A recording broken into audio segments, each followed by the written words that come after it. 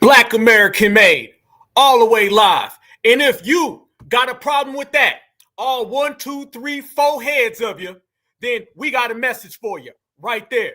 And if you got a problem with foundational Black Americans, then we got another message for you. And we all out here standing on business, and Pan-African and the diaspora ain't got a damn thing to do with us. So rest in bushmeat, because FBA got a message for you. Certified foundational Black Americans, I need you to stand up right now. Let's go.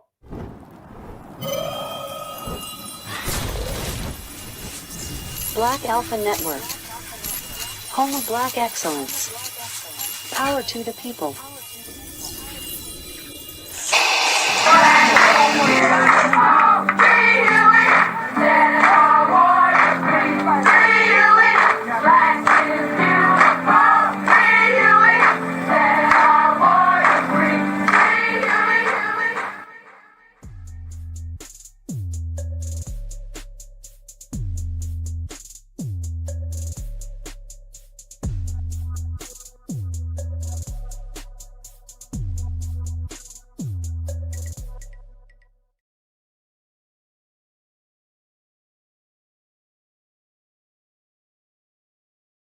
African? Nope. Diaspora? Nope. African American? Nope. Certified foundational Black American? Yup. Certified salute, family. What it is. We right here, tapped in. Black Alpha Network, y'all. We are about to go full speed, and we about to let the whole damn world know. The disrespect of the lineage, heritage, and culture will stop. Anybody who got problems, bring it. And we got all the smoke for all the haters and all the naysayers. But we going to bring it like only FBA can bring it, because I got my certified family in here, every last one of y'all. Certified salute, peace and love. Free Huey. Let's go to work. Fam, you already know what it is. I know what it is. It's funny how all of these people want foundational Black Americans to be a part of something that foundational Black Americans ain't got no business with. Foundational Black Americans ain't got no dealings with. And we've been telling these people that it's all about us. And we've been telling these people we've been standing on business. So now they got to find out the hard way. And what is that, y'all? That's us boycotting all the Tethers. See, Tethers thought it was cool to come on over here and disrespect us. Tethers thought it was cool to come over here and try to get next to Chad and Brad and Karen and Ken and Beth. But now they done found out that certified foundational Black Americans run this country. So I need all my Black Americans to stand up. Y'all, this is the reparations generation, right? This is the certified foundational Black American generation. There's been a renaissance, a new effect, and we're all a part of it. We've been talking about it right here. We are the chosen people. We the chosen people to do what, y'all? To do what? To regulate, to delineate, to separate, and that's how we gonna get our reparations in the process. Fam, do you know all through social media, you done had all the scam Africans running around here saying they're gonna boycott us? Ain't that funny? They've been running around here saying they're gonna kick us out the diaspora. We ain't in it.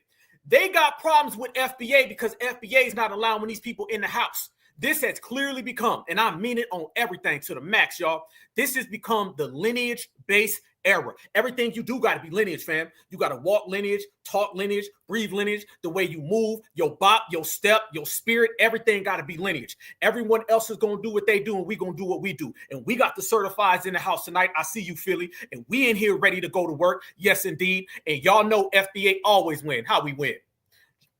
Muhammad Ali, Mike Tyson, we win by a goddamn knockout, and they about to get knocked out right here. Let me tell y'all what these people been running around here saying about foundational Black Americans, because scam Africanism is over. It never existed on our side, but guess what, fam? It's over for everybody, because FBA done pulled that tether plug out the wall. All that diaspora talk that people been talking about, hell no. We over here, and it's all about FBA. And y'all know, fam, everybody got a problem with FBA. I've been telling everybody it's FBA against the world, ain't I? Ain't I been telling everybody it's FBA against the world? We win by knockout, right? Okay. Well, time has come, fam. Everybody done seen it. The Tethers done crawled to the ring with their flip-flops and their ashy ankles, and foundational Black Americans showed up, fam, and we done took them out straight up and down. And everybody's got a problem. Think about it. The dominant society's got a problem with FBA. Why? It's because we've been standing on business. We've been checking them. We done put money on the books of Carmelo and everything. They mad. You got all of the Chicanos. They mad because we didn't come help them with the ICE protest. You got all the Tethers mad because they can't cloak themselves in our identity. Everybody on the planet, all 7 billion people are over here, and 50 million of us are over here. And you know damn well, we the 50 million that'll knock out the 7 billion. Don't believe us? Just watch the way we rock. Look at this, fam. This is what they saying out here. They out here hating on us, fam. They don't want FBA to be here. They don't want us to be here, so we're going to shine even brighter, y'all. Yes, indeed. This is the musty, dusty Tether energy out there. And now everybody's upset because Tether Geddon is coming. Yes, what is Tether Geddon? Tether Geddon is Armageddon for Tethers because they're all about to get their visas revoked and they're going to be going home back on the boat. And foundational Black Americans been putting in work. Watch this. There's an internet psyop taking advantage of undereducated African Americans called the FBA movement. FBA stands for Fear of Being African, I think. And it's causing a sect of African Americans to grab onto certain catchphrases and hot terms to disparage African people and distance themselves from their own African ancestry. They claim they've always been in America, and the Native Americans are really the ones who came over to America. Or like something I noticed about these people online is that every single one of their accounts look a lot like bot accounts. And the ones that aren't bot accounts, you can tell by their profiles that these are losers. These are people that contribute nothing to the African American community, but they're so proud of being African American based on I don't fucking know what. And I'm an African American. I'm very proud of my ancestry. I'm proud of the things that we've accomplished. I'm proud of who we are. But we're African people that were born in America. And the most intelligent thing we can do strategically and socially is to get some deodorant and get some lotion. Fam, this man got ashy fingernails. How in the hell do you have ashy fingernails? The microphone is ashy. I told y'all, these people want to be white so bad, they're willing to not put on lotion. It went from cake soap to no lotion. They said, if I can't afford the cake soap, I'm just not going to put no lotion on so I can be ashy, never classy, and I can be like my white daddy. That's really what they are. Listen to everything they're saying, fam. This is how they truly feel about FBA. These people are xenophobic themselves. Yeah. Can we say Tethers are xenophobic, family? Can we? Because this little thing where they talk about FBA, they got all this hate for FBA, they say all these things, they throw rocks and hide their hands, then they try to blame us for being so mean to them. The days of that are over, okay? The days of that are over, just like them ever having any lotion is over. Ain't happening, won't happen, can't happen, all right? I think lotion would run from this guy if he ever seen it, all right? But listen to how he's talking. You know, this FBA is like a cult group, you know, and they're so mean to us. They're trying to recycle the bot energy. This is what they're doing. I'm telling everybody, if it was FBA against the world before, it is truly FBA now. I need all of my brothers and sisters to stand up because we in here right now. That's how we moving. Guarantee you, this time next year, this man won't even be in America. Shout out to Donald Trump. Shout out to Tom Sinum Homan. Shout out to ICE. Ain't nothing nice. But you can see right now the vitriol, the jealousy, the spite, the envy that they have for foundational Black Americans. You can see the despise in their eyes. You can tell it by their lies that these people are mad because foundational Black Americans control this country and they have to go back home to their country. You can see it. And politically is to connect with the continent. Otherwise, if we isolate ourselves in the Americas, we will get genocided. So whoever is behind this psyop wants you all to get murdered. You're distancing yourselves from Caribbean folks and African people saying they want to be us, and like it's the dumbest shit ever. I just want people to be aware of it. Don't fall for it. Like Dr. Umar said, if you don't want to be African, fine, stay the fuck away from us. Then you need to stay out of my country then. It's funny because every single thing that they say, we could say it right on back to them. Well, you don't want this and go there. How about you leave my country, fam? I'm about to turn into Captain America up in here, all right? Captain America's in the building. You need to leave my country. And look as well, fam, hide in that damn hairline. Hide in that hairline, fam. They be coming up with tablecloth. They got ropes. they got chains, they got hats, they got bonnets, anything to hide that hairline, okay? This right here is what we're talking about when it comes to these people, y'all. These people, listen to the words. Listen to the words that he's saying, fam. See, they done up the ante now. Now they throwing around terms like unalived and all that. These people now are going full speed. Why are they going full speed? We shut down the Essence Festival. By the way, the Essence Festival, y'all done started some ish y'all wasn't ready for. They weren't ready for what came, right? I'm so thankful for the Essence Festival because look what ended up happening. Last summer was about the election and us canceling the Democrats. Have you noticed that this summer is all about foundational Black Americans putting that final pin on all them tethers? Tethers are going down. Go back to 2020. Remember when they thought they had Kamala and they thought they had Joe Biden? You seen that face, right? Work harder, nigga. Work harder, nigga. You don't see that no more. Now you're seeing people who are ultra desperate because they're about to ultrally go back home on that ultra boat, on that ultra plane and go back to their ultra village. And we're going to be right here living life. That's what it's really about now, y'all. Okay. If you go through social media, fam, I'm talking about TikTok, Instagram, Facebook, everywhere you turn, there are a billion videos of a billion tethers. And they're all saying that type of inflammatory statements about FBA. Let's talk about what we know they're going to do. They're going to hate on FBA. They're going to be jealous at FBA. They're going to slander. They're going to smear FBA. They're going to make up every single lie because these individuals want us to get locked up. They want us to crash out. See, they understand they can't stop us, okay? They wanted to stop foundational Black Americans. That's really what they wanted. Now they're coming to grips that they can't stop the movement, y'all. I'm telling you, FBA is the hottest thing on the planet Earth. You know me, Black Alpha. I don't never talk about the town or the block or the city. No. I talk in the macro and the maximum when it comes to us. FBA runs the world right now.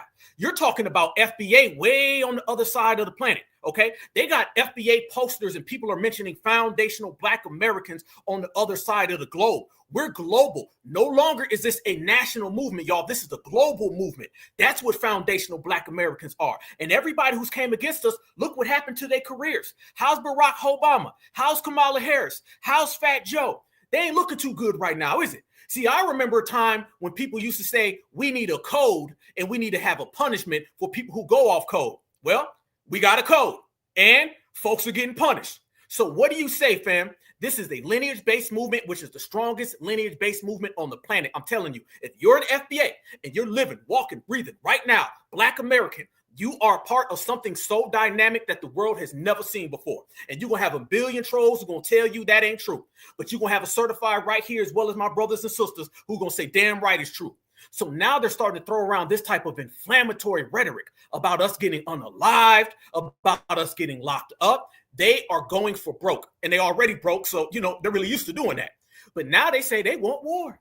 Oh, yeah, family. Remember, these people are out here playing criminal victim. They're snake victims. What they do is they say all of these things about how mean FBA is to them, and then they turn around and start saying crazy stuff. Now, no longer are they talking about how FBA needs to be nice to them, how FBA is so bad. They're out here straight up saying they want to go to war. And let me tell you who's all on the same team, fam. I'm going to tell you who's all on the same team. You're seeing the same usual tether suspects. The Caribbean, he's next to the African. The African is next to all of the dominant society, and they're all trying to stop FBA because they understand if you don't get FBA now, you ain't never going to get us. So, fam, they say they want a diaspora war. And they literally mean it. Remember, let me say this. There ain't never been no such thing as a diaspora war. It's just a bunch of musty, dusty, rusty-ass tethers who are jealous of FBA lineage, all right? We don't see these people. We see through these people. We don't know who they are, all right? But they know who we are, fam. What they are is a person who wakes up every single day in their village and they watch us shine. And then they get upset and jealous about it. So now they're saying they're going to boycott us. That's what they're saying. They're saying they're going to kick us out the diaspora. And this woman right here, she says she wants to go to war. I told y'all, we have transitioned, fam, from the dusty, musty Uber driver. And now you see Nigerian woman says Black Americans are nothing without immigrants and they are ready to go to war. Fam, the tethers have taken it to the next level. And I'm going to say this right now.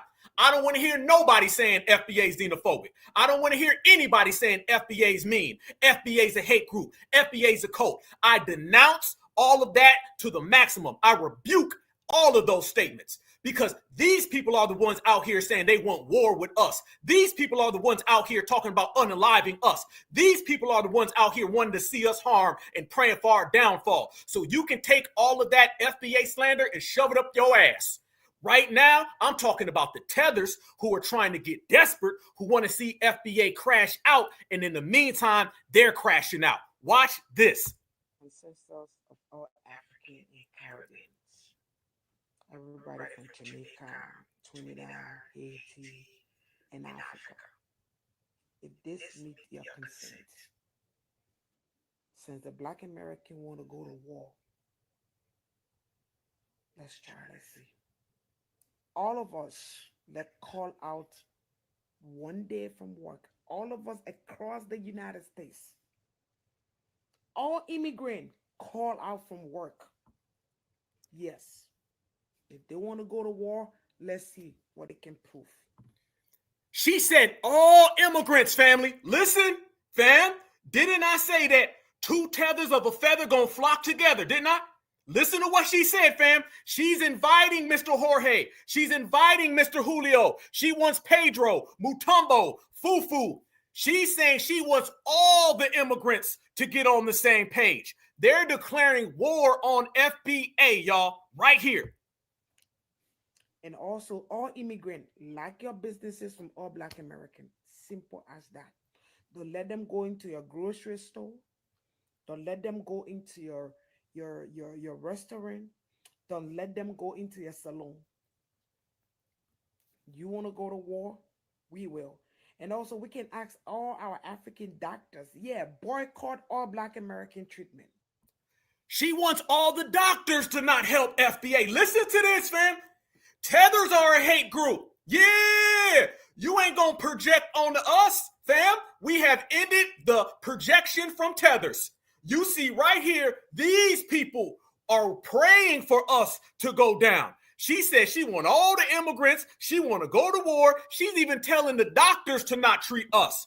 Not like they do a good job anyway. But you see, look at her eyes, fam. Who's the hater in this room? Hater alert, hater alert. These are terroristic threats, fam. This is the tether terrorist. This is the tetherist. Like I said, you don't want to go to war with African. Trust me. We are 54 freaking country. The population of African in the United States is more than your Black American population. Damn. Just so you know. That's the reason why 64% of the Democratic vote is immigrant. And out of that 64, 54 is Black. So Black America, you don't want to go to war with us. At this point, I don't care if you're a Democrat or if you're a Republican, because the stupid Black Republicans that are being controlled by the white tea brought this up. And it seems to be that some of you on the Democratic Party side are also getting along. So you want to pick that fight? We can do so. Yeah, we can ask our 54% vote to boycott the coming elections. Oh yes, I can guarantee you, when we boycott it, you will have no seat. Don't play with us. We are calm. We don't intend to insult nobody. We don't look down on anybody. You went through pain. We went through pain. Yes, you went through slavery. We went through slavery in our own house. Freeze. You went through slavery in your own house? That ain't no flex. So wait a minute, y'all. I want y'all to notice. She sat there and said how many countries they have, how big a population they have, and then she said, oh yeah, but we still got enslaved on that same land. So you think that's a flex? You thought you ate, didn't you? You thought you had a big ass plate of fufu jollof, didn't you? That ain't no flex. Listen to how much she's talking about FBA. When it comes to us, it turns into, we got all these people, all this population. We'll run up on y'all with all these numbers. But when it comes to Brad, Chad, and white folks, then it turns into, yes, they did enslave us on our homeland. See, the energy goes up when it's against us, and the energy goes down when it comes to the dominant society, fam. Easy work. I told y'all, they will bow down to any W who walks in their presence. But when it comes to FBA, it's I want to go to war. You don't want to go to war with all of the colonizers who are in all of those African countries. You don't want to go to war with all the people who have enslaved you historically and are still doing it today. You don't want to go to war with the people who are kicking you out of this country. No smoke for anybody who's got any W complexion, but you got all this war talk for FBA. That's why nobody respects you. That's why you're getting deported. And that's why you can hold your own nuts. But we decided in Africa that we're going to put the past behind. We're going to fight for a better Africa. Oh, hell no. I'm sorry, y'all. Did she just say we were enslaved on our homelands, but we got past it and we fight for a better Africa?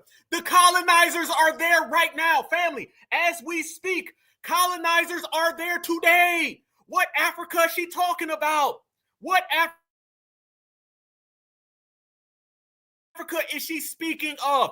There are 54 different countries in Africa, and 48 of those countries are in debt to the World Bank. Miss Fufu, you look musty through the camera, through the screen. You don't know what the hell you talking about. You want to tell us you're the only people that ever went through slavery? No, the Caribbean, Haiti is still going through slavery. Jamaica went through slavery. Trinidad went through slavery. I can name you multiple other African nations that went through slavery. But we don't come out here dragging to ourselves, oh, we suffer history, somebody got to pity party us. No. We work our ass out because we don't want the white man to tell us what to do. That's why we work. That's why we don't want to live on the system. So if you're jealous and you angry about that, go do the job that we do. Jealous of what? Poverty? Jealous of what? Third world country? Fam, these people are extremely delusional. The delusion has went to a whole nother level. Nobody, and I mean nobody on the planet, is jealous of Africans or Africa. Nobody is. Nobody wakes up and says they want to live in poverty. Nobody wakes up and says, I wish I had a mud pie. Nobody wakes up right now and says, you know what? I wish I got all my water out the water well, and I wish that I used the bathroom out the window. Stop playing. Go to school. That's all you need to do. I saw your video where you're calling for them to boycott African restaurant and boycott African salon. Listen, plus you, minus you, African businesses still gonna go. Like I told you. Like I told you in my previous video. Plus you, Black America, minus you, Black America, African businesses are still going to go. You're not the only people in America. In fact, we got more white people eating African food and doing braiding more than you African. No, the hell you don't. No, the hell you don't. Did she just say white folks go to African restaurants? No, they don't. No. First off, you put those restaurants in our communities. Stop playing, as well as Jackie Chan, as well as Mr. Muhammad. Stop playing. These people are in a state of delusion that you're going to have to call a psychiatrist for. All right, somebody get a Tether psychiatrist because this woman needs help. She needs help. I can tell she needs help with a hairline. Man, another baseball hat. God damn, take it off. All right, show the hairline you don't have. These people really think W is going to help them. Let me tell you how to translate that. Y'all don't have to help us because white folks still got all backs. No, they don't. Never have. Even African among ourselves, we do more braiding, just so you know. So braiding is not just thing, it's African thing. So that tells you that we African braid. And we got over 4 million of us here. More than 4 million of us here. So that tells you, plus you, minus you, our business will still go on. But if we boycott you, you in shape. If Africans boycott Black Americans, we're in trouble. You don't have enough money to contribute to the society. Remember, that is our billions of dollars that y'all are trying to tap into. This boy, did this damn Tether just say that if foundational Black Americans get boycotted from Africans, we in trouble? Like they got the bag. Like they just stacking up, packing up, and racking up money. You don't have no money, Miss Fufu. I know you think that Karen and Ken will help you, but only thing Karen and Ken will help you with is some handcuffs so you can go back home to your homeland and your village. That's the only damn thing that you will have. And you can take the Jamaican and the Haitian with you, and the jerk chicken and the curry chicken and the fufu, and your ass can get the hell up out of here with your tether delusion, and I'll make sure that I get you a tether psychiatrist because you need one. You probably need a hair transplant as well. I'll get Akon on the phone. Yeah, you would be in shit. Because guess what? When we boycott you from going to our restaurant, you got to learn to cook, or you got to go eat Madonna shit that they got to give you. If we boycott you coming to our saloons, we will still make money because African will support each other. But you don't support each other. That's the first thing. When we ask all the caregivers, all the doctors, all the nurses, if we decide to text each other across the United States and choose that we want to make a phone call and say we calling out, boy, you sister, you got no idea what's going to happen. No, you don't have any idea what's going to happen. Family, you know what's going to happen? You go ahead and do that, and I'm going to call the Better Business Bureau, and I'll have every single one of y'all shut down. How about that? When y'all want to play the game, let's play the game, okay? You go ahead and pull that, and I'm calling ICE, and every last one of y'all's going home. You want to play that game? This person is so foolish, got on this, and I tell you what I do. I make phone call, and everybody gets shut down. So you're going to have a caregiving industry that's going to serve black folks, and you're going to give the call to not serve black folks. And you think in the United States of America, that type of ideology and that type of action would go? The Better Business Bureau would shut you down so damn fast. All right. And ICE would come here and look at your paperwork, and then you go home so goddamn fast. It does not work that way. How many of y'all see this type of rhetoric and realize that these foo-foos and these Jolofs don't know who they effing with? All right. This is certified foundational black Americans. Okay. We run this country. You run to this country. There's a big difference between the people who run it and the people who run to it. All right. You run to my homeland, but you ran from your homeland. All right. You ain't never used no deodorant. You ain't ever built nothing. Only thing you can do is try to steal. See, the reason why they're mad, y'all, Tethers are mad because the thing they do best, stealing, ain't working. Because the people that they steal from, us, are saying hell to the no. Easy work. These people think that they're going to steal from foundational black Americans, tangibles, resources, benefits, and they think that foundational black Americans are just going to say, oh, go ahead and take it. Now we're saying, hell no, you can't take it, but I'm going to tell you what I'm going to do. I'm going to take some time to pick up this phone, punch in these digits, and I'm going to call Tom home, and you got to go home. Everything that they're used to doing isn't working for them. And what happens when a tether has nothing to go for them? They start talking like that. And did she say we can't cook? Did she say we can't cook? Fam, this little thing about FBA and cooking, they don't understand, fam. When we built this country, go ahead and add food to it, all right? Because everybody in this country is being fed by foundational black Americans. We don't eat mud pies, okay? I don't know what a stick tastes like. I've never had a leaf, all right? I've never had a dirt rock. I don't know. Now, she talking about that, then goddamn it, she's a foo-foo all day long, you can have it. But if you want to talk about actually food, you want to talk about building, you want to talk about perseverance, we got it, they don't. It's time we get to the facts, y'all. It's time we get to the point. See, a lot of people been tap dancing and they've been running around here playing these games with these people. These people hate FBA. They cannot stand foundational black Americans. It is the diaspora versus FBA. And FBA is not included in the diaspora because we said so. And foundational black Americans are not African Americans because we said so. And foundational black Americans don't give a damn when they go home because we said so. And that's what everybody's starting to have to deal with and accept it. But why are they so mad? It's because, fam, we standing on business. We standing on certified business. The delineation is in full, all right? The reparations in full. Lineage is in full. You can go through the line, and we have proven that right now, on this time and this day, it's all about us. Some brothers and sisters are out here, and they saying August 1st is going to be a boycott. And we are going to boycott all of the Tether stores. Remember, y'all, I was the first one 2 weeks ago who posted the Tether boycott. Do you know?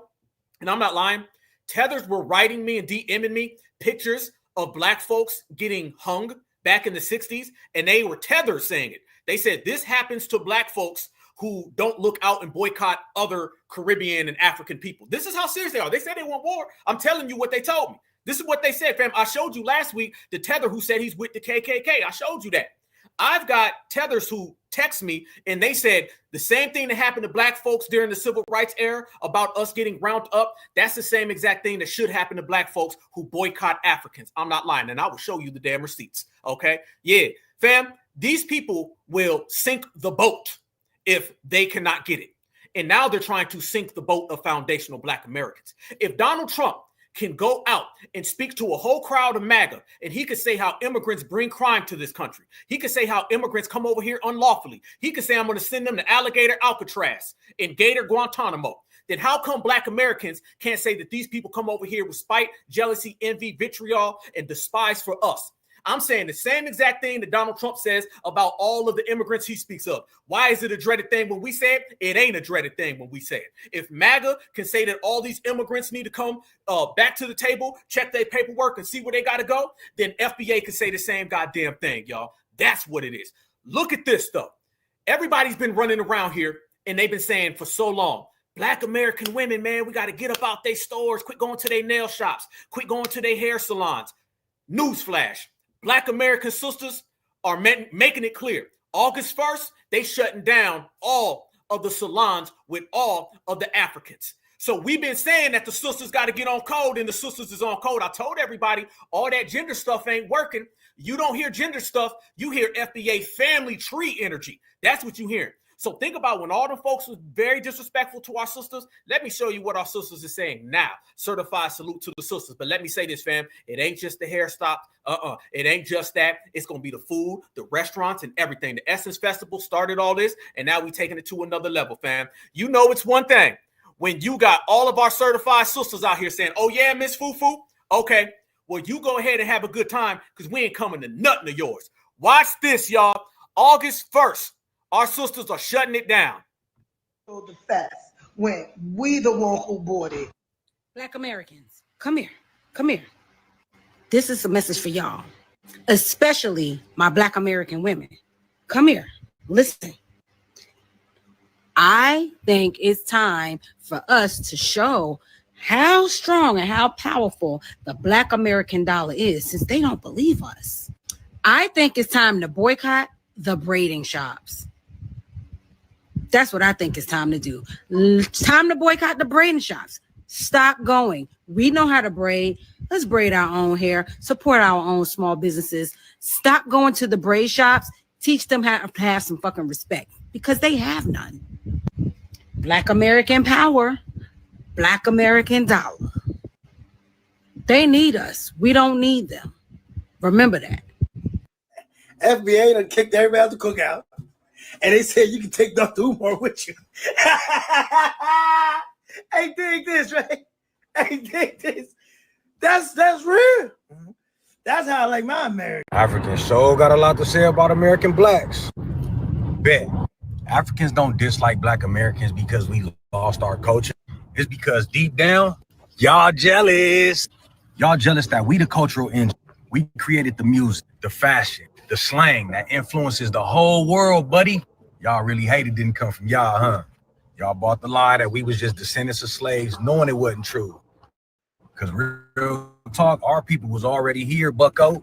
You're not looking down on your long lost brothers and sisters. Y'all looking at a stranger. And that's why our energy don't match. And being all the way real, y'all mad y'all ancestors wasn't taken. You mad y'all still living on dirt roads and battling colonial systems. While the ones you think are lost became the blueprint for the black global culture. Ooh, they in trouble now. You in trouble now. FBA versus everybody. Oh, they done messed up now. Oh, why you get them foundational started? Fam, you got our sisters shutting down all of the salons, all of the nail shops over with. You got the whole family shut down the Essence Festival. We checking these people on site. They done messed up now. And that's what it's really about. Deep down inside, Tethers wish that they were the ones who came to America. They wish that their people who sold a lot of black slaves, They wish that they were the slaves who were sold, who came here. They also wish that they were the indigenous people of this land, because it's both, fam. Foundational Black Americans, we have been the indigenous, native, original foundational architects of this land. And then also the slave trade come here and they intermix with the folks who were already here. And Africans want to be all of them. They're mad that they didn't have to be here in America the way we were here. They're mad that they were never foundationals. See, deep down inside, Tethers want to be foundational. Why do you think Tethers are so upset at the term foundational Black Americans? Because they wish that they were foundational. They wish they were Americans, and now they want to be Black. You see, family? See, the person who didn't want to be Black yesterday wants to be Black today because we got Black popping. The person who said, y'all from America, y'all not from Africa, now they want to be American. The person who was way the hell over there in some village in Zimbabwe or Senegal, Nigeria, now they want to be foundational to our turf. You can't be. See, when you're a foundational Black American, either you are or you're not. And we are and they're not, because they're not like us. Everybody wants to be us. Absolutely. Jamaicans too, Haitians too. Fam, I'm just going to say it. Everybody wants to be a Black American. They may not say it out loud. They may not say it for the world to hear. But God damn it, that's what they really want. They want to be FBA, and they're so upset that the people that they can't stand, that are so smooth, so clean, so pure, are the people who are out here wrapping rectangles around them. And family, don't stop. No. Brothers and sisters ain't playing. See, last week when I showed everybody the African Union and how we're shutting that down, some people said, well, what we going to do next? Let me tell you, fam, we got plans today. Oh, you thought this was 1992? You thought this was 1981? No. This is the reparations generation. We got a plan for everything. Brothers and sisters, regulators, mount up. We going to work. Let's see. Attention, FBAs. Everybody come to the front. All Black Americans come to the front. Everybody that's on code, come to the front. There's a blackout happening August 1st. They set for like 30 days until like September 1st. But no, we should do 2025 to 2030. We need a 5-year run. We got to definitely boycott all of their businesses, boycott their IG, Twitter accounts, online businesses, etc. We have to show these people who really has the damn power. Listen, let me tell you something. The Shade Room, report that page, shut it down. Don't eat at these people restaurants. No immigrants. I'm not excluding any immigrants. Don't eat at their restaurants. Don't patronize their businesses online. Don't support nothing, none of their shows, none of their music, etc. A blackout, a straight blackout. Black the fuck out. Talk your talk, Black man. They are working against us triple time, overtime. I'm telling y'all, listen, man, they are not playing. These immigrants are getting empowered. These politicians, we need to vote these politicians out. Vote in our local state. Get these people out of office. Get those Democratic shields out of office. Everybody, we have to get on code. This is very serious. We have to stop playing. This is a serious time. This is a real serious time. And a lot of us is taking it seriously, but we have to convince the ones that's not taking it seriously to take it seriously. We cannot let the ones that we are cool with, that we grew up with, that may marry into our family, that may basically born into the family, into our lineage. We can't let those that we love, that we cool with, to overshadow their lineage of people who is literally working against us on all levels. They are on code. We can't sit up here and play anymore. We have to shut these people businesses down. Shut it down. That's what I'm talking about. Who said we ain't got a plan? Who said we ain't got a plan? I told everybody, foundational Black Americans in this generation, we hit different. So y'all want us to boycott Target. Y'all want us to boycott Republicans. Well, Target ain't never came at us and said they want war like Miss Fufu just did. All right, so it's a different game. See, every single thing that they told us to do in terms of boycotting, they want us to boycott who they want us to boycott for their own benefit and for their own purposes. Now we're doing everything on our own. Now we're saying, oh yeah, Mr. Jollof, Mr. Fufu, Mr. Mutombo, we heard everything. See, the Tethers, they didn't think that we were listening. The Tethers thought that we were just going to sit back and watch them say something and just not do nothing. Everybody underestimated us. So now they're going to find out the hard way. Let me flip this and let me go ahead and give some breaking news. I try to keep things to myself, but I got a hard time doing that. So I'm just going to tell the family. Y'all remember Just last week, we talked about the African Union. Okay, Tether, Uber driver, got you. No deodorant, got you. Fufu, Jollof, got you. Over there. Now we want to talk about the Atuas. We want to talk about the African Union, people trying to steal our reparations. Y'all seen how we broke that down. I did a classic episode about that. Shout out to the people that were covering it. Now we're going to take that somewhere else. How many of y'all just seen the broadcast we just did over the weekend? Okay, I had somebody in there. They were a doctor, and they're one of the pillars in the community, one of the most intellectual black men on the planet. If y'all know his name, please put it in the chat, okay? But I just had a phone conversation just yesterday for about 2 hours with this individual, and he said, let's take it to the United Nations. I said, let's do it. He said, get some brothers and sisters together. I said, I will. They said, you got some people, you got some work, you got some leverage, you got some strength, you got some muscle. I said, goddamn right. Got it. So now what you're seeing is brothers and sisters are putting together petitions, and now we're going to put together something. We're going to take that to the United Nations to get her expunged because she does not have permission or authority to do what she thinks. Y'all got the damn name right. Certified salute. Yup. That's what we're going to do now, fam. So we are in the midst right now, and I'm talking, we're moving fast, y'all. I'm not talking about something that's going to be elongated, something's going to take 10 years. Right now, we have to move. We have to go. So I'm going to get a lot of you guys on this broadcast. I'm going to talk about it, get my email. We're going to get together. We're going to speak about how we're going to take this to the United Nations, fam. And we're going to get all of that African Union 6 region district shut all the way to hell down because we are FBA and we say so. So remember this, fam. These people thought foundational black Americans was playing.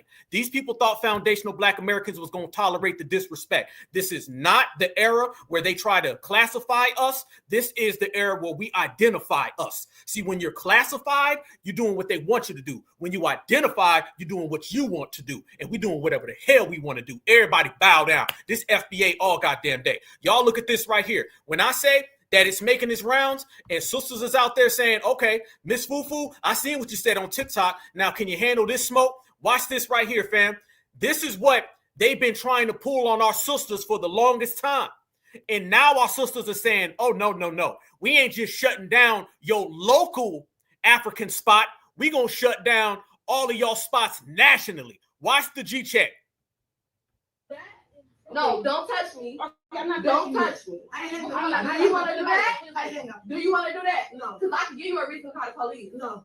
Okay, what are you calling the police for? I never said I wasn't going to pay you. That's what you're not going to do. Let me tell you what the police going to do when they get us. They going to tell you it's a civil case. I'm not trying to leave without paying you your motherfucking money, but you're not going to get over on me. I'm a grown-ass woman just like you. I work hard for my money just like you. Okay? Understand that. So if you want an issue for the police, we can have it on the issue. You can have a reason to call the police, but you ain't gonna call the police on me for no reason. I ain't never nice to your ass. What can we do? What happened to all that we want war? What happened to all that we got billions of people? What happened to all that FBA? Y'all so mean. You see what happens when a foundational black American get busy. Look at that. FBA right there, and they quiet. Look at this one looking over there. Nobody wants to see it. You can tell, look at that forehead over there doing the backflip, front flip, somersault. And you see the FBA's backing them up. They know what it is. Don't call the police on me for no reason. I ain't never nice to your ass. What can we do? Don't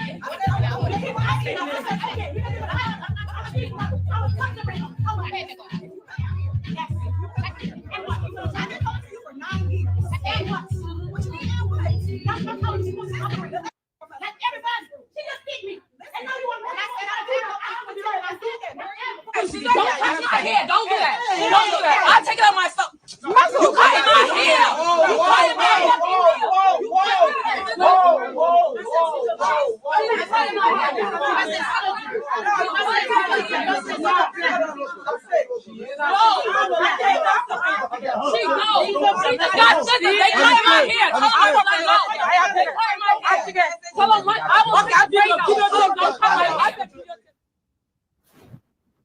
I understand that most of the 24-hour African braiding shops are just like the customer service is like never the best or whatever the situation may be. But that, bro, do you guys understand that I sat for most of the time of me getting my hair braided with that touching me? I had a panic attack. I wanted to cry. It's just like, in what world do you think it's normal for you to have your crusty ass feet on me while you're doing my hair? Oh my God. Let me show you one more time. That right there, family, that's who's talking disrespectful about FBA. That person looked like they walked through every desert on the earth. That right there, an ashy ankle, ashy toenail, trying to talk disrespectful about us? Oh, hell no. No. Listen, a lot of people gonna run their mouth, but somebody with a foot that looks like that ain't gonna talk to us, okay? Hell to the no. Sisters ain't tolerating no type of disrespect coming from the bad foot.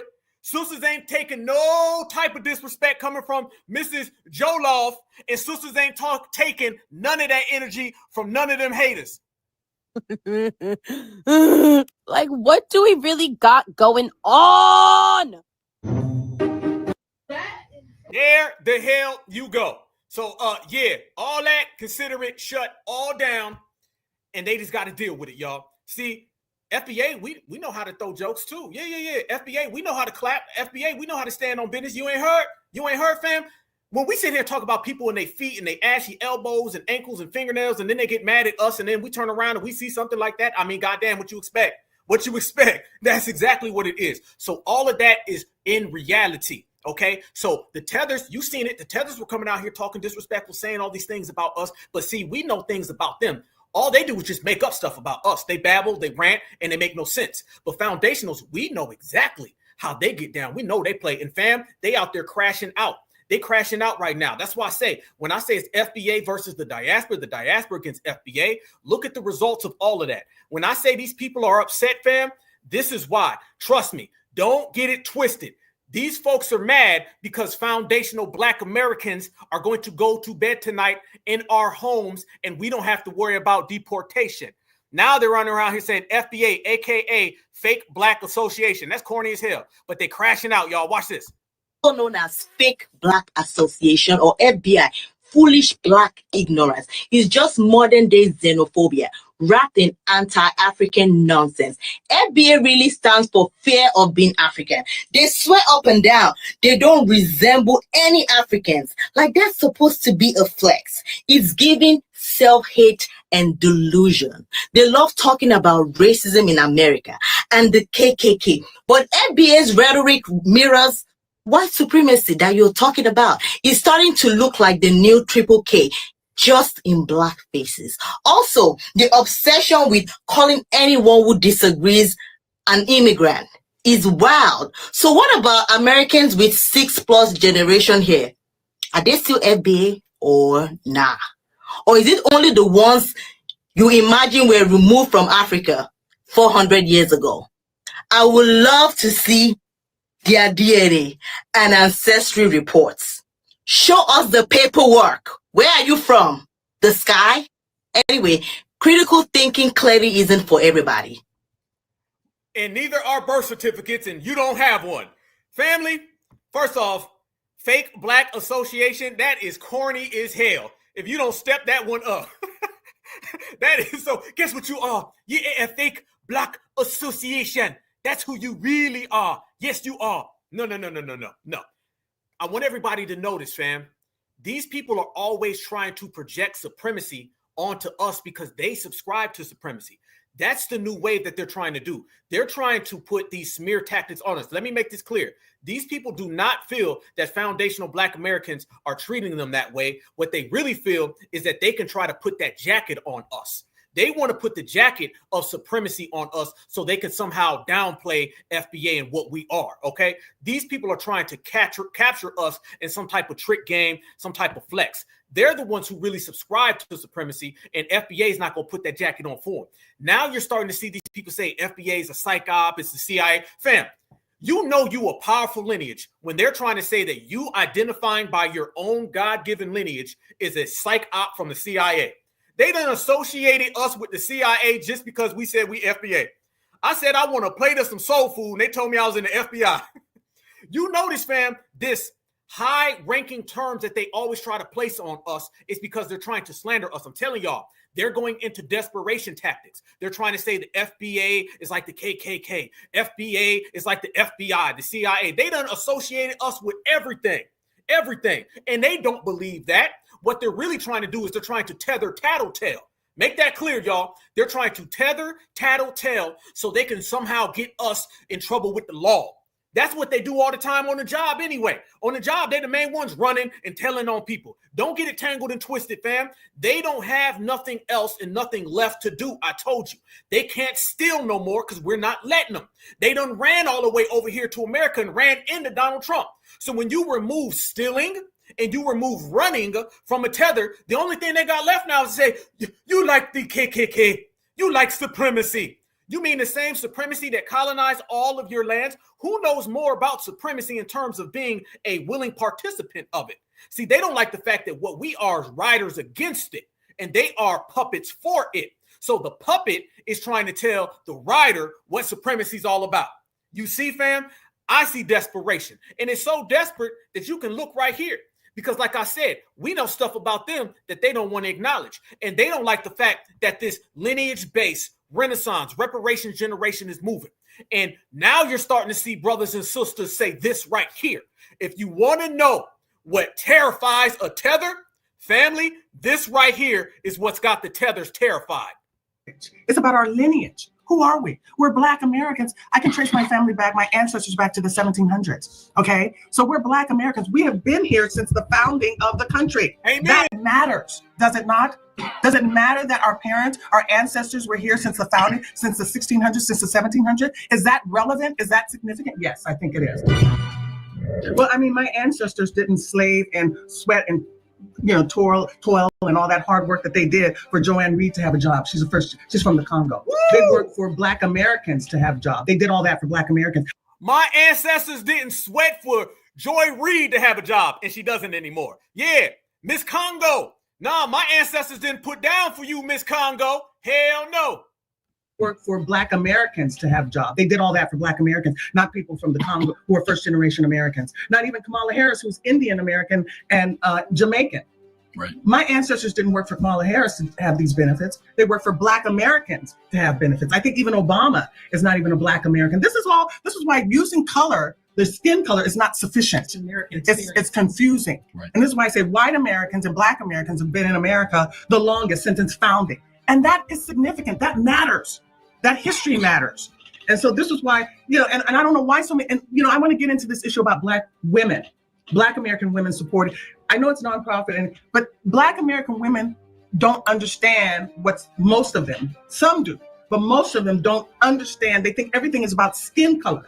And that's a superficial analysis of the situation. They're not looking at the history. They don't know the history. And they're just so wedded to the political left position, embracing all of their policies. And their policies have been detrimental to Black America. They need to get away from that embrace of all these policies that are the detriment. So what I'm thinking, they're not doing their homework.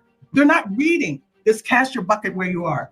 Cast down your bucket where they're not reading this history. They're being superficial. They're just watching the television and going along with what the politicians. It's about heritage. It's about our lineage. Not heritage. It's about our lineage. Damn.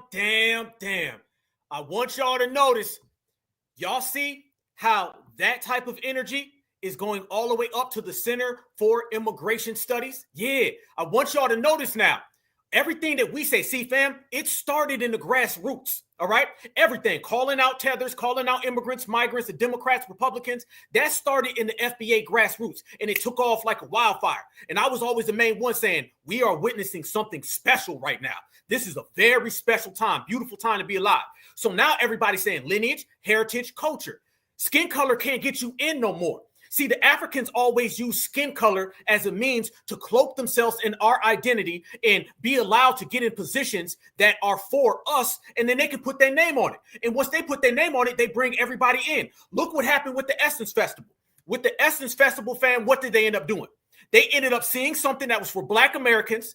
They ended up scamming and buying it. They scammed African and bought it. They ended up taking money from people by the millions, and then they turned it into an African affairs. That's the same exact thing they do with HBCUs, all right? This is what they always do. They use dark melanin skin to get in. And here's my new motto, y'all. All melanin ain't created equal. And all victims of white supremacy are not created equal. There used to be a time where people thought, oh, one person is a victim of supremacy. Oh, he must be the same as another person who's a victim of supremacy. Y'all see now, Jasmine Crockett is trying to run around with this term and say people of common interest. And we're canceling that term before she even gets it out of her mouth, because I believe she's a Tether. I don't think that Jasmine Crockett is of the lineage, because they hide and they scrub all of her records. You ain't seen a grandma or grandpa of her. I believe that she's a Tether, and she's trying to use those terms that always bring people in. Think about it. Minority, people of color, black and brown, African American, and people of common interest. Those are terms that have been created with the sole reasoning of stealing from FBA. How do you know? It's because FBA doesn't benefit from none of those terms. And then let me double, triple, and multiply that, fam. You notice that there were no diaspora issues. There were no TikTok tethers, no TikTok tantrums. You see no tethers breaking down until we started saying FBA, until we started saying lineage. We're watching our lineage and us identifying as ourselves fuck up the whole world. The whole world is having a hell of a transition in trying to understand and adapt to FBA being who we are. They can't handle it, y'all. Nobody can handle it. We were never supposed to be here standing on lineage business. We weren't supposed to be a family. We weren't supposed to be brothers and sisters and kings and queens. No, we were supposed to be a minority or an African American. We were supposed to be a person of color. That's what we were supposed to be, because they can control you. Remember, if somebody can name you, they can control you. And now we are doing all the naming. And this is why they hate the term tether. This is why they hate FLIR. This is why they hate hopper and skipper and jumper. What they prefer, family, is for us to go by whatever terms that they put on us. And not only did we get rid of those terms, fam, we took every last one of those damn terms and we ripped it up and we threw it back at them. Have a nice day. And when I tell you that, fam, they've been sending out everybody so they can try to use some type of FBA vibration to pull us back to the table. We ain't going back to the table of African American. We ain't ever going to the table of diaspora. And we damn sure ain't sitting down with Miss Foo-Foo Forehead. Watch this. African Americans and Americans are one. Enough division amongst us, fam. I want y'all to say hi to this woman. Don't she look like the Tether mask on the movie Us? She looks like the damn mask. But you see what they're saying. And I feel like African Americans don't get enough education about Africa, and it's really something that needs to be changed. So this lady is an African American woman who says, why did a continent like Africa did not come to fight and bring back our ancestors back into the continent? And you need to realize that the people that actually stayed into the land or into the continent were actually even worse than you who left, because they were fighting almost different colonizers. There was the Europeans, the Portuguese, the Arabs, the Italians. You know how everything happened if you read history and if you do. So they were fighting for their land. They were being tortured. They were being murdered. They were being separated from their families. A lot was happening. They were actually looking for survival. And if you even look into how we got independence, most African countries got independence in 1980s, 1990s. I think the last country was South Africa. Not so sure, but I think so. So for you to make a video and come and say our ancestors neglected you, it's kind of insulting to me as an African, because even today, Africa is still fighting colonizers. Do you understand? And there's this thing that Africans are, boy, she doing it. Fam, them damn foreign eye bucking. I promise you, I thought that domestic COONs eye bucked, and I'm telling you right now, a foreign eye buck is probably about 12 inches wider than the domestic eye buck. Damn. And she says that Africans are still fighting the colonizer. Where? When? Where? I don't ever see it. Y'all ain't seen it. Nope. As you say, the house Negro and the field Negro. Yeah, African Americans act like they are the ones in the house, and we Africans are the ones in the field. How ironic. And the funny thing that Black Americans forget, or African Americans forget, is every time Africans are killed, every time Africans are erased, they become the minority, because in this day-to-day of 22, Africa is the only continent that can fight for Black Americans. And they don't. What? Hell, Africans don't fight for Africans. Did she just say Africans are the only people who can fight for Black Americans? When Black Americans have fought for Africa in every single war against the colonizers, the same colonizers that they're up there erecting statues for, the same colonizers that they got over there right now whooping them up with bamboo sticks. Shout out to my brother EJ.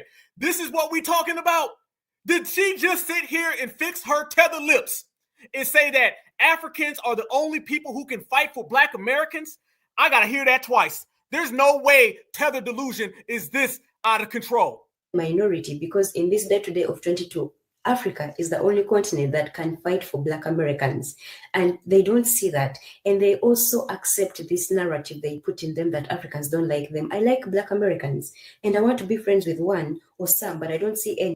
And it's so funny because I like Black Americans and I want to be friends with one. That's a very, very good promotion. I like y'all. I want to be friends with one of y'all. Now, do you want to be friends with one Karen, one Becky? Because I guarantee you want to be friends with 1 billion of them, though, right? See, this is what we're talking about with these tethers, fam, but it don't stop. No. Watch this, fam. No. Hold up. Run that back, Alpha. Here we go. Let me show y'all Nigeria right now. Remember, she said that they're fighting the colonizers, right? Y'all look. Nigeria unveils Africa's biggest statue of Jesus.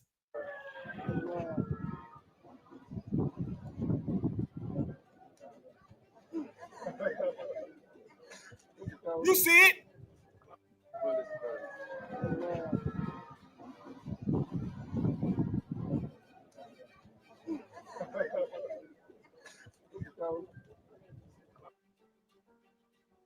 There you go, family. That's the same Nigeria. Do you hear any of the tethers come over here and talk about this? Have you seen any of the tethers come over here and talk about how they praying over this big statue? Look at that. There you go, fam. They love massa. Don't let these people come over here and try to use supremacy against us, a supremacy that they love more than they love their mama. Hell no.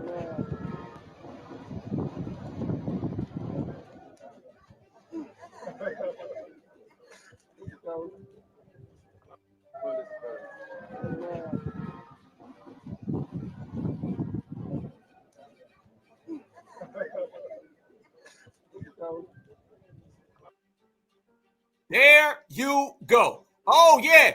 I got all the receipts on you, Mr. Fufu and Miss Fufu. Mr. Mutombo, I see you. See, Mr. Mutombo thought that he was going to hide. Mr. Mutombo thought that he was going to be over there having them statues and we wouldn't see it. No, I see everything, Mr. Mutombo. It ain't hard to tell. The forehead is about 5 football fields, so it's easy to see. Fam, that's what they doing over there. That's what they doing. See, they don't like the fact that we call them out for who they really are. They don't like the fact that we know exactly what they've been saying and what they've been doing. We know exactly the type of time that these people are on. So therefore, it's time for receipts, fam. See, the days of seeing all that stuff go on over there and nobody really saying nothing, nobody stepping to the table, nobody really calling it out, man, them days is over with. Now we calling out all them people. Every single thing that they do and all the disrespect that they have for foundational Black Americans is getting checked. See, there used to be this thing, and I'm going to be honest, y'all. I'm going to be real honest. There used to be this thing where everybody would be hushed and quiet about the way Africans truly feel. Let me say this. Delineation has been going on for years. The problem was there weren't enough people. Because every time there were people delineating, you would have other Black folks come in here and say, well, that's your brother. We all melanated. And the only thing that we've done different, fam, is that we done upped the ante. Now we got a cavalry behind delineation. So you got a whole cavalry of delineation. You got a whole cavalry of reparations. And this is why we're moving forward, because the things that they used to say about us, they can't say no more without us putting that damn receipt on the table. And I proceed. Fam, this is what they've been on. Shout out to the family, y'all, because we've been the ones out here saying, no, we got all the receipts. But look how these people talk about FBA, fam. Look at this. A powerful message to the Black African American living in America. There's no such thing as an African American living in America. There's foundational Black Americans and there's Africans. The African American does not exist, fam. Not at all. But y'all watch this Tether talk. And this Tether has a message that he wants to tell all of FBA. Watch this. I'm talking directly to the Black people in America. I'm not gonna say Black American, Black people in America. You keep denying yourself that you are not African. I mean, I don't have no problem with that because you've never been there. You wasn't born there. Your parent maybe was not born there, but your ancestor, where the hell they coming from? It's clear that the white people don't want you here. So don't you realize you are the only people on earth that doesn't have a nationality? You don't know who you are. We don't have a nationality.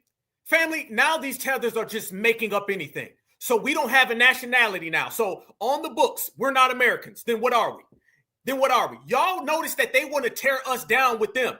This man just said, you don't have a nationality. He said, we're the only people without a nationality. You got somebody who doesn't have a birth certificate trying to tell us we don't have a nationality. We are Americans, the nation of America, okay? This is the country that we belong to. And now tethers are just out there striking out and just saying anything. This is what we mean by tether babble. So, don't you realize you are the only people on earth that doesn't have a nationality? You don't know who you are. The black African try to claim you as their brothers, but you say you are not African. You don't want to be part of the African cultures. I mean, you need to stop and think, who the hell are you? Where the hell are you came from? Where you come from? You're not African. American don't want you. And I was listening to an idiot the other day. He said he's not American, but he's a black American. He's African American. What the heck? You are African American, but you're not African. You're talking about African don't grow Afro. Afro, where the hell Afro come from? What? The word Afro come from Africa. We need to stop this bullshit that's going on. This is some bullshit. We need to realize it's time to come together. It's time to come together as black people, wherever you. Y'all notice a pattern here? Notice they'll say all of that terrible stuff about us, and then at the end say we need to come together. They'll say, you don't know who you are. You want to be the white man. You the FBI. You the CIA. You the KKK. But we need to come together. I want y'all to see that they know they need something from us. These are people who are trying to tell FBA, do not leave. Please help me. All they're doing is giving you their elongated, Joe Law, foo-foo, twisted hairline version of FBA help us. That's all they're doing, y'all. This man said all of that, and then at the end says, come together. Notice, fam, they'll say all these terrible, despicable things about us. They'll disrespect our lineage. They'll disrespect our ancestors. They'll disrespect our elders. And at the end, they'll still say, we need something from you. And we'll say, hail to the gnaw. If you need something from me, I can point you in the direction of where you can buy some deodorant. But that's about all you get. You are, wherever you was born. I was born in Haiti. I live in America right now. I have a place to go if I decided to go home. What about you? What if Trump said he's gonna just kick all black people out? Where the hell are you gonna send you? Oh, you mean the same Donald Trump who said that the 14th Amendment was for the babies of slaves? You mean the same Donald Trump who said black Americans built America? Fam, you see, this is what it's about. They want us to save them from deportation. You know it, I know it, we all know it. The elephant in the room, the zebra in the room, the cheetah in the room is the fact that they want FBA to stop them from getting deported. That's what this is all about. All the fuss is because they want us to stop them from getting ICE snatched up. That's all this is. You're gonna dump you in the sea?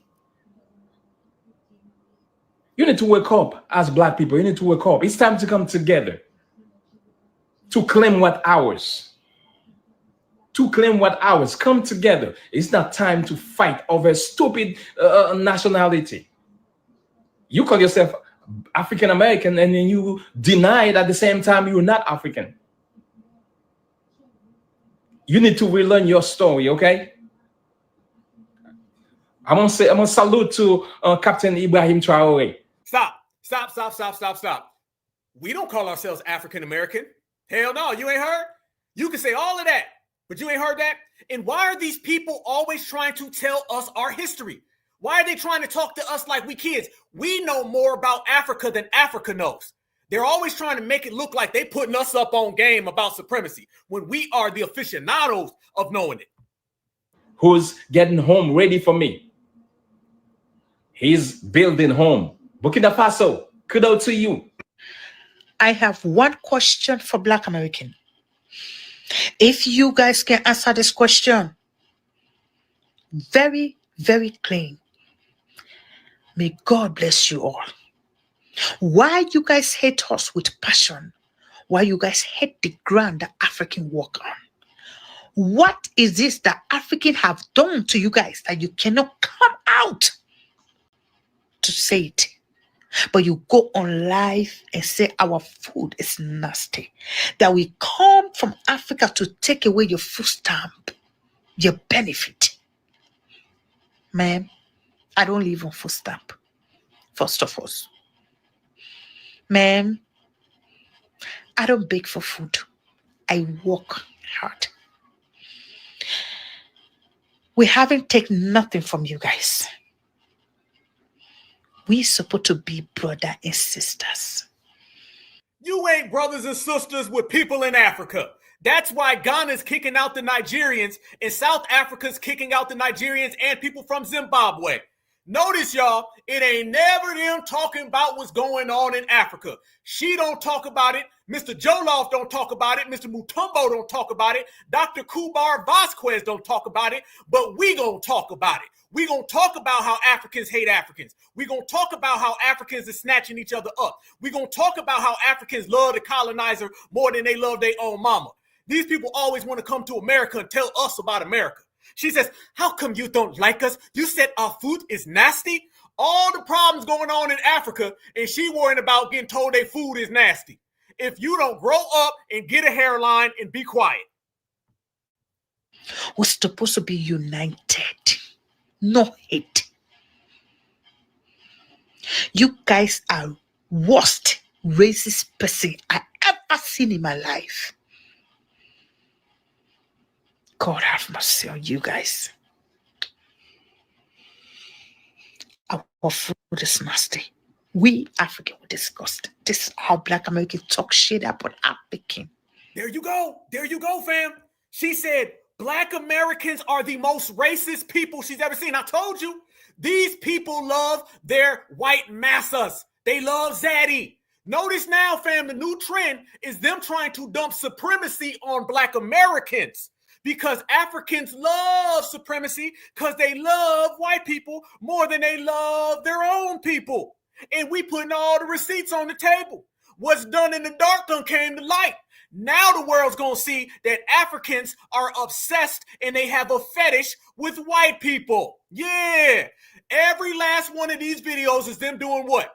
Trying to dump supremacy on Black folks so they can let massa off the hook. Trying to ridicule and lecture us on supremacy because they're trying to let massa off the hook. Family, now the world knows it. We putting this in the atmosphere. Africans love white supremacy more than they love African people. And she just sat there and said it. What the hell does FBA not liking Joloff got to do with white folks is not that racist Black folks are? You see, this is what I'm talking about, y'all. We haven't taken nothing from you guys. We supposed to be brother and sisters. We're supposed to be united, no hate. You guys are worst racist person I ever seen in my life. God have mercy on you guys.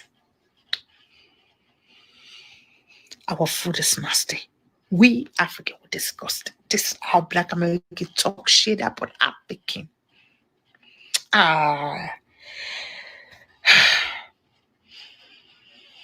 Never be inquisitive. This is my advice to you all.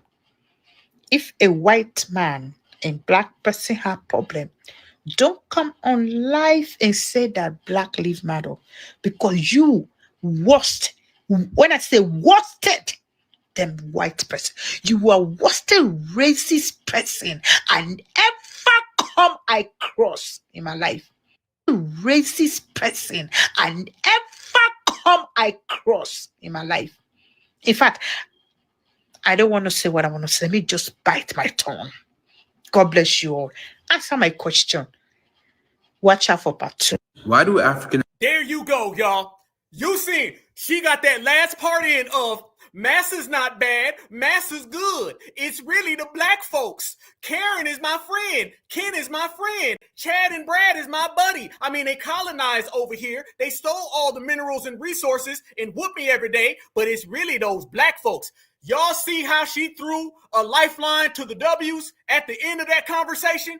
This is all about them trying to let W's off the hook so they can save massa.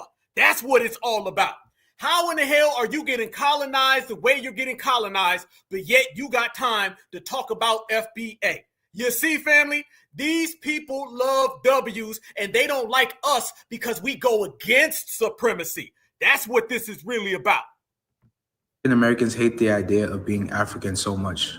I never really understood it. It's like they make it a point to prove that we are nothing like you. We look nothing like you. Y'all can never be us. Completely different. And it's funny because you are literally one of us, removed through slavery. That's it. And then if you make a comment like that, they'll be like, oh, your people were the ones that sold us out. We were all the same people. There's crooks in every single group. There's crooks in every gender. There's crooks in every group. There's bad people everywhere. Fam, does that not sound like a W when a police officer unalives an unarmed black man? Did y'all hear that? Did he just hit you with the bad apples excuse? I told everybody, these are Tether supremacists. Yeah, when you see a Tether, what you're seeing is a melanated supremacist. Yep, write it down, mark it down. I said it. Whatever they said, I said it. You hear it. Put it online, fam. All a Tether is a melanated supremacist. He just said the same exact thing that every W said when they unalived Eric Gardner, when they unalived Trayvon Martin, Sandra Bland, Breonna Taylor, George Floyd, Rakia Boyd. Where we want to go with this? He just excused the slave trader the same exact way the dominant society excuses the police officer. These ain't nothing but melanated supremacists, aka Tethers. It's all the same people, literally. And the funny thing about one of the videos I saw recently was that the guy was saying, oh, there's no way you can think that me, an African American, looks like you, an African. And his whole point of saying that was that somewhere in his lineage, he had to have whiteness mixed in because he's a descendant of slaves, even though he probably doesn't know that for sure. But he had to have whiteness. So because he had whiteness mixed in, there's no possible way people could think that he looks like us, quote unquote. Whole time, he looks like the most Nigerian person I've ever seen in my life, literally. And I will say that while also saying that Nigerians, we look very different from each other. Like, honestly, Nigerians come in all different shapes and sizes. There's a lot of times where you can see someone and you can know, like, yeah, he's Nigerian, but there's also a lot of times where people are Nigerian and you cannot tell. They just look different. You feel me? Because we come in all different shapes and sizes. There's a lot of different people in Nigeria, and Nigeria is in. No, Mr. Mutombo. Y'all see how he wants to look like us, but he don't want to look like the Nigerians. Y'all see that, right? Did y'all catch that? Y'all caught that, right? I caught it. Yeah. Notice, fam, he's saying, you can't say that we don't look like Black Americans. Africans and Black Americans, y'all are our twins. We all look alike. But when he starts talking about the Nigerian, then it's, well, hold on now. The Nigerian comes in all different shapes and sizes, different shades. It's funny how he wants to connect to Black American freedmen, but he wants to separate from Nigerians. Soon as he got to Nigerians, he started saying all of that we don't look alike stuff. But when he starts talking about FBA, now we twins. You see, fam? This ain't nothing but Tether delusion. Tether delusion strikes again, and it strikes out in the process. He thought he was slick, didn't he? Again, hiding that damn hairline. All right, somebody tell these people that a bonnet and a do-rag ain't gonna save them. All right, I can see your lack of hairline through the damn do-rag. Just say it, partner. You look like a Nigerian. Don't want to look like FBA, but you don't want to look like a Nigerian. Nope, it don't work that way. Possible way people could think that he looks like us, quote unquote. Whole time, he looks like the most Nigerian person I've ever seen in my life, literally. And I will say that while also saying that Nigerians, we look very different from each other. Like, honestly, Nigerians come in all different shapes and sizes. There's a lot of times where you can see someone and you can know, like, yeah, he's Nigerian, but there's also a lot of times where people are Nigerian and you cannot tell. They just look different. You feel me? Because we. Oh, so the Nigerian can look different from everybody, but Black Americans can't. Oh, so the Nigerian can have their own phenotype, but Black Americans way over here in North America on the other side of the ocean, we all look alike. Ain't it funny, fam? that the Nigerians can have different facial features, but the Black Americans can't have it now. They're trying to apply Tether rules with Tether logic from Tether delusion. Just say it, homie. You are Nigerian and you want to look like a Black American because you don't get any women. That's really what it is. Y'all want to look like FBA so damn bad because you know FBA out here pulling, all right? See, I've never in my life seen somebody who wants to look like somebody else. I've never seen that before, y'all. These people want to look like us so bad. Imagine a Black American running around here swearing that we look like somebody. That's kind of moist. Fam, I'm just being honest. I've never seen a man fight so hard to look like another man if he wasn't moist. That's some moistury.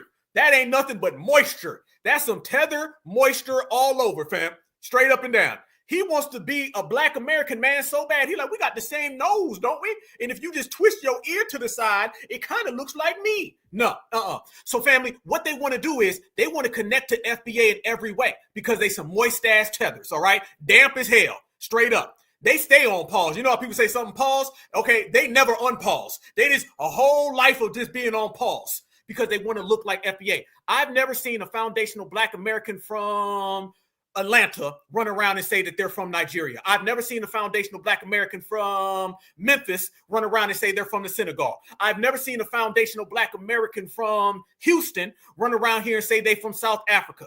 But these people want to look like us. And they're around here trying to say how much they are foundationals. Notice, fam, when it's FBA, they want to say how much they look like us, look like us, look like us. We all got the same phenotype. No, the hell we don't. But when it comes to the Nigerian, then they want to separate. If Nigerians have different phenotypes and they look different, then how come you can't apply that to FBA? Let's say what it is, fam. These tethers want foundational Black Americans to stop them from getting deported, and these tethers want foundational Black Americans to stop riding on supremacy.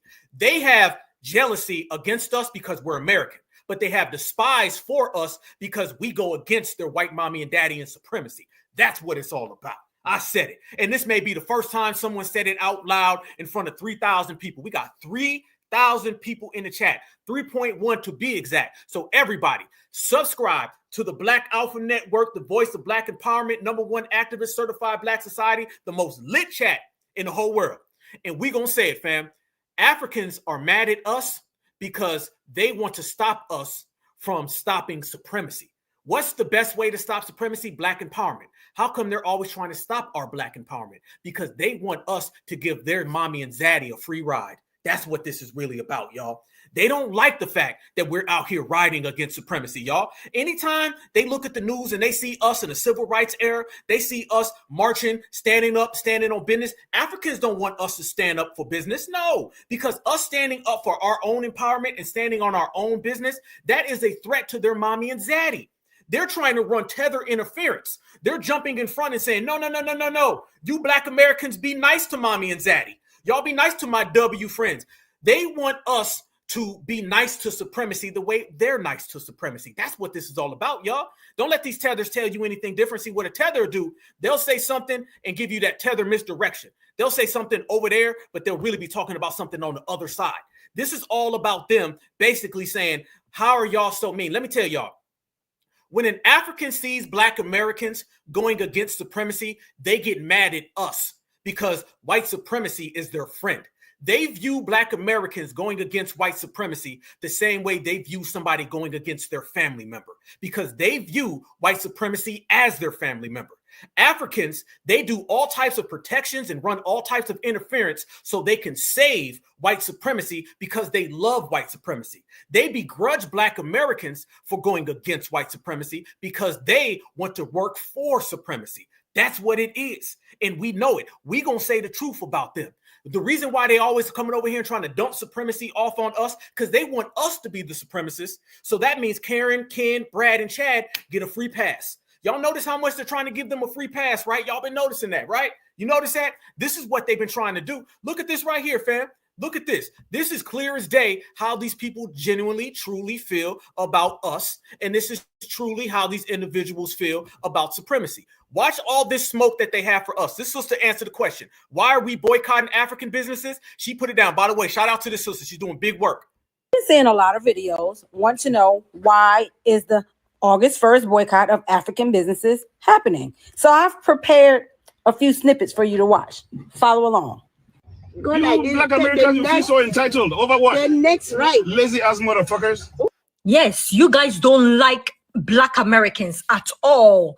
You guys just say bad things about them. They're criminals. They're from slavery. They are not from Africa. They don't know their home.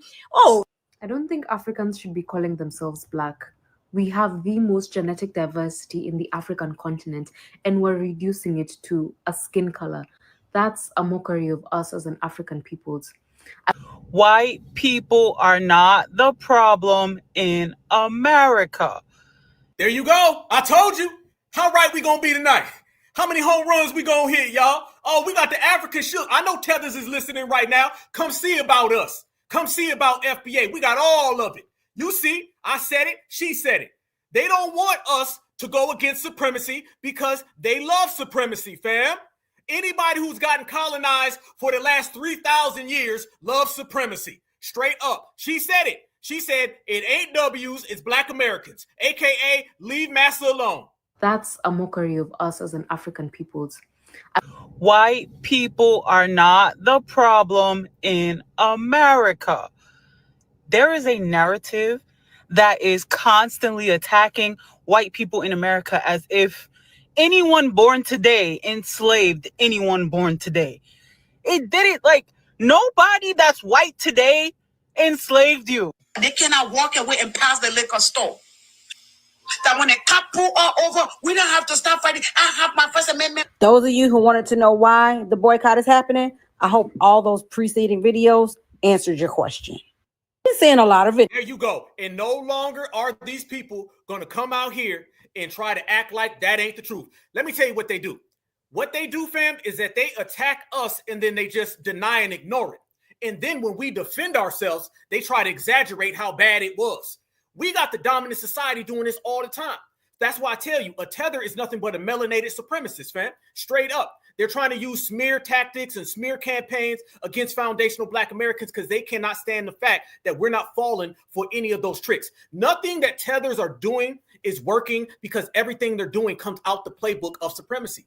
It all comes out the playbook of supremacy, fam. If you've seen a supremacist, then you done seen a tether. It's as easy as that.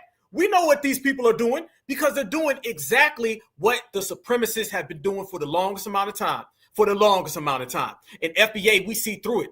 These people know deep down inside, no matter what happens, when it boils down, they're going to go find mommy and zaddy. That's what it is. The fact that they get colonized all the time. They don't understand that foundational Black Americans are a million steps ahead of them, a million steps ahead. It ain't even close at this point. At this point, fam, we're so far beyond any of these people that they cannot even see FBA. And that's a good thing for us. Why is that a good thing for us? It's because it's letting everybody know in clear day, clear light, that the days of you coming out here and perpetrating the fraud against foundational Black Americans and just thinking that everything is sweet, done for. And then we done stripped all that away from them. So the fact that that stuff is gone, the fact that nobody can see it, they ain't got nowhere to go other than bowing the hell down. And they've been coming out here with that same type of rhetoric, saying the same type of nonsense, and it's just getting shut down in the process. I'm loving it, y'all. We shutting down everything. This summer is when delineation really popped in. See, delineation's been here, and I've been telling people it's not continuing. Delineation is in full swing.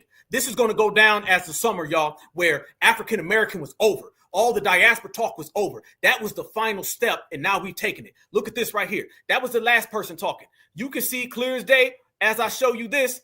This individual was running that same talk. Watch this tether delusion and caping for mommy and daddy. Watch this. If immigrants leave this country, you in trouble. Teach my son to keep focus. That's the difference between some of the Black American and the immigrant. We keep focus. We don't get it distracted by the liquor store. We keep focus. We do not get it distracted by the racist cap. We keep focus. We do not get distracted by the racism that goes on in Walmart and workplaces. We keep focus. That's the difference between some of you and us. We keep focus. FBA, this is for you. FBA, you mad that when we come here, we keep focus. We train our children to keep focus.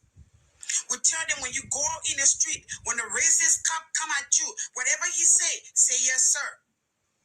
Even if he cuss you, say yes, sir. Because we need you to be alive. Because we need you to prove to him that yes, sir, that you give him is humanity to take you to a higher level. That is the difference between us immigrant and you. FBA, every time you turn around is FBA. Did she just sit there and say that they say yes, sir, to massa? These people ain't got no rider in them, y'all. No rider in them. We tell our kids that you say yes, massa. We tell our kids that you say massa, please. I want y'all to see how she's sitting there saying that they don't go against supremacy. That same thing she said right there is the same exact reason that they out here getting boycotted. That's the same exact reason why they out here getting boycotted.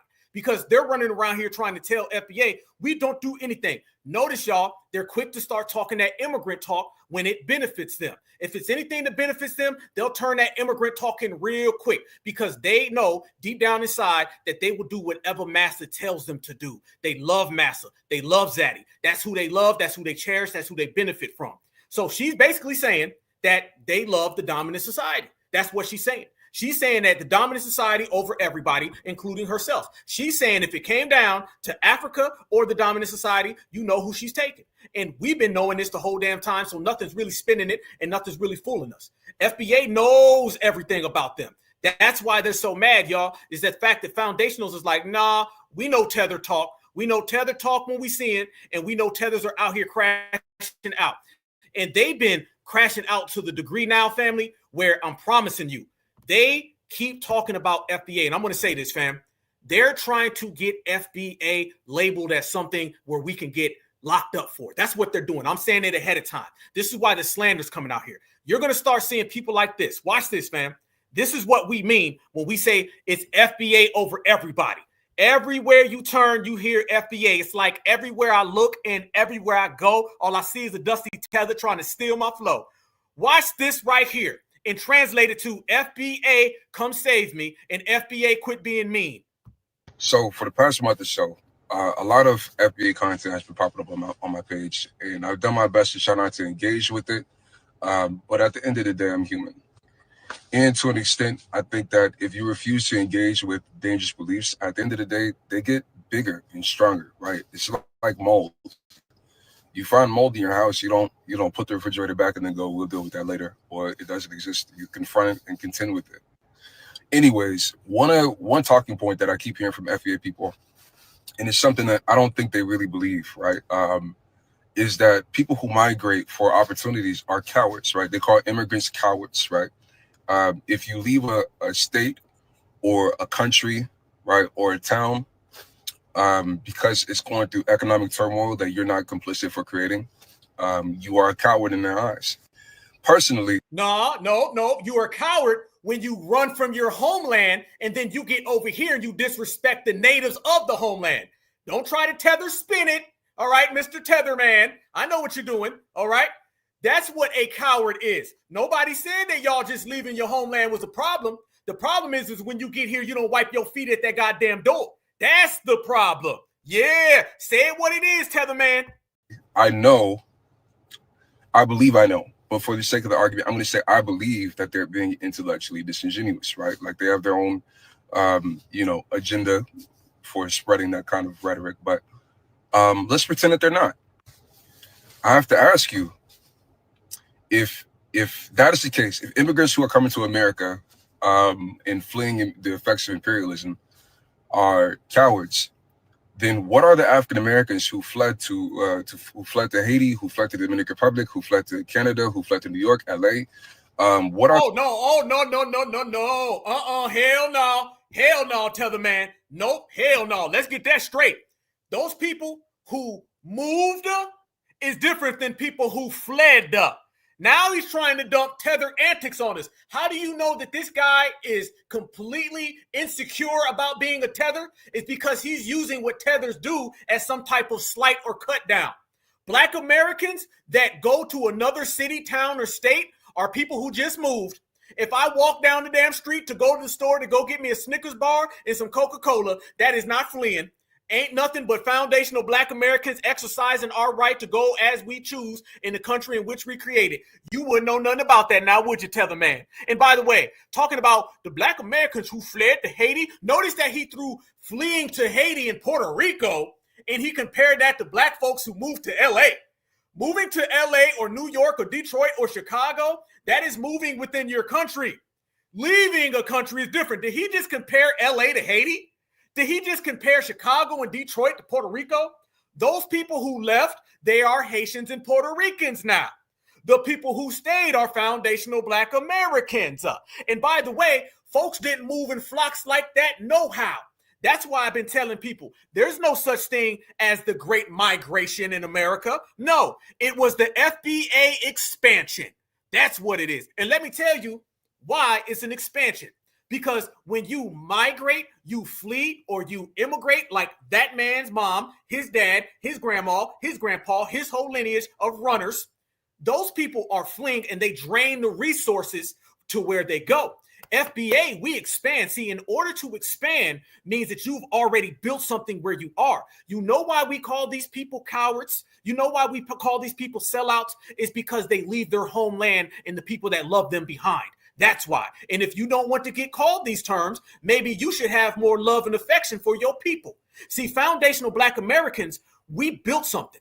So therefore, whenever we go, we expand what we created. You know, it's called America. You know, it's called FBA. You know, it's called our culture. So wherever we go, we expand. Wherever they go, they drain. This is why nobody wants all these migrants and immigrants coming to their country. Europe doesn't want them. Nope. China doesn't want them. Nope. Russia don't want them. Nope. Donald Trump don't want them. Nope. And guess who else doesn't want them? Africa. So are they fleers, hoppers, skippers, and jumpers when they move from one African country to the next African country?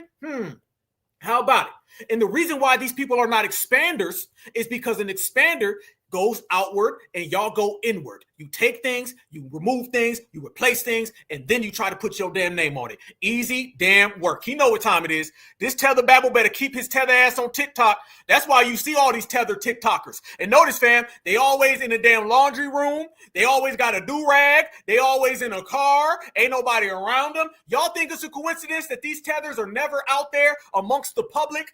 Because they know saying all this amongst the public, they're going to get some FBA smoke. And this ain't what you want. The African Americans who fled Jim Crow and slavery. What are the African Americans who left the South, right, to find better opportunity and to escape racism? What are they? Nope. Black Americans did not flee to escape racism. Black Americans took the Black American experience with them to the West Coast and to the North. How do I know? Because my people are from Gulfport, Mississippi, and Honey Pass, South Carolina, by way of Kentucky, by way of Ohio. Nobody ran. All we did was expand. Big difference. Wouldn't they, by your own logic, be cowards? I'm just curious. I'm curious here. You know, there's a whole town in Canada of African American I would call them refugees, to be honest. People who left and fled Jim Crow and slavery. It's not the only place, right? Like that exists in the Dominican Republic. It's not an uncommon thing to find tribes or groups of African Americans who fled to different countries during these terrible times. So, yeah. And here's why they're making this claim. I'm going to boldly say I know why they're making the claim, right? These are people who would rather have the quote unquote benefits that they get under white supremacy than being equal with you. There you go, fam. You knew it was coming. I want all of you guys to notice tonight that we have drawn a direct correlation that every last one of these tethers have said what, y'all? What have they said? They've all tried to dump supremacy on us so they can throw interference for Zaddy. Notice every last one of these people that we've showed and displayed, they always throw supremacy in there because what they're doing is they're trying to save supremacy. Tethers are trying to save supremacy, fam. He didn't say nothing about Donald Trump. Who's out here talking about migrants more, MAGA or FBA? Isn't it funny that they got all this smoke for foundational Black Americans, but MAGA will sit there and have a rally in front of 500 people and say that immigrants are poisoning the bloodline of America. You ain't say nothing about that, though. You know why? It's because they got the complexion for the protection that you love so much, Mr. Mutombo. Mr. Mutombo, just say it now. Mr. Mutombo, you love Donald. Yes, you do. Mr. Mutombo, you love MAGA. You love Karen and Ken so much. How you gonna be somebody who is getting deported from supremacy, but you worried about us not saving you? How you gonna be somebody who's getting snatched up from supremacy, but you worried about us saving you? You need to be worrying about them. I don't have no pen where I can write a law to send you home. I can't do that. How are you more mad at foundational Black Americans for not saving you than you are against Donald Trump, who's the one instituting the laws that are sending you back home?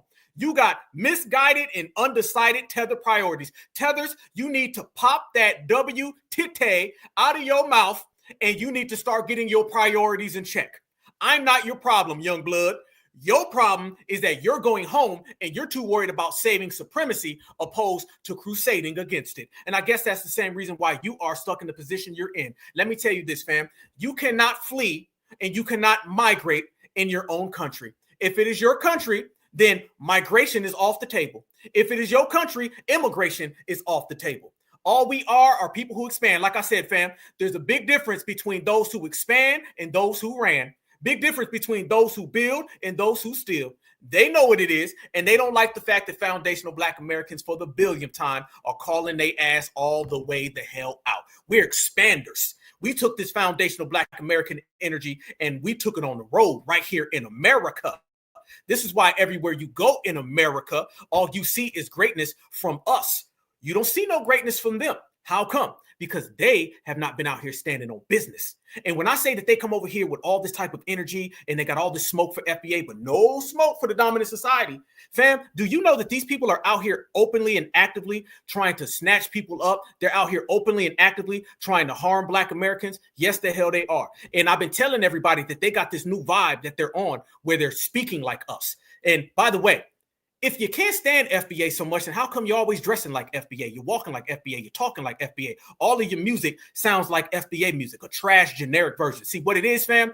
They try to make us generic Africans, but in essence, they're really just generic wannabe Americans. That's what it's really about. And how do I know it, fam? Because you've been seeing this all day. Didn't I tell y'all we've been running this segment about these individuals that talk in these foreign accents, but they try to act like they from the South?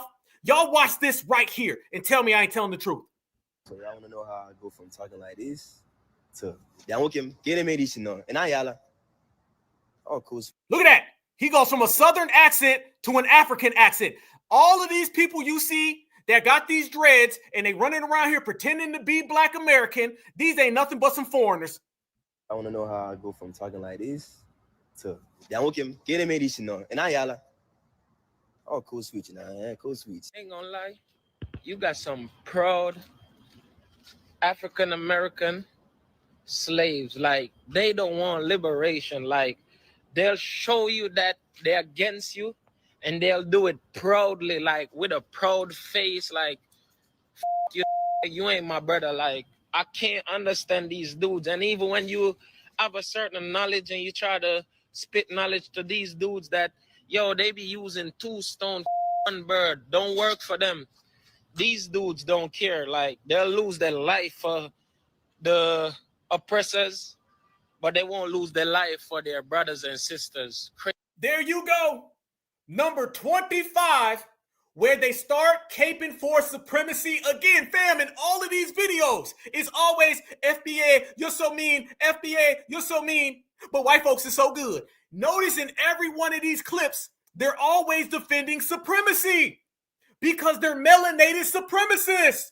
All tethers are supremacists, fam, with melanin. That's it. You knew it was coming, and there you go. He ends up bringing up supremacy and saying we're the supremacists. Not Mr. Ice, not the man who's snatching you up, not the man who said you from ish whole countries. No, it's FBA.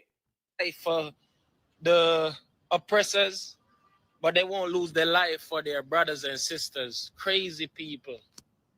Think that lose our life? This man said he want us to lose. Fam, you hear what I'm saying? Did he just say we have to lose our life for them? Now, when we out here losing our lives for FBA, they say we don't understand supremacy. But they want us to go out there and lose our life for Tethers? Oh, it don't work that way, partner. But they won't lose their life for their brothers and sisters. Crazy people.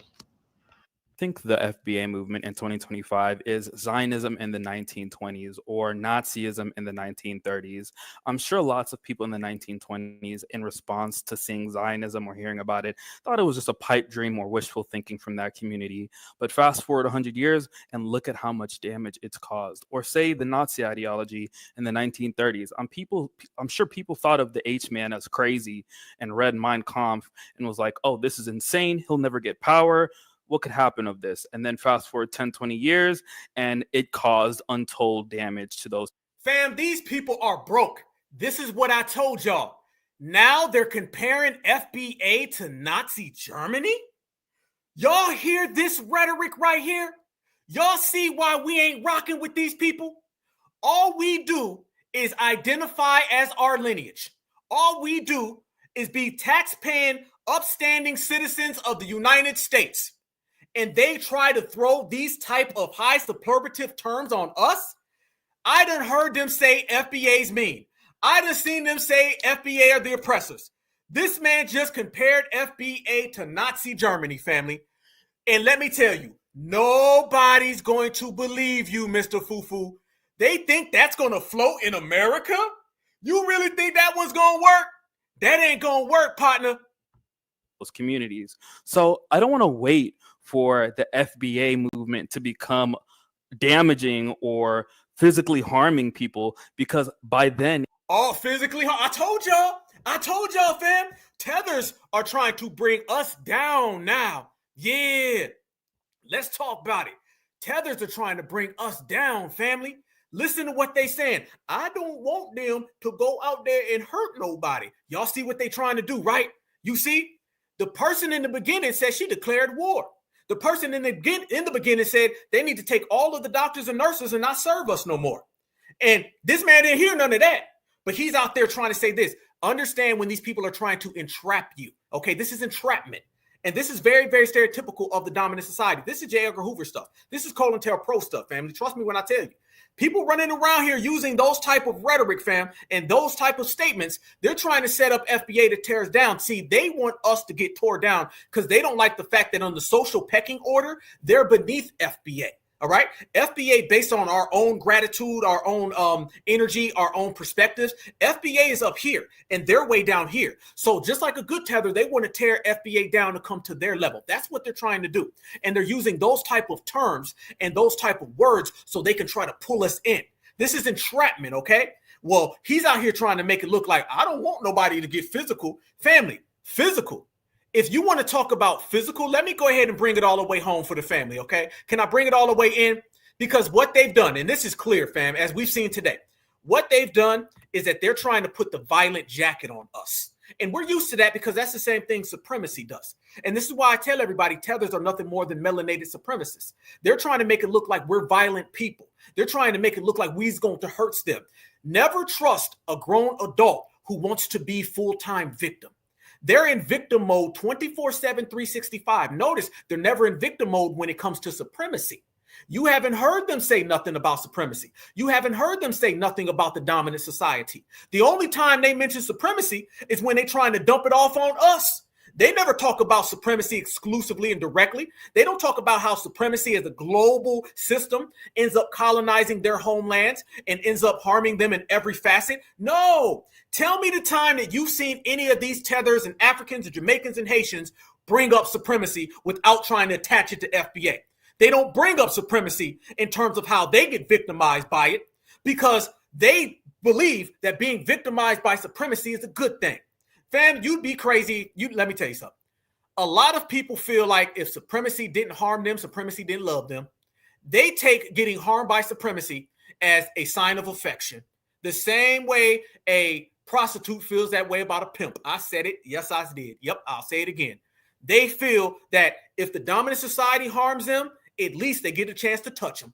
I'm just keeping it real. We're going to put the facts on the table today, because let me tell you, you're not going to come up with all of those lies, all that slander, all of those misnomers about my people and not expect me to put some receipts about your people. And I'm not lying about it. I'm just keeping it all the way real.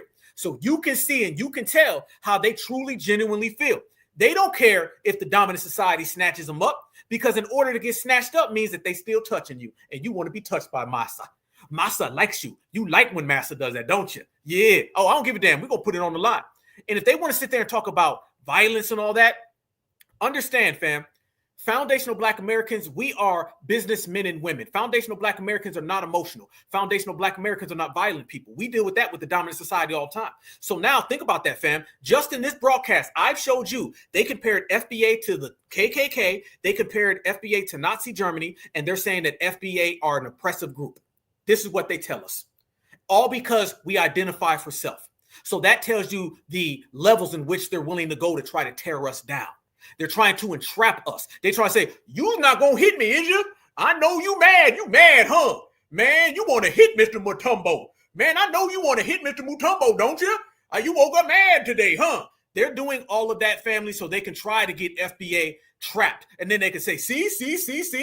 Isby's a better Black person in America than them. Help me stay. That's what they're doing. But if we want to talk about that, remember, fam, we're not violent people. They're the ones who are aggressive. They're the ones using those terms. They're the ones out there openly attacking and threatening us. You don't believe me? Look at this story right here.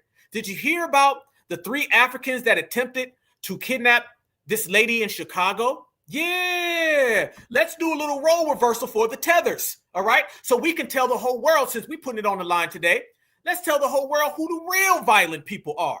It's them who don't like us, and it's foundational Black Americans who are just ignoring them. Watch.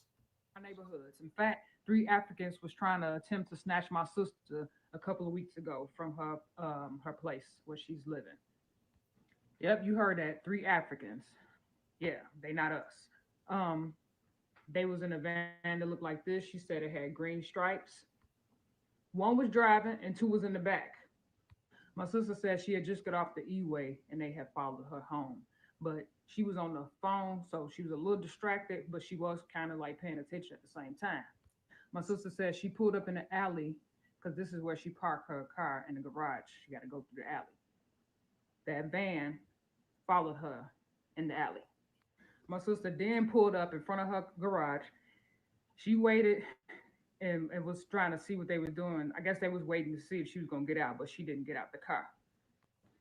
The van ended up pulling off, I guess, because she didn't get out the car. My sister just so happened to go to the front of the building. And this is when she saw one of the man coming out of her gate from the building where she's staying at. He then hopped in the back of that van, and there was another man in the back. This is where my sister realized that was the same van that was just in the back of the alley. So I'm guessing their plan was to try to wait for my sister to come out that garage and go into her place where she's staying so they can try to snatch her. 3 Africans in a white van with green stripes in a lawn day. Who's the violent one here, family? These people are the ones who are violent. FBA is not. They're out here practicing this. You haven't heard any scam African denounce this, huh? You haven't seen any TikTok tether denounce this, huh? Nobody's denounced this behavior. Nobody said nothing about it, because remember what I told you. What they want to be is spiteful towards us and ignore it. And when we defend ourselves, they want to turn into crybabies. That's really what it is. Area.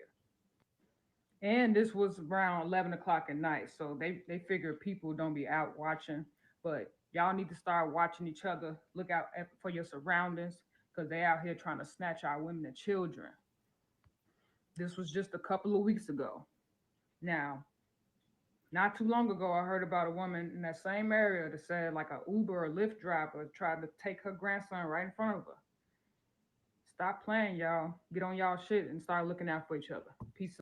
That's exactly what we're doing. We are absolutely positively looking out for each other. That's what's happening. This is why, and somebody made a great point in the chat, this is why we talk about an anti-Black American hate crime protection, okay? Because if you go get an anti-Black hate crime law, then these people are probably going to be coming up with fake hate crimes against us. You already seen that just a couple months ago. That politician lady, she was a Tether, and she came up with a fake hate crime. Okay, they're going to use that and abuse that. You're going to have all that Jussie Smollett stuff. That's what you're going to end up having. Because remember, black hatred, or excuse me, let me put it this way. Anti-black racism is something that supremacists do. Anti-black American hatred is something everybody does, including melanated people. Melanated people participate in anti-black American racism more than the supremacists do because they are the supremacist minions. That's what it is. So we all been watching that, understanding that. We see it within the scope. We stand on business. Shout out to everybody out there who's watching. And by the way, this is the most lit chat ever. I'm watching y'all. Y'all got me over here laughing and y'all got me over here thinking. Y'all making some damn good points in the chat. So I send y'all a certified salute because every single thing you're saying is accurate. Let me add this because I know Tethers is watching, okay? You ain't in here 3.1 thousand deep, fam, and you ain't got Tethers in here. So I know that Tethers is watching. You don't like the fact that we putting receipts on the table about you, huh, Tether? You don't like the fact that you come up with a system where you're going to try to put Tether rules on us and we ain't going for it. You don't like the fact that what you want to do is be a crybaby when we defend ourselves, but yet you want to have just some type of open thing where you can attack us, huh? See what it is, fam? They want to come at foundational Black Americans as much as they want to, and we supposed to just take it. And then whenever FBA stands up, then they want to cry foul. The days of being a Tether and crying foul are over. By the way, nobody believes you, Tether. Let me make this clear. Calling FBA all of these hate groups and cults, nobody's moving. You notice that hasn't gained any traction because FBA knows that's a lie. And the dominant society sits back and says, yeah, whatever, immigrant, get out of here. You see the difference, fam? The dominant society's watching all of that and they ain't going for it. The dominant society hears all that and says, nah, no. Notice that all the slander against FBA and all that FBA cult talk, that ain't really moving nobody. Tethers ain't really getting off the ground with that one. So what are you going to say now that you ain't got nothing pushing? Not a damn thing. You got Tethers as well coming out there saying things because you know what? When everyone knows you're lying, you have no ground to stand on. When everyone knows that you're making up things, you have no grounds. Even the dominant society is sitting back listening to what Tether's saying, and the dominant society saying, listen, I know Black Americans and they didn't do that. No. You know why? It's because the dominant society understands that they practice supremacy against Black Americans. So they understand the way supremacy works. They don't believe all that Black Americans are the supremacists to Tethers because the real supremacist is looking at that saying, no, the real supremacist, you go give me Jethro or Billy Bob in a trailer park in Tennessee with no teeth. And I promise you, he's sitting back and saying, Black Americans ain't the KKK. He's the KKK. Black Americans aren't the oppressor. He's the oppressor. Do you think that the oppressor is hearing a Tether say we're the oppressor and they believe it? Jethro understands that Black Americans aren't the oppressors because Jethro has been trying to oppress Black Americans himself. He ain't falling for that one. So the Tethers are trying to get the dominant side because that's really what they're doing. Remember, every time you see these videos, they're not talking to us. They're not talking to us in these videos. No. They're talking to the dominant society. They're trying to tattletale. They're not talking to FBA. They're trying to get mommy and zaddy to come save them, and mommy and zaddy ain't coming to save them. Immigration is still going. Deportation flights are still leaving. So everything that they're trying to do is still going in that direction. Yeah, remember this, fam. Let me say this about supremacy, okay? Supremacy respects power. They may not like you, but they respect power. You'd be surprised how many supremacists follow me, follow Tariq, follow all of us. They follow my brother Marcel. Megyn Kelly follows me, and we know that she is a supremacist Karen. They respect power. And let me tell you what supremacists do not respect. Supremacists do not respect COONs, and they don't respect Tethers, all right? Because they know if they can get a Tether to sell out their own people, then the supremacists will never trust you in the first place. A supremacist will look at somebody like Huey Newton or Malcolm X and have way more respect for them than they will for all the Tethers who come over here. Hell yeah. That's just how the system works because they look and they say, wait a minute now. You out here selling out your own village, selling out your own homeland, draining all the resources from America, and you want us to respect you? You don't get no respect in any aspect with that type of mentality. And then to be honest with you, a lot of these supremacists, people like Donald Trump, they sitting there looking and saying, y'all are over there in Africa in the S-hole countries, and then you coming over here complaining about Black Americans? Let me tell you what they're saying. And I've met supremacists out here in the South, and they'll basically tell you this. They'll tell you straight up and down, the Black American fought in every war. The Black American built this country. The Tethers come here from S-hole countries and leave their mommy and daddy behind. Nobody respects you, Tether. Nobody respects a sellout. It is what it is. So all of that FBA is mean and FBA is a hate group and FBA is the real oppressor. Even the supremacists are laughing at you, Tether, right now. I be damned. It's sad to be a Tether family. It's great to be FBA. Absolutely, family. Nobody respects a coward. Absolutely. And that's really what it is. So they don't want to hear none of that nonsense. They don't want to hear none of that rhetoric because they understand that when it comes down to it, the Black American been here since day one. Remember this, fam. The supremacist knows we've been here since day one because they seen Christopher Columbus write about us being here from day one. Just because a supremacist doesn't say it out loud doesn't mean they don't know it. So the supremacists know we've been here from day one. And guess what? They're looking at the Tether saying, you ain't. The supremacists know that foundational Black American culture is the dominant culture. And they're looking at the Tether saying, y'all not. So every single thing that you say about Black Americans, the supremacist is laughing at you, Mr. Mutombo, because even he knows it ain't true. It's a sad day when Mr. Mutombo is trying to cape for Jethro, and Jethro is laughing at Mr. Mutombo and Mr. Fufu. It's easy. And when I tell you it's easy, let me say this as well. Y'all notice that all of these tethers are out here and they're trying to also separate us from being indigenous? Have y'all noticed that as well? Have y'all noticed? There's another thing. We got to get down to all these different dynamics with these tethers, okay? Because there's a lot of different dynamics.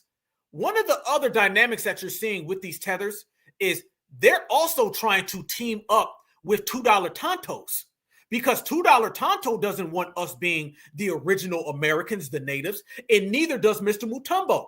See, if Mr. Mutombo has to acknowledge that Black Americans were here before slavery, they can't get a part of our culture. Let me tell everybody this. The chattel slavery, transatlantic slave trade, that was only one portion of the Black American experience here. There were thousands of years prior to that. There were about 4 to 5 different waves of Black Americans before the slave trade. Mr. Mutombo does not want to acknowledge that. So what you're seeing now is you're seeing Mr. Mutombo and Mr. Tonto.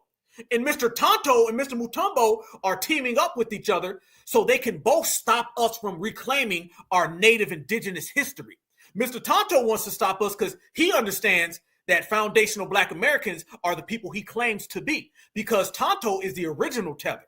Mr. Mutombo wants to stop us because he understands he can't talk all that. Y'all really come from Africa and don't I really look like Denzel Washington talk? So if you've been noticing, you've been seeing a lot of those Africans getting involved in foundational Black American indigenous history. Before, they used to always start with slavery. Remember that, fam? They would always start with slavery, and they'd be like, y'all were slaves and y'all came from Africa. That was the first thing. Y'all notice now they're trying to take it all the way back to the indigenous era? Yeah, so let's make this clear. The Tether is trying to team up with the supremacists, and the Tether is trying to team up with the native Red Indians, the $2 Tontos. Why? Is because they want to strip us from our indigenous nature. Let me tell you, Tethers want to strip you from your indigenous nature as much as the supremacists and as much as Tonto wants to, because he seeks to benefit from that. We in here cooking, fam. This is what I'm talking about. Oh, by the way, when I say foundational Black Americans is on business, fam, let me tell you this real good. They're out here now running this game. Oh, man, I've been waiting to show y'all this video. Watch this video right here. This man is running around here with a Chicago Bulls hat on and says, do Black Americans own blackness? Well, you own a hat from Chicago, which is foundational Black America. So damn right we do. Because remember, you didn't know you was Black until you came here. Watch this. I hear Black Americans say that other Black people outside of America are cosplaying Black Americans. And my thing is like, what's with the xenophobia of what we were meant to be Black people? What's with all the segregation? You know, Black people in America fought against segregation, but now they're fighting to segregate against their brothers and sisters outside of America. When it comes to this whole... There they go again, using supremacist, oppressive tactics against us. So they said we're Nazi Germany, we're the KKK, and now they're saying we're segregationists. These people are saying we're segregationists. This is why I told you, these people are melanated supremacists. Whole monopolization on blackness, it doesn't make sense because you don't hear white Americans monopolizing whiteness. So why are Black Americans monopolizing blackness? I'm sorry, I feel like American people are so lost, especially Black African American. Just take the African out of it and just be Americans. That's it. Because I cannot believe another moist tether. I've watched a video about a Black woman starting a protest for all Black African businesses, a boycott. And the way that this woman speaking, I watched another video of this woman supporting her, yeah, and she's like, I've never been to the Afrikaans, and I've never even had no African braid my hair or put. This is for the African Union. Freeze, family. I need y'all. Let me talk to my brothers and sisters. I need y'all right here, right now. Can we talk for a second, okay? Let me talk to you real quick. My sister in the chat said xenophobia is the biggest word they know. You ain't never lied. Absolutely. That's the only thing they know. Xenophobia, oppression, and all of these supremacist groups they try to put on us. Understand that. Family, let me ask y'all this question, and I need y'all to know.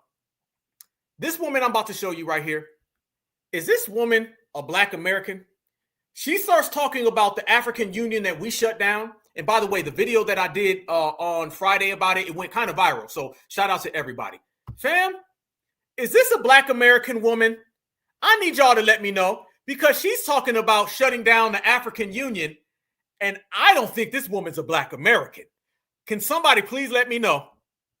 Why wasn't we informed us Black Americans was part of it? Why you trying to tap into something that don't belong to y'all?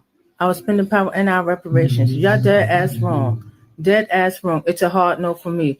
Y'all got to come up with your own spending power. Tap into your own shit. I know you're dead ass wrong, and y'all trying to scam and finesse your way into what we got going on over here. We put in blood, sweat, and tears on this here American soil, not for y'all to come from the continent all the way here trying to swindle your way in something that don't belong to y'all. You're dead ass wrong. It's a hard no. Stand on your own 2 feet and stop trying to lean on us for everything. Nah, I see y'all. Y'all right. Yeah, you ain't lying. Absolutely, C. Phillips. She trying like hell. Y'all hear her trying to force that Southern accent that we've been talking about? Y'all they trying to talk Southern, fam. I'm telling y'all, there's an influx of these people trying to pretend that they are Southerners. They don't really do the New York thing no more. We done called that out.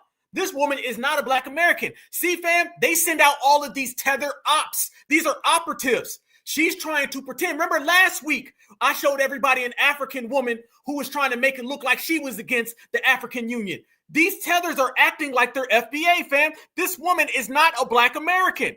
Notice that she's trying to make it look like she's not down with the African Union. And she's saying what we say.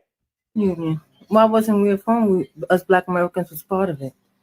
Why you trying to tap into something that don't belong to y'all? Our spending power and our reparations. Y'all dead ass wrong. Dead ass wrong. It's a hard no for me. Y'all got to come up with your own spending power. Tap into your own shit. I know you're dead ass wrong, and y'all trying to scam and finesse your way into what we got going on over here. We put in blood, sweat, and tears on this here American soil, not for y'all to. We putting blood, sweat, and tears on this American soil. Fam, now you're getting all these Tethers who are around here talking about delineation. Fam, it's getting spooky out here in America.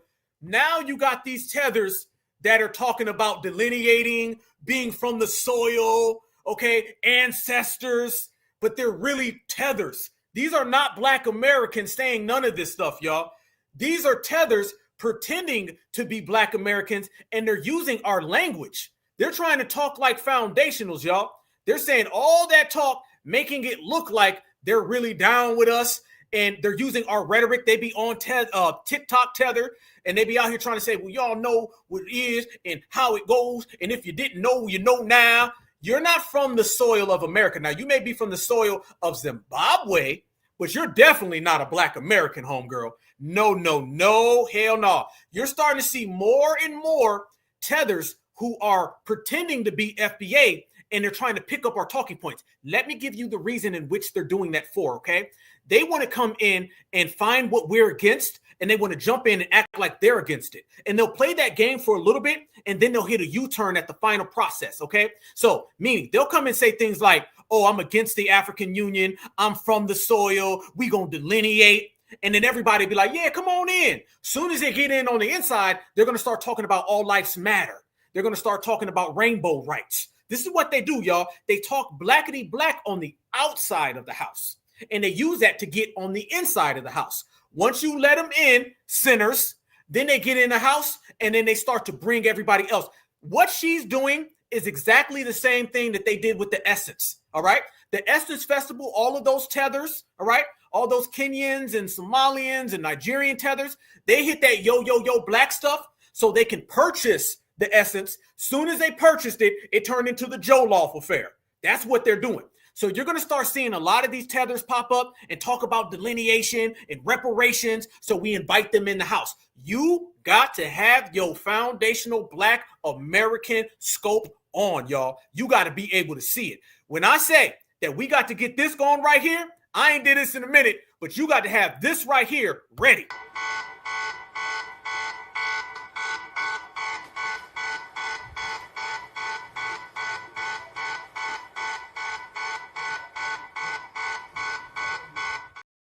What's your tether radar look like? Your tether radar better be going, fam, because these people are popping up every damn day and they're trying to talk like foundationals. Look at here. Here's another one, y'all. Watch this tether. Watch how he's throwing around the N-word left and right. Y'all look at this, all right? It's another one. Watch. What is going on with these conversations with African and African American? Y'all gotta chill, folks. What the fuck is wrong with you, bro? There's better things to worry about out here. There's better things to talk about. I'm black, you black. There's another black somewhere else. There's a black in Asia. There's a black in Middle East. There's a black in freaking West in the Caribbeans. There's black everywhere. And we the same, bro. Keep it cool. Just because you speak a different language, have a different culture, been through different things, don't mean that we have the same skin complicity. We the same people. It don't matter what the fuck. Listen to that. Listen how much he's throwing around the N-word. This is a tether, fam. I think this guy's Nigerian. Listen to how he's throwing around the N-word left and right. The N-word, the N-word, the N-word. Fake Southern accent. Y'all see what I'm talking about? These people are coming out the woodworks trying to put on an FBA costume. You want to say, it don't matter if you believe it or not. The truth is the truth. And some of y'all damn near look more African than me. And I'm 100% like from Africa. Both parents and everything. And some of y'all look more African than me. Shut up, gang. We got better things to worry about. We going through it. Our people is going through it in humanity, and y'all worried about each other. I ain't going through nothing. I'm good. I'm better than great. We out here rocking, family. Y'all doing good? I'm doing good. We doing good? What you mean we? I told everybody they're trying to add us. See, they want us to get it, fam. Remember this. Misery doesn't love company. Misery wants a roommate. Now let this tether talk and we gonna regulate. Gang, go figure something out, bro, because y'all blowing me, gang. Y'all blowing me for real, folks. What is going on with these conversations with African and He said, folk. He said, folk, man. Y'all blowing me, folk. Come on, gang, now. Get the hell up out of here. You see what I'm saying, though, fam? This is what they're trying to do. They're trying to tear us down, all right? Misery doesn't love company. Misery wants a roommate. They don't like the fact that they're going through hard times and we're not. Again, everybody hates the fact that the people they don't like are the ones shining so bright. Foundational Black Americans having means everyone else is lacking. That's the way they view things. See, we don't come at these people with jealousy and envy. Foundational Black Americans, we just do our FBA thing on a day-to-day basis, and we don't concern ourselves with everybody. Dr. Randy Short said it best. He said, these people view us by us having something is like a slight to them. That's how they really feel. So whenever foundational Black Americans are up, like we up right now, whenever foundational Black Americans are winning, like we winning right now, they view that as some type of assault on them, all right? This is what it is. We don't care about none of them. We don't give a damn what y'all going through. Y'all go through that over there. See, foundational Black Americans, we've always been the people who focus on self. We've always been the people who focus on our own. We don't care about none of that stuff they talking about. Only thing we're worried about is our house, and our house is getting stronger, and we getting stronger every single day, every single hour, every single second. Let me show y'all this as well. Since we in here bubbling, we in here cooking, we in here holding it down. These people popping up, yeah, all that we talk, we. Only thing they know how to do is say we and xenophobic and we. That's all they do. And these are both tether terms. See, if we foundational Black Americans don't give a damn, then they'll say you're being xenophobic. Let me tell you this. When a tether says it's xenophobic, what they're really trying to say is foundational Black Americans, you won't let me tether no more. And then can I say this? Because I know they listening. Pan-Africanism is all lives matter. That's exactly what it is.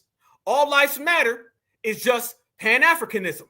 That's all it is. So whenever somebody's talking about Pan-Africanism to you, what they're really trying to tell you is that it's all lives matter. It's all melanated folks matter. And we've seen it clear as day. All melanin don't matter. It don't matter the same to them, and it damn sure don't matter the same to us. That's what it is. And family, you see more and more. Fam, I'm telling you, TikTok tethers across the board. Watch this guy right here. He's trying to be the one who's saying how FBA needs to play nice and get along, but his rhetoric doesn't match up. And I think he's got Tether Tourette syndrome. Yes, Tether Tourette syndrome. Oh, boycott African businesses thing is so wild to me, because it's so crazy. And the thing that really gets me is this growing sense of, nationalism among quote unquote Black Americans. And that terminology is so telling for me, because why are the two descriptors that you want to use for yourself to distinguish yourself in this world, Black, a social construct that will always forever be working within the systems of white supremacy, it means you are forever a bottom tier person in the class. You see how he feels about Black? Listen to what he just admitted. You see what he feels about Black. We don't feel that way about Black, fam. These people are not us. I don't give a damn. You ain't gonna bully us. You ain't gonna force it. I'm FBA and I say so. When I say goes, because I'm a foundational Black American, a certified foundational Black American. He just told you he feels Blackness always means lower. We know that Blackness means great. I want everybody to notice how they feel about Blackness and how we feel about Blackness. All of the dirty diaspora laundry get put on the table today. And we can do that because we ain't a part of it. Y'all don't like being Black. You don't like melanated people, and you love the dominant society. And you despise Black Americans because Black Americans are not nice to your W, mommy, and zaddy. He just sat there and told you that Black is always at the bottom. We say we Black and we proud. You see the difference? We cannot connect with people who don't love being Black. And it's funny that the only time they care about Black is when they can use that as a catalyst to steal from us in our Blackness. If foundational Black Americans weren't over here talking about Blackness, these people be doing what they do over there in their damn village. They'd be fighting other Black people. He just said Blackness is always lower tier. No. Blackness is up. Everybody want to be Black. See, we're the only people on the planet who made Black a good thing. We're the only people on the planet who love being Black. We're the only people on the planet who embrace it, who own it, who put that shine on it. And these people who do not put that shine on it, they get jealous because we've been able to do something that they've never been able to do. In the same way we would never wear that damn shirt he's wearing, this man got a peacock on his shirt. It's the same exact way they can never be Black Americans. Class structure, an American, a country that does not want you here because they can no longer own you, right? Abraham, like we bring up Abraham Lincoln, they teach about him in school, stuff like that. He wanted to ship all of you to Liberia, right? He wanted all of you gone. He wanted to free you, but so that he could tell you to fuck off. And I'm like, every Black, African, Caribbean, Black, Latino, thought leader has come to the conclusion that the struggles of people who are African or descended from Africans around the whole world are linked, right? Our struggles are linked. And we have— No, they haven't. Nope, no, hell no. Dr. Claude Anderson don't say that. Nah, bruh. Ain't no linked struggles. Ain't no common problems. Nope. The words common, the words linked, the words synced, the words solidarity, all of that applies to you. I'm only in solidarity with foundational Black Americans. I'm not in solidarity with Mr. Mutombo simply because I don't know you, Mr. Mutombo. And by the way, looking at your paperwork is dirty as hell. Nope. Nope, nope. We are not in solidarity with you, and my problems are not linked to you. You want to know why? How about this? You can be deported, and I cannot. Conversation over. Go back to Africa. Have to work together because across the world, we are designated the bottom class. We exist in a class structure, a racial class structure. That means we will always be at the bottom as long as we continue to identify with the idea of blackness, right? Stop, fam. This is what I want to tell everybody, okay? And we've been talking about that for quite some time, all right? Let me tell you. The new wave is people trying to get us to not be black. Remember, they don't want you to be black. They don't want you to be American, and they don't want you to be foundational. Every single term that uplifts and elevates and empowers us, they're trying to get us to be separate from. They never had this type of energy when it came to minority. Notice, fam, you didn't see him talking about quit being a minority, quit being a person of color, quit being an African American. Every title that they want us to have, we don't want. And every title that we own, they want us to dismiss. We're not sacrificing nor submitting our Black American heritage. We're not putting those words away. They're mad that in this generation, we've came through and we G-checked all of the old terms. The old terms hold no weight anymore. They can't run around here no more and try to tell us to be an African American. We dismissed that. Minority's been gone for 5 years, fam. Are we going on almost the 10-year anniversary of minority being done or people of color being done? We got rid of those terms a long time ago.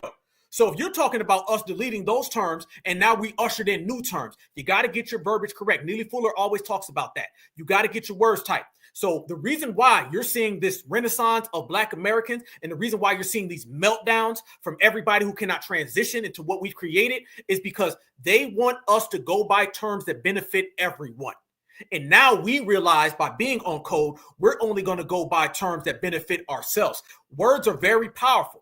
When you call yourself an African American, you just married Africans and all of their issues. When you call yourself a person of color, you married to all of the person of color issues. You guys remember the old saying. The old saying goes is that Mexicans fight for Mexicans, whites fight for whites, Puerto Ricans fight for Puerto Ricans, Africans fight for Africans, Black people fight for civil rights. Well, who the hell is civil? I've never met civil, never been around civil. Right now, we're saying foundational Black American, certified foundational Black American, freedmen, Black American, lineage, heritage, and culture. Everything is specific. And since everything is specific, they can no longer steal things. You can steal something that's vague. You can steal something that's murky, cloudy. And that's what those terms were. So the reason why we have grown and elevated in this era is based on that. Let me tell you something, fam. I want you to view the terms minority, people of color, African American, view those terms as shackles. Those were verbiage shackles, okay? Those were psychological shackles. Those were language, linguistics that they put on us so they can keep us down. Now we got rid of those terms and then boom. You think it's a coincidence that we took off as soon as that stuff got out the paint? No. Foundational Black Americans naming ourselves. So every day there's somebody else. Y'all seen it? There's a person just the other day saying we need to quit calling ourselves Black. Hell no. Then the next person's going to come in and say, you know what? I got a great idea. Quit calling yourselves American. Hell no. And now everybody's out here saying, quit being FBA. So they don't want us to be FBA. And we told them at the front door, they went to the back door. Told their ass at the back door, went to the window, the attic, the basement. Every angle, it's somebody else popping up, pretending to be us or trying to come up with some type of catalyst to get us to stop calling ourselves what we are. When someone can name you, then that person can control you. When you name yourself, you're good. Notice, fam, they wanted to reclassify us to declassify us. This is the first time in American history where Black Americans classified ourselves. When you went from Indian and you were Negro, you're African American and Black. Now we said we are foundational Black American freedmen. And look at this right here. I'm going to put this on the table because I posted this for the family to see, y'all. Check this out if you don't believe me. This is what we're pushing right now. And this is the energy that everybody has to understand. Black American made, right? Yep. And let me tell you this as well. Don't tell these people that you're not an American. They want you to put down that flag, y'all, because you've been holding that flag for a long time. And they understand you holding that flag is power. All right? Don't put down that flag. That's our flag. Quit saying that you ain't Black. You are Black. They can be whatever the hell they want to be, but we are certified foundational Black Americans, and it don't stop. So this is just another psych op, as well as this one. Watch this. We don't want to go to African stores to patronize them anymore. We don't want to go to the restaurant. We don't want to go to make braids in African stores. We don't want to patronize them in any way for reasons best known to you guys. Yeah. But I'm going to say this. As a Black immigrant, as an African immigrant, before I open an African store, an African Afro store, what comes to my mind is how I'm going to serve my fellow African brothers. Because, of course, you know, when you move to another country, it is difficult to get the services you get back home. Hence the reason they open this business for their African brothers to get that services where they are. So when you see an African man open a business, a restaurant, an African restaurant, they cook African foods. They don't cook American food, except when they start having American customers. This video is for all those who... That man told you that he was going to only look out for Africans. And I told him we only going to boycott any damn Tether. Now watch this woman. Fam, this person right here goes full Tether. I want y'all to hear the jealousy of FBA. Are propagating for the boycott of African businesses on August 1st. Today is July 21st. I have seen those videos, quite a few of them, and thank you to those who have sent some of the videos to me as well. Listen, I'm going to address you with two African proverbs.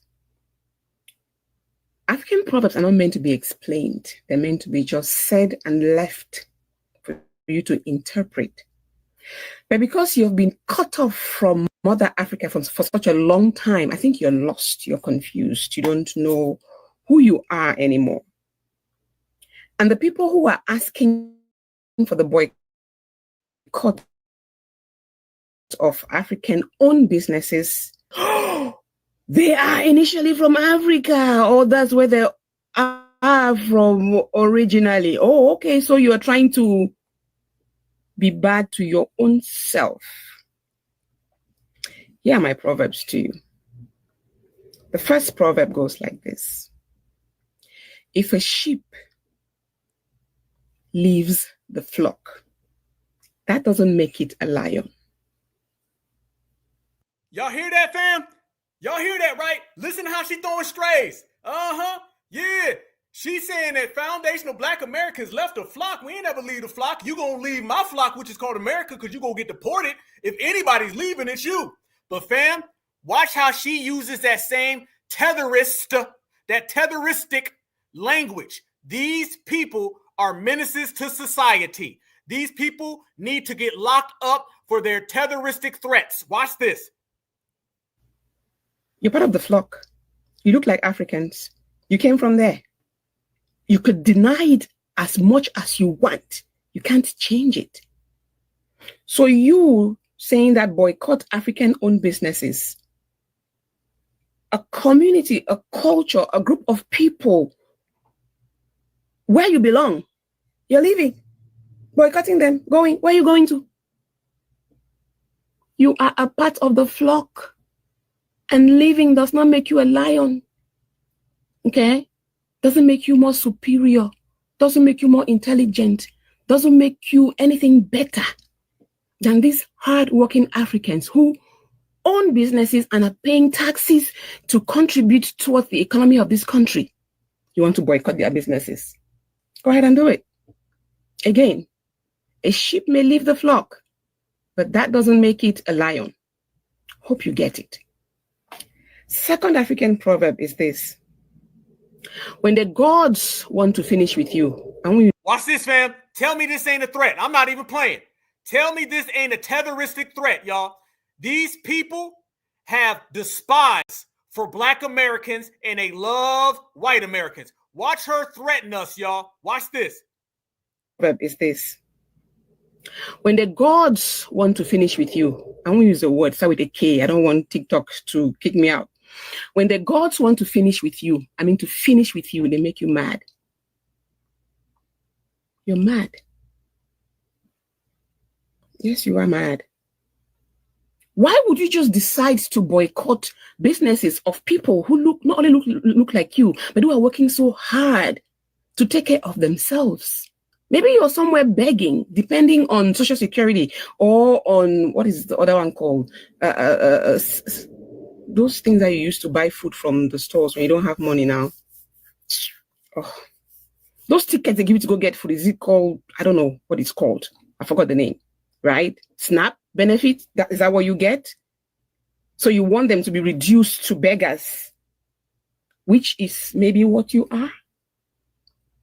When the gods want to finish with you, they make you mad. So you are mad. And your next step will be the God finishing with you. So be careful. Be careful. Let these people's businesses be. If you don't want to be a part of their businesses, support them. You know, whatever they're doing, is it food industry, hair braiding, whatever it is, don't go there. But do not ask others not to go there. None of your business. None of your business. And look, in Africa, when you get mad, and God make you mad, and you get into a market, you're finished. You cannot be healed. So be careful. When this madness of yours kicks in on August 1st, don't go to any other store, any other business, because that's where it ends for you. So I have spoken to you in a language that you're supposed to understand, which is African proverbs. But since you've been cut off from African reality and denying it, I have interpreted it for you. So there you go, fam. There you go. Boy, let me tell you something. I wish to tell the wood. I'll straighten your hairline. I'll do something that your jungle couldn't do. I'll make you have a straight goddamn hairline. I'll straighten your hairline and tie it in a knot. I wish to tell the wood. Come ahead. When the gods are done with you. Listen, fam. That right there is just nothing more than Tether projection. She talking about who mad. Look like you mad. You got on TikTok. You're the one upset. You're the one who sees your money going. See, I understand that's Tether translation. What you really saying is that do not boycott on August 1st, because you understand on August 1st, your money about to go down. And you know what else, family? Come August, those TPS and those visas are all about to get revoked. August is about to be a terrible month for Tethers. Y'all know how people talk about Black August? It's about to be a foundational Black American August. And all the Tethers who me no black is about to be bad. So it's going to be a Black American August, and a me no black is about to have a terrible August. That's what it is. And you see she was making threats. Y'all seen that? Talking about when the gods are done with you, don't do it now. You're through. You see what I'm talking about? This is how they really feel, because that's how they view foundational Black Americans. If people don't believe me how they view foundational Black Americans, because I told you difference between Black Alpha and everybody else, I'm going to say what they scared to say. I'm going to say what need to be said, because I understand anything that they say against us are only things they're lying about. See, when you have the truth on your side, you have reality on your side, you can speak clear and pure like I'm speaking right now. I understand that foundational Black Americans are very, very strong, very, very solid people. I understand that we are upstanding American citizens. Tethers, on the other hand, they're just disgruntled immigrants and melanated supremacists. Yes. So when you're dealing with a disgruntled supremacist and a melanated supremacist, what you end up getting is those. So the fact we got the truth on our side, we got reality on our side, and we got the law on our side. They don't. And that's what's really got everybody mad. See, they're mad right now is because they cannot criminalize FBA. And that's what they're trying to do. All of that Tether talking about us being the oppressors, they're trying to criminalize us. But fam, the reason why foundational Black Americans are so strong and we're so pivotal in this moment is because what I just said. We have the law on our side. They don't like the fact that we got the law on our side. They don't like the fact we can pull out paperwork and be like, certified Black American, ethnicity, lineage, heritage, nationality, fought in every single war. My paperwork checks out good. When we look at them, it says illegal, overstayed your visa, gotta go home, terroristic threats. So what you're dealing with right now, fam, is Black Americans who have all of the truth and the law on our side because we're law-abiding citizens. And then you've got Tethers and illegals who shouldn't be here and are running their mouth and making those type of threats. So we got good, they got bad. And that's why they're upset. because foundationals are winning at an all-time high. You want to know what I mean when I say that these people have jealousy, spite, vitriol? Let's look, fam. Let's go down the timeline, how these people feel about Black Americans. Yep, all of the dirty diaspora laundry is getting put on the table today. No longer is the dominant society going to sit back and watch these tethers talk about foundational Black Americans and not know what those tethers are really saying about America. Yeah, check this out. Y'all may not know this, but I can't stand N-words Black Americans, Akatas, whatever y'all call them. I hate them. Hold up. See, I know Pan-Africans don't ever talk bad about Africa. I know Tethers never talk bad about Africa. I know they never talk bad about Jamaica or Haiti. I'm just going to show you what's being said, what's being ignored, and what's being denied. These are the things that they've been saying that FBA knows about that the world hasn't heard. So I'm going to deliver this for the world to see. I'm going to put all of the dirty diaspora laundry in the streets so America can finally see what tethers have been saying about us. Watch this right here, family. Further, you see that type of rhetoric that they've been saying about foundationals, and it gets even worse from there. Yep. Watch this tether. Africa hates Black Americans. They don't even call them African Americans because they don't deserve the title. Oh, what's done in the tether dark comes to light. Yes, Mr. Tetherman, no longer can you throw rocks and hide your hands. No longer can you ignore and deny all of the despise you have for us. You can't hide it anymore. We're putting it all on the table. How about this tether right here? Hello, Akatas are the original N-words.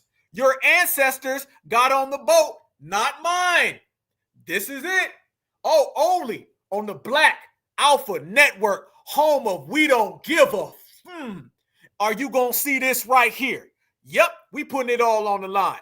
So the next tether who comes out here and plays innocent when really they're just the guilty victims, this is what you'll see. Akatas are the real N-words. Damn, we got called the N-word again. They're calling us the N-word just as much as supremacists. So maybe I was right when I said you have Mayo supremacists and melanated supremacists. Your ancestors got on a boat, not mine. Same thing. Put it out twice. Look at that one. I be damned. You see what we mean with these people, fam? And how they truly, genuinely feel about us? Oh, was that not enough for you? Let me go ahead and show you this. That wasn't bad enough? Voila. Check this out. Bam. There they go. There they go. Who run it? We do. Look at all of those statements that they've been making about foundational Black Americans, y'all. You can't make this up. This is how these people truly feel about us. You can see it. It's all timestamped. Look at all of those Akatas. Look how much they throwing that term around left and right. Look at all of those N-words they calling us. I thought they said that we were the mean ones. I thought they said that we need to be nice. It looks like the tethers are very angry. It looks like the tethers are really the violent people here. It looks like the tethers have an attitude problem. Tethers, I think you guys need to work on this attitude problem that you have because you look very, very violent. I'm starting to believe, tethers, that all that stuff you were saying about Black Americans being mean to you, I'm starting to think that was just an excuse. I'm starting to think that you were really just saying that so you can get some type of sympathy that you don't deserve. Family, did we just peel back the layers and did we just pull the wool on the whole situation and have we exposed that tethers are really the violent ones? I think we just did. I think tethers on this broadcast of Black Alpha Network Certified Black Society have been outed as the violent suspects here. I think all of that talk about FBA playing nice to them is over. I think they can no longer say how mean we are to them. I think now the whole world is watching this broadcast and the whole world is seeing that the tethers the whole time have really been the ones who are the violent people. Damn. And why are you violent, tethers? You don't even have business being in my country. Somebody remember here, these are people who are talking about Americans. I know you're listening, Tom Homan. Tom Homan, let me say this. Tom, okay? Tom Homan, I want you to understand. This is an illegal talking about illegal. If we just take all of the tetherism out and we just remove all that, remember, family, they wanted us to remove being black. They want us to remove being foundational. Okay, well, how about this? How about we just look at this situation as Americans? And these are foreign people who are telling Americans that we are so bad. So you have foreign outside entities that are telling foundational black Americans that we are every name in the book. You guys see it. I see it. We all see it. And now the world sees it. One thing I love to do right here on the Black Alpha Network, family, I love to put receipts on the table. And the thing that I love more than anything is to out somebody who's been pretending to be a nice person. Look at that, because that's really what they're saying. They're really saying, stop fighting back, nigga. That's what they're really saying. And you know that's what they're really saying. And we know that's what they're really saying. So you can see, just like I can see, family, these individuals have been harboring all of that tetheristic behavior, and they've been harboring all of that violence. And now it's been put on the front page on Mainstay so everybody can see it. You can't go back after those. I mean, this exposure is just to the maximum. How do you go back after I just put all that on the table? How can you turn around now and say we're xenophobic, fam? How can they say that about us when we just seen that about them? How can they make those claims about foundationals when foundationals just prove that these people are ultra violent? It's easy work. So I believe, based on all of those statements that are timestamped, that we have a case against these people for violent, not only unlawful entry, but unlawful rhetoric towards Americans. Easy work. I told you we got receipts, and I told you the days of throwing rocks and hiding your hands, the days of being a melanated supremacist, and the days of playing victim are over. When you can't play victim, when you can't steal, and you can't run no more, then Tethers go broke and out of business, and right now they ain't got a dime in their pocket, just like their homeland. And I tell you that to tell you this. These people been running around here as well doing the cosplaying that we've been talking about, and they've been sending out these people saying these type of things. More violence. So when I tell everybody, they said a diaspora war, remember, y'all, we seen two people say there was a war. They said that they're going to cut us off from doctors. They said that we're going to go down. They said that they got the population, and now they're out here and they're openly saying this right here. Agree with them, and you're dark skinned as an African American, you're a tether. Now I'm cosplaying. Now I'm forcing my Chicago accent. Can you tell that to my ancestors that was enslaved in Mississippi?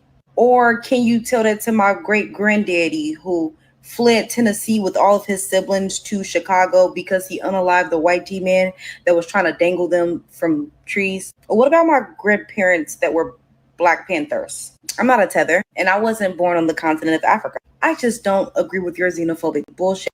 Yes, you are a tether. Because I've never seen a Black American talk about fleeing, and I've never seen a foundational Black American talk about my people was down with the civil rights era. If you was down, you was down. That right there is a tether. She said her whole life people thought she was a tether. So if you look like a tether, you walk like a tether, you talk like a tether, must be a tether. And didn't I warn y'all about this guy right here a couple weeks ago? Watch this. You're reminded of your West African American. Go ahead, reminds me of that. So am I the only... Fam, didn't I tell y'all about this guy? Didn't I tell you that this guy's running around here claiming to be from South Carolina? Watch this dude right here. I said this stuff a month ago. This is just another case of the fake Southern tether, the tether Southerner. Watch this, fam. A Black American person who is starting to feel like this FBA stuff is kind of divisive. Like, these FBA niggas really be coming on this app, and they will come out the box swinging at people who are from other ethnic groups. It's particularly towards people who are African and Caribbean. Like, they be coming out the box swinging with the hatred, bro. I'm talking like motherfuckers don't even be coming at us. Then it's crazy too, because like they be spreading a lot of false history facts about. Wait a minute. Did he just say that Black Americans are mean to those people and those people do not come at Black Americans? Then you must have missed this right there. How do they always miss this, fam? How do they always miss all the videos, all the threats? How do they always miss these people openly smearing and slandering FBA and openly threatening FBA? Did you miss this, homeboy? Or are you really a tether who's trying to run tether interference? Because that's really what it is. These people don't come at us. And I just showed you 150 timestamps of them doing just that. That man is a tether. He ain't from no damn South Carolina. Neither is this lady right here, because she's having TikTok meltdowns every day.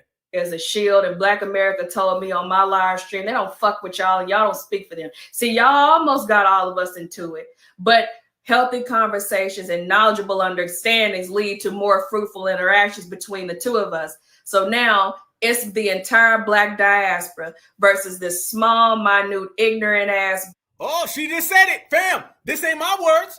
Listen what she just said. She said it's the entire diaspora versus foundational Black Americans. The title of this video. Again, fam, I'm making titles based on what they say. But guess what? You can bring everybody, and FBA will always win. How we win, y'all? By a damn knockout. Conversations and knowledgeable understandings lead to more fruitful interactions between the two of us. So now it's the entire Black diaspora versus this small, minute, ignorant. Yep, and that small lineage is winning, and you out there having meltdowns. Remember I told y'all about this guy. This is the third dude I showed y'all with dreads who's being the fake Southern Tether. Pass to Walmart. Don't go to Publix. Don't go to none of the European-owned stores. Just go to FBA-only stores. That's FBA only. Since y'all want to segregate yourselves from everybody else, make that shit make sense. Oh, we're gonna boycott African stores. Don't even go to the. Don't even go eating no Caribbean food. Don't go do none of that. Don't mess with none of the people who understand the African. I don't eat there anyway, fam. Are they starting? Remember the Mexicans were saying y'all gonna deport us? You can't have Taco Bell no more. Is now they trying to say that y'all don't have our food in? All right, cool. I don't eat it anyway. Walmart. Don't get no Caribbean food. Don't mess with no African food. Don't even get the fruit. No, nothing, nothing. Don't even get the fruit. No, nothing, nothing. Shit, we about to take your skin from you next. As long as you don't agree with them, and we are going to take your skin from you next. Y'all see what I'm talking about? Y'all see what I'm saying? Y'all see what I'm saying? You see how these people out here full of jealousy and they're angry and they mad? Tethers is mad. You mad? You mad, Mr. Tether? And you going to stay mad, Mr. Tether, because ain't nothing going to change. Ain't nothing going to change. Everything that you've done hasn't worked. You're trying to get sympathy from the dominant society. They don't respect fleers, all right? You're trying to get foundational Black Americans to come save you. We ain't saving you. We ain't got no capes. So what do you got now? You're reduced to Tether, TikTok meltdowns. If all you got is a damn Tether TikTok meltdown, then you ain't got nothing. And to be honest with you, you're going to be having those meltdowns real soon back in your homeland, because you won't even be here this time next year. All right. So this time next year, you're going to have all of those in your village. And your village, by the way, ain't really living too good its damn self. Yeah, because as we put everything out here in the streets about what's really going on in Africa, Africa ain't doing too good. And I've been telling everybody, now is the worst time for these people to try to get us to goes to Africa, because Africa's don't want to goes to Africa. And you're starting to see the turmoil pop up over there so bad. And the reason why you're watching this happen is because I told everybody, they're going to get an influx of people who are getting sent back. And a lot of them people are saying, don't send me back. I don't want to go home. And guess what? Back home is saying, we don't want you neither. Family, I'm going to make this clear. The diaspora is in trouble. They're in big trouble. FBA, we good. We over here living it up, straight up. We over here living it up, having a good life. The diaspora, on the other hand, you got people in their homeland saying, don't send them back. Yeah. Can we talk about all those migrants and tethers that are about to get sent home? Remember, y'all, they're about to get all their visas and stuff cut off here in a few days. They got the boycott to deal with, and then they got the tether visas getting cut off. They got some problemos. But the thing is that in their homelands don't want them. Nope. You got presidents and chancellors saying, don't bring your ass back here. You better stay over there in America. They say, America sent me home. They say, I don't give a damn. And they don't respect you because you sold out the homeland. So they want FBA to save them from deportation for a lot of reasons. One of the main reasons they want FBA to save them from deportation is because they understand when they go back home, they're going to be in trouble. I had a sister tell me a long time ago, she said they're going to end up on somebody's plate. Yeah, you're going to end up on somebody's plate. All them village gangsters, they're not going to like you when you got to go back to your homeland. All them village thugs, they're not going to like you when you got to go back to your homeland. So they understand back home, there's a lot of bad things. Y'all remember that one dude was like, I can't go back to Haiti. I can't go back to Haiti. He ain't saying that just because Haiti's poor. He know there's some people over there in Haiti that's going to be looking for him as soon as he get off. That dude from Iran was saying it. Tethers understand that they got to go back home and the gangsters is waiting on them. Fam, there's about 52 different things why they are so desperate and want us to save them. And the drama waiting for them when they get back home is one of them. Matter of fact, let's go over there right now. Let's talk about why. Fam, I got all the receipts. I got all the dirty diaspora dirt, okay? They paperwork dirt. They eat dirt. And I got the dirt on the diaspora. Check it out. This is why they don't want to go home, because over back there, they get kicked out of every single country they go to. The South African guy, he's saying that he's done with foreigners in his homeland. Because remember, y'all, Tethers are xenophobic, and Africans hate immigration more than anybody. Them, they're stealing our taxpayers' money. We must fork out our money and maintain the whole of Africa. We cannot maintain the whole of Africa. If they think we are causing xenophobia, they must go back to their country. We don't want them anymore here. We fought with the white people for a very long time. Today, the very same economy, it has been inherited by the foreigners. So for now, if somebody feels that South Africans are xenophobic, fuck off back to your country. That's all. We don't want any shit of foreigners anymore. These girls, you are sleeping. Damn! Somebody done pissed Mr. Mutombo off. He said, F him. Go back home. Watch this. So for now, if somebody feels that South Africans are xenophobic, fuck off back to your country. That's all. You don't want any shit of foreigners anymore. These girls, you are sleeping with foreigners. They must never think they're going to control us. This is our country. All of them, they're stealing our taxpayers' money. We must fuck out. Damn! Damn! Wait a minute, though. Did you hear what Mr. Mutombo 77 said? I'm sorry, he might be Mr. Mutombo 85. Did you hear that he said they call us xenophobic? Yeah. Can I say it, family? Oh, I got him. Black Alpha. They pull that xenophobic excuse over in Africa against other Africans. And then they come over here and pull that on Black Americans. So every single place that they go, they try to disrespect people and then put the xenophobic tag on them. They pulling the same thing on us that they did to this guy right here. Watch him say it. He said, if they want to call us a xenophobic, good, go home, F them. For a very long time. Today, the very same economy, it has been inherited by the foreigners. So for now, if somebody feels that South Africans are xenophobic, fuck off back to your country. Fuck off back to your country. Fuck off back to your country. That's all. We don't want any shit of foreigners anymore. These girls, you are sleeping with foreigners. They must never think they're going to control us. This is our country. All of them, they're stealing. South Africans are xenophobic. Fuck off back to your country. Don't be mad at me. I'm just a Black American. Don't be mad at me. You need to be mad at Mr. Mutombo. It looked like you pissing everybody off. It looked like you getting underneath everybody's skin. The world don't want you. Tether man, take your ass back home if they accept you. That's your damn problem. That man said, get the hell up out of here. Get the hell up out, because you over there trying to put that xenophobic talk on him. Yeah.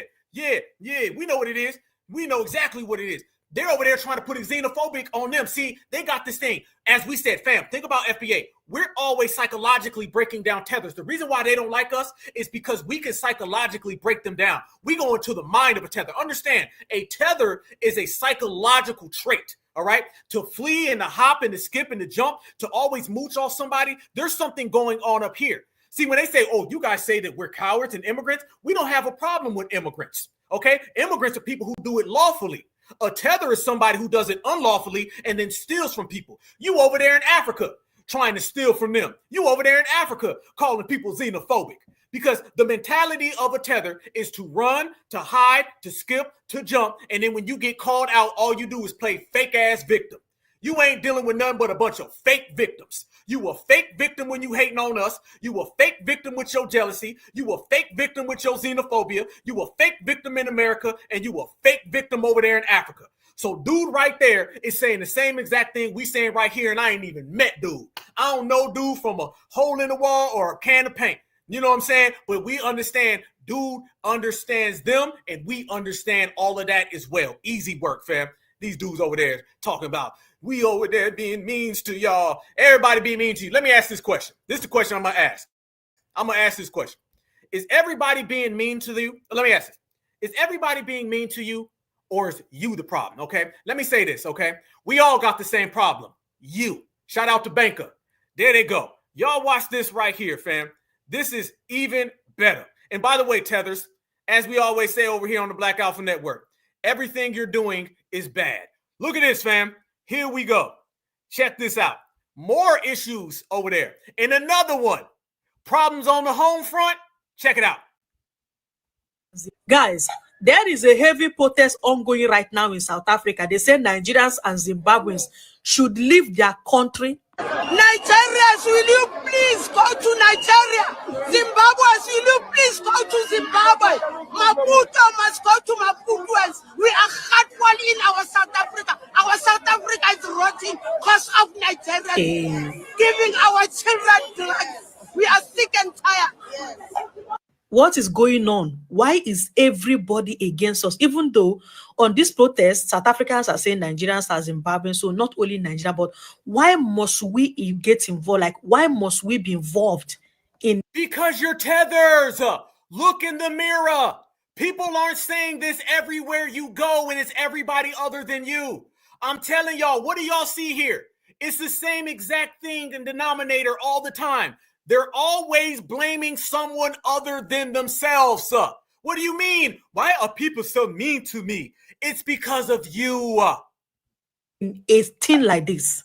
At this point, they are making us look like an outcast, making it look like we are bad people. I think we should ask ourselves questions. How do we behave when we travel to another man's land?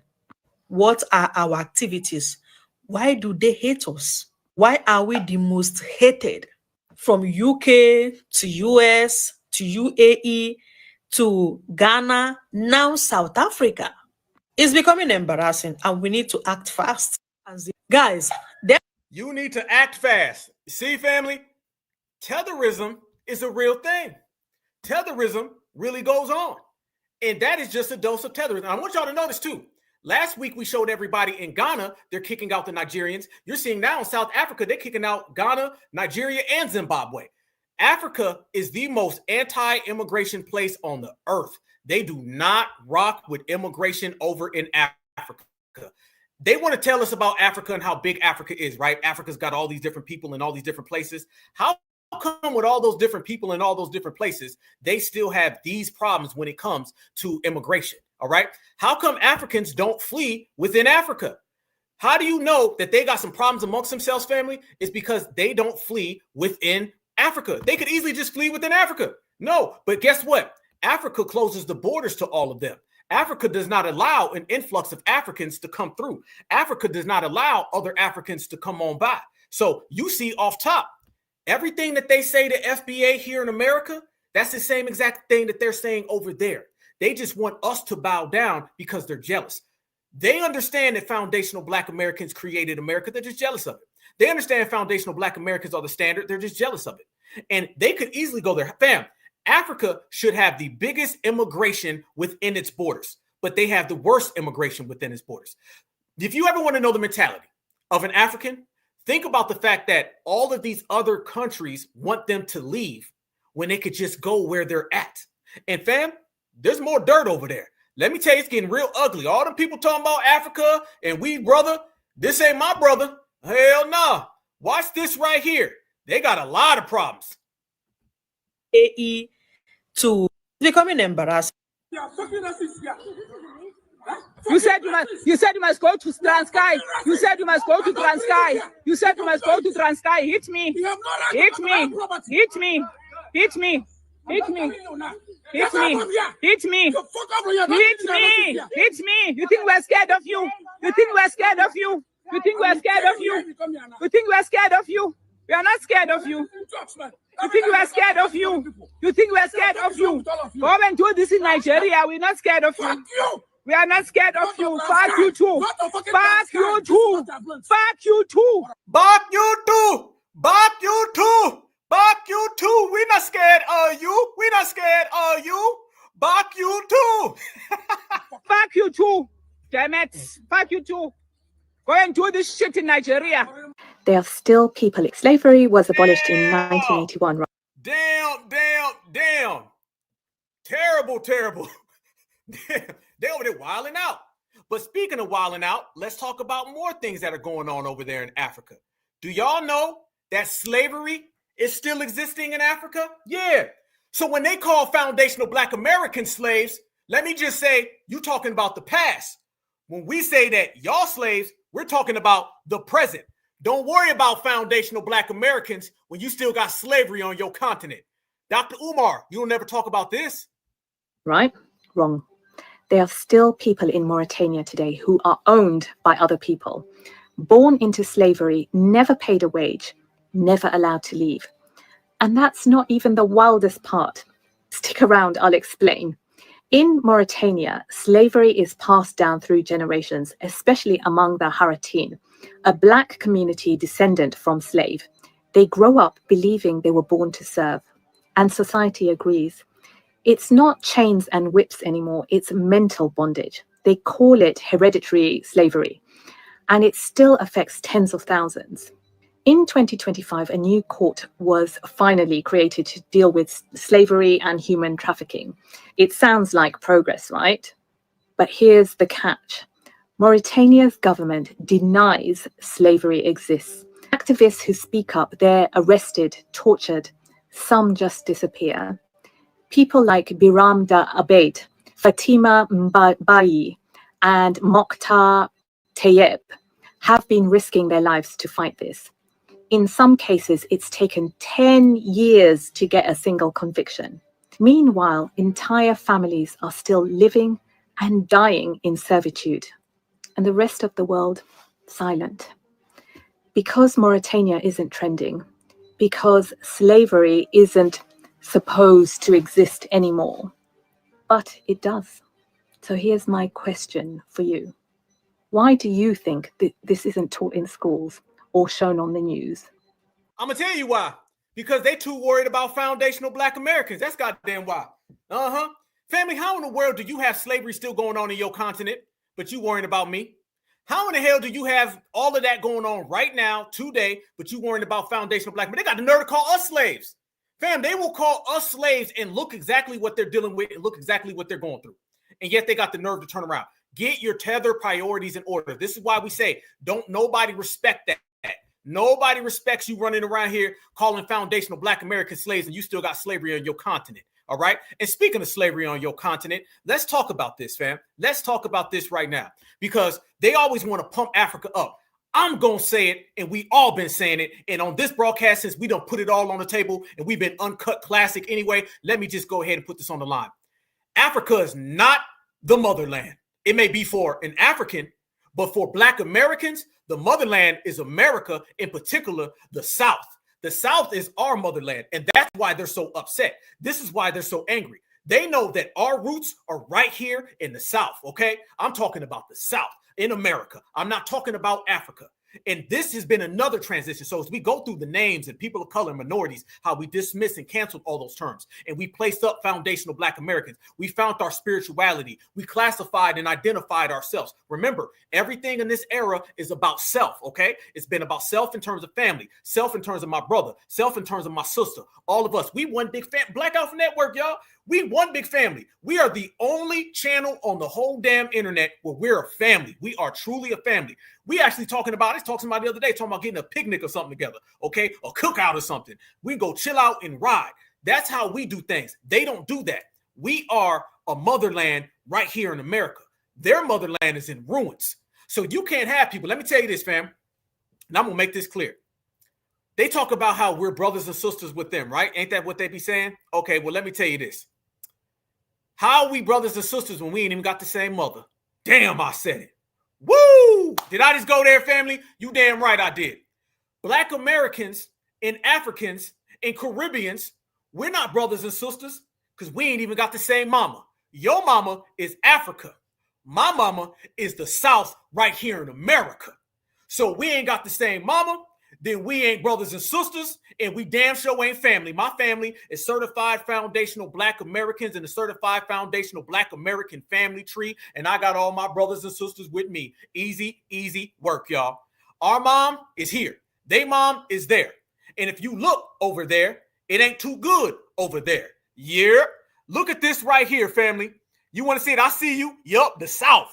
All damn day long. And only thing we did is that we are all from the South, and we expanded to the West Coast, the Midwest, and the East Coast. All we did was took our show on the road. And guess what? When we took our show on the road, everybody loved it. Absolutely. Absolutely. FBA all damn day.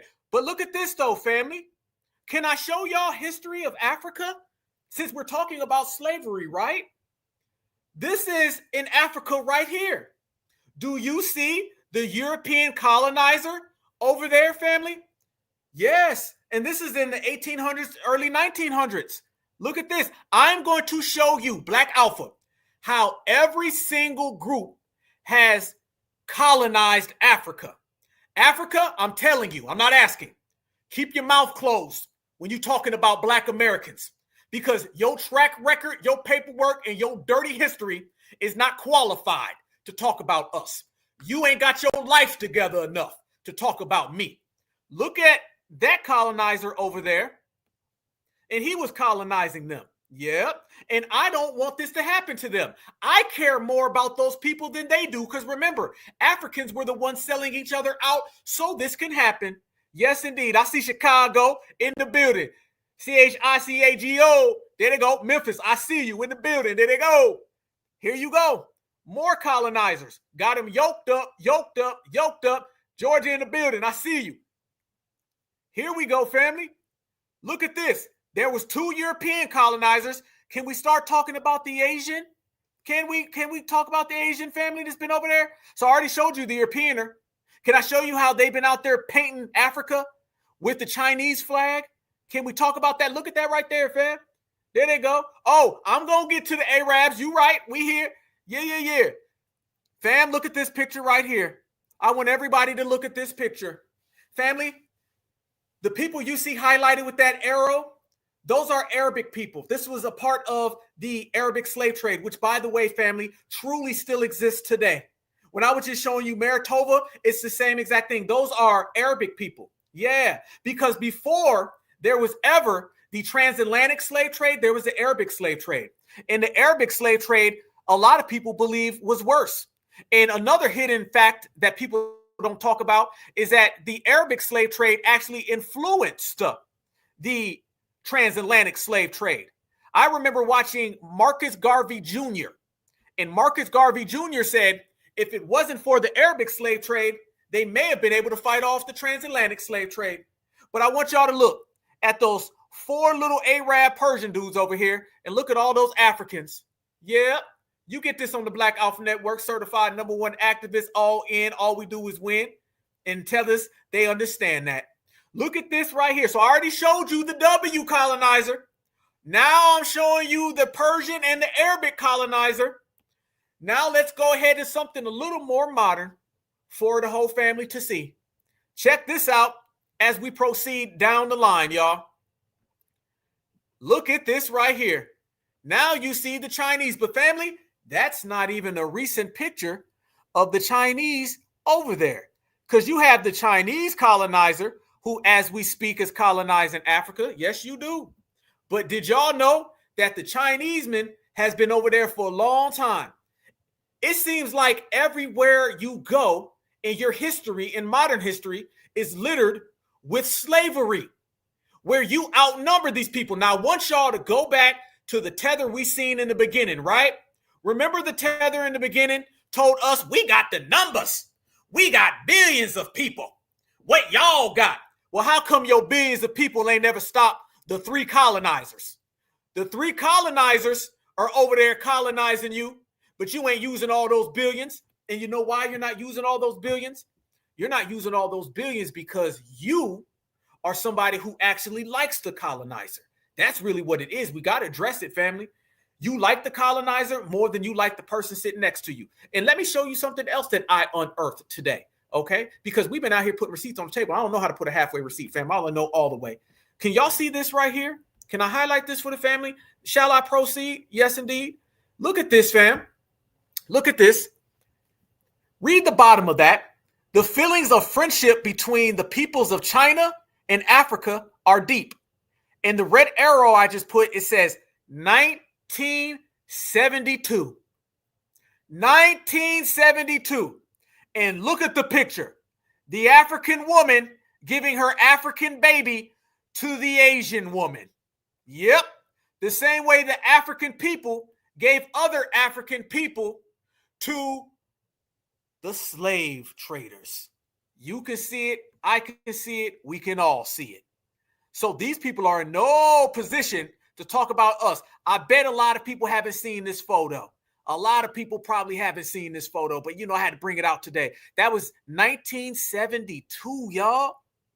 So they've been out there cutting deals since way back then. So if you can see that they've been cutting deals from way back then, and guess what? That same colonizer today is over there. That same colonizer today is taking all their minerals and their resources. That same colonizer then is right now as we speak cutting deals to drain Africa, but they too worried about foundational Black Americans. You know what I'm saying? What I say, family, we only in here putting in that real work. And that's the thing that they don't want to talk about. So nobody respects the fact that your continent is in that type of shape and that type of condition, but you worried about us.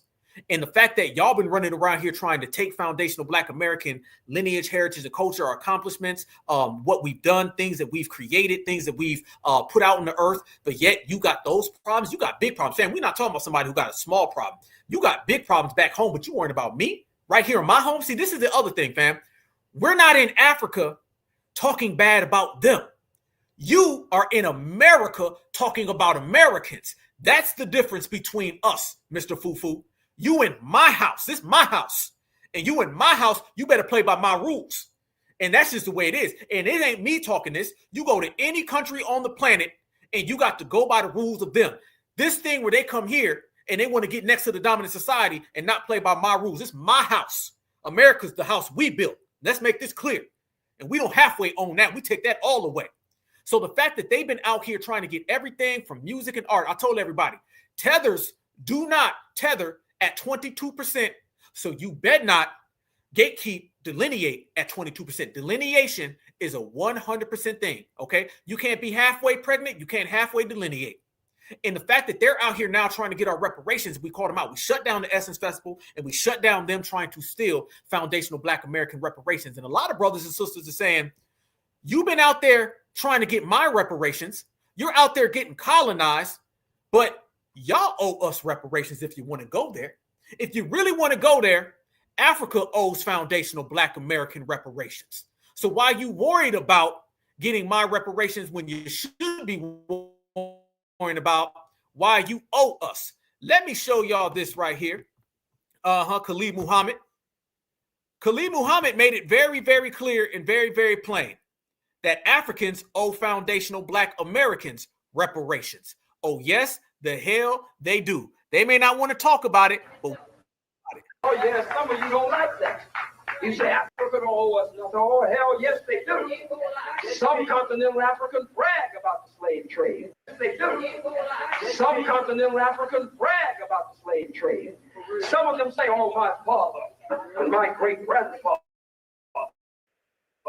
was in the slave business. I mean, they pump us Negroes. And y'all hear that? A lot of them brag about it. Let's get over this thing, family. The fact that they've never done anything, we're going to judge them based on their action and their demonstrations of behavior. Their demonstrations of behavior has showed zero remorse for the slave trade, zero remorse for the role they played. For every single slave that you've seen sold, there had to be someone who was selling them. And the hidden history is that they used to brag about being the slave traders, y'all. They used to brag about it. Yes. So when we see these people come over here with that anti-Black American hatred, guess what, y'all? It's only coming from Africa because a lot of them thought it was cool to be the slave trader. Yes, some of you don't like that. You say Africa don't owe us nothing. Oh, hell yes, they do. Some continental Africans brag about the slave trade. Some of them say, oh, my father and my business. Yeah. There they go. Couldn't put it more clear. Couldn't put it any more clear. So what we see and what we understand, y'all, is this. Let me make this clear. Now let's get to the history of it, okay? This is the history of it. Africans never liked Black Americans. And if you judge things just off of behavior, okay, you can strip away TikTok, meltdowns, tethers, everything. They have never, ever had any type of affection for foundational Black Americans based on the fact that they have never done anything beneficial. Fam, if somebody's your brother, you done something for them beneficially. If somebody is your sister, you done things for them beneficially. You do things that benefit the supremacists. You'll sit there and build up a whole goddamn field for supremacists. But yet, you ain't never done nothing that's beneficial for foundational Black Americans. If we judge y'all based on that, then it's clear as day, y'all don't rock with us. Y'all don't rock with us at all. And what you're dealing with are people who had this anti-FBA culture, a culture of selling us, and they brought that here. When you're dealing with a tether, half these tethers we look at, what you're dealing with is the same person that Khalid Muhammad was just referring to. You right now in 2025, the tether that you see who's driving the Uber, that's the tether who sold you, and he's bringing over that slave trader energy. That's the tether that bragged about it coming over here, okay? That lady from the Essence, the Mango, whatever the hell her name is, from the Essence Festival. She was someone who was telling everybody that her family sold slaves. And she said her dad was like, hey, we had to do what we had to do. So he was absolutely, positively cool with it. So you're dealing with slave trader energy that they brought over here. Remember, these people don't become anti-Black American when they get here. They bring anti-Black American hatred with them when they come here, as well as all the migrants do. And they're mad now that we are exposing it and we standing on business and you can't make us budge. And by the way, they want to talk about numbers and all that. Let me tell you about the numbers, fam. Let me show y'all this right here since we talking numbers, okay? Let's talk numbers. If we're going to talk it, let's walk it. Family, we understand that there are what? 54 countries in Africa. Family, I'm about to blow your mind. There's 54 countries in Africa. Question, how many African countries are in debt to the World Bank? According to the data from the World Bank's International Debt Statistics, 48 African countries collectively owned around $125 billion to the World Bank. So out of 54 countries in Africa, they have 48 of them that are in debt to the World Bank. Family, you can't make this up. You can try, you can deny, but you can't hide all those lies. So you wonder why all the numbers don't mean a damn thing. You wonder why we got all these people don't mean nothing. All these Africans running around here talking about, what if we all went back to Africa? Can you imagine if all the Black people on the planet went back to Africa? Y'all got 1.5 billion people there now. What you mean? You damn near got a whole gang of Africans that damn near could wrap up the whole thing. Family, we only got about 326 to 30 million Americans. They've got billions of Africans over there right now. And yet they talking about, imagine if we all went back to Africa. Could you imagine the power that we would have if we all went back to Africa, brother? How come all the billions there now ain't doing nothing? Okay, absolutely, family. That's why they want our $1.9 trillion in spending. This is what we were talking about just last week. All of that come home to Africa talk, family. Can I tell you what that really is? We're going to go there. Come home to Africa really means let's get that Black American money to pay off all of these debts. Family, remember, they're in debt to the World Bank. That's just the World Bank. That's just the World Bank. I'm not even getting into how much they are owed to the Chinese, okay? And I'm hearing the Russians are coming over there asking for a bag. Family, I'm only giving you one aspect of who they're in debt with.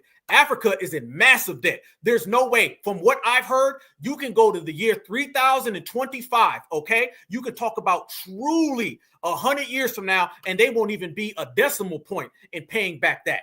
They sat there and said, how can we pay back these loans? Let's come up with the year of the return. Let's pay ACON. Let's get everybody to come to Africa so we can steal their money and we can pay back the loans. Just like a good tether, the first thing they did is they looked to Black Americans. The whole world looks to Black Americans. But now Black Americans, we ain't nowhere to be found because we over here at the bank counting dollars, all right? And the dollars that you ain't gonna get. So now they're seeing they can't get FBA money, and eventually they're going to have to pay back those loans. Right now, all the turmoil in Africa in terms of these people fighting each other back and forth, kicking each other out, anti-immigration, that's all coming to a head. That's all coming to a head because Africans don't have an African first mentality. Look at every African who's ever had an African first mentality. They don't like him. Look at Julius Malema. Okay. Do you know his approval ratings are horrible? Why? It's because Julius Malema goes too hard against supremacists. And I told you, if you ever want to piss an African off, go against white supremacy and that African will go against you 100%. If you ever want to make a tether mad, then you say something bad about supremacy. And that tether will act like you are a villain because their job, whether they admit it, accept it, or acknowledge it, is to provide a human shield for the dominant society. Say something about a colonizer. Go right now. Say something about their mama. They ain't going to do nothing. Say something about their daddy. They ain't going to do nothing. Say something about the colonizer. They're going to start rolling up their goddamn sleeves. Yep. Go over there right now and say something about the colonizer. I'm telling you, half of the vitriol they have towards us is because they don't like the way that we treat supremacy. They want us to kiss supremacy's ass the way they do. And when we don't, then they get mad. If you ever want to make an African mad, say something against supremacy. Let me tell you this as well. The majority of immigrants don't like us because we go against supremacy. And to them, going against supremacy is a violation. Remember, fam, people who are puppets and minions of supremacy, they view people who are riders against supremacy as the opposition. They view us as the opposition because we don't support the dominant society. Okay? There's two things. This is how they view things, okay? We're going to get real psychological, okay?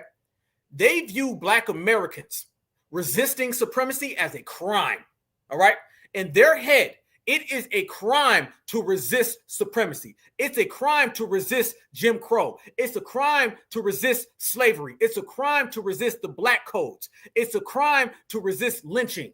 That's how they view things. How do you know? Because every time they try to insult us, they always use slavery as some type of mechanism and they weaponize it against us. The whole world weaponizes slavery against Black Americans because the whole world, they are okay with slavery because half of them are subjected to it in their homeland. They just don't do nothing about it. That's really what it is. I appreciate that. We ain't here preaching. We ain't here reaching, and we're doing all the teaching, okay? And I know the Tethers is listening. Somebody who subscribes to supremacy, they view people who are crusaders against it as the bad people. Why do you think all of the migrants and the immigrants come over here to be next to Karen and Ken and get mad at us? It's not a coincidence or an accident. No, they're mad at us because they view our resistance as an assault against their W, mommy, and daddy. All right. They view Black Americans as that. They don't like the fact that we have proximity to W's and we don't give a damn. They don't like the fact that we fight against supremacy and they love it. They don't like the fact that we're saying this is our country when they want to be here and do all those nice things. The main thing for an African is to be here in America and be the colonized African in Africa as the colonized immigrant here in America. Goddamn. Let me say that one more time. Okay.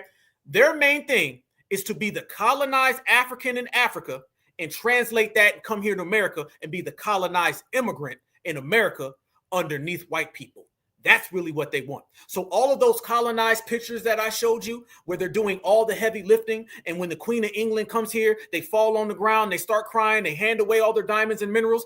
They want to do all of that. They just don't want to do it in Africa. They want to do all of that in America as an immigrant. There is a very, very thin margin. There's a very, very, very thin line between a colonized person and a migrant immigrant fleer. Okay. Typically, the person who gets colonized in their homeland is the same person who's the fleer in our homeland. It's the same energy. Only difference is that the colonizer is in your homeland when you're being colonized. You are the immigrant in the colonizer's homeland when you flee, but you can just flip them and that's what you get. It's easy, dog. These people know what it is and FBA sees right through it, but it hasn't turned out too good for them. Not at all. And all of that, I'm telling everybody, that has an expiration date, because the dominant society, again, is looking at these people and saying, you are over here milking the system and nobody respects a sellout. And when I tell you that, oh, it's been down bad. Oh yeah, it's been real down bad. Let me tell y'all how they've been running around here worrying about FBA, right? Not talking about ICE. Well, let me tell you what ICE is doing to them. Watch this.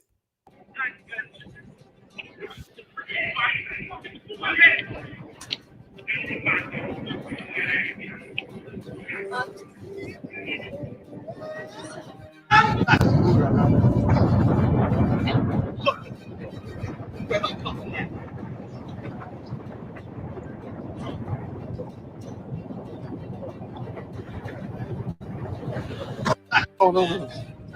Oh. Listen, buddy. Stop. No, boss. No. Stop doing that. I'm not going to get y'all ladies. No video. Listen, stop doing that. Boss, no for video. Stop. Boss, no video. What happened, bro? Stop doing that. See, fam, don't nobody respect this. Tethers were doomed before they started. Look at over there selling fake watches. Stop doing that. Your boy. Look at that, fam. Don't nobody respect this. You can call FBA every name in the book. We ain't selling fake rusted watches on the corner. Okay? This is what people are calling you out for, and this is why no one listens when you start whining up. Got the Richard Millie on there for 50. They just covered it. Oh, no. It ain't too good in the hood, and I wish it would. Okay? So people are seeing that, and people are looking and saying, well, hold up now. Wait a minute. Y'all been running over here having all these negative things to say about black people, black Americans. Y'all got all these negative things to say about black folks, but look what y'all over here doing. Y'all over here truly and genuinely lying, getting snatched up, still breaking the law, and you broke the law when you got here. But on top of breaking the law when you got here, then you're running around here selling fake items on the corner. You're more worrying about everybody other than who you need to worry about. ICE is in the building. You ain't talking about them. But it gets bad for you every time you do such thing. So now they're realizing, and like we've realized and everyone sees, it ain't too good to be a tether, all right? The tetherisms have came to a direct pause. And what I do, family, is whenever I see a tether crashing out, what I truly do, fam, is I look at the dynamics behind it. And typically when you look at the dynamics behind the tether, you know damn well these people are in trouble. And it's a trouble that they're not really ready for. Because like we said, their homeland ain't really ready to accept them. America's kicking them out. So really, where do they go after that? They ain't got nowhere to go.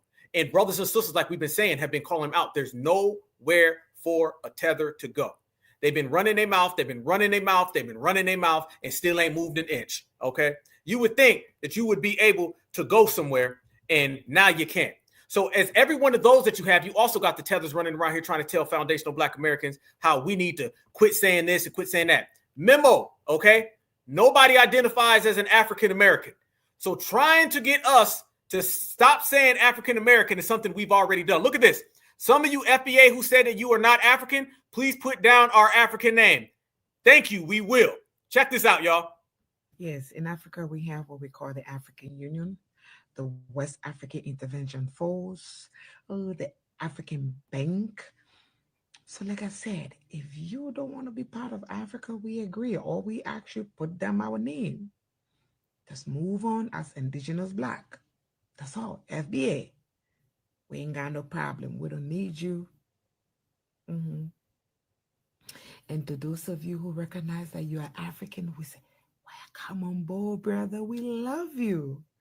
And to those of you who still want to be sucking up to your slave masters, you say you are indigenous, right? There you go. Another one, fam.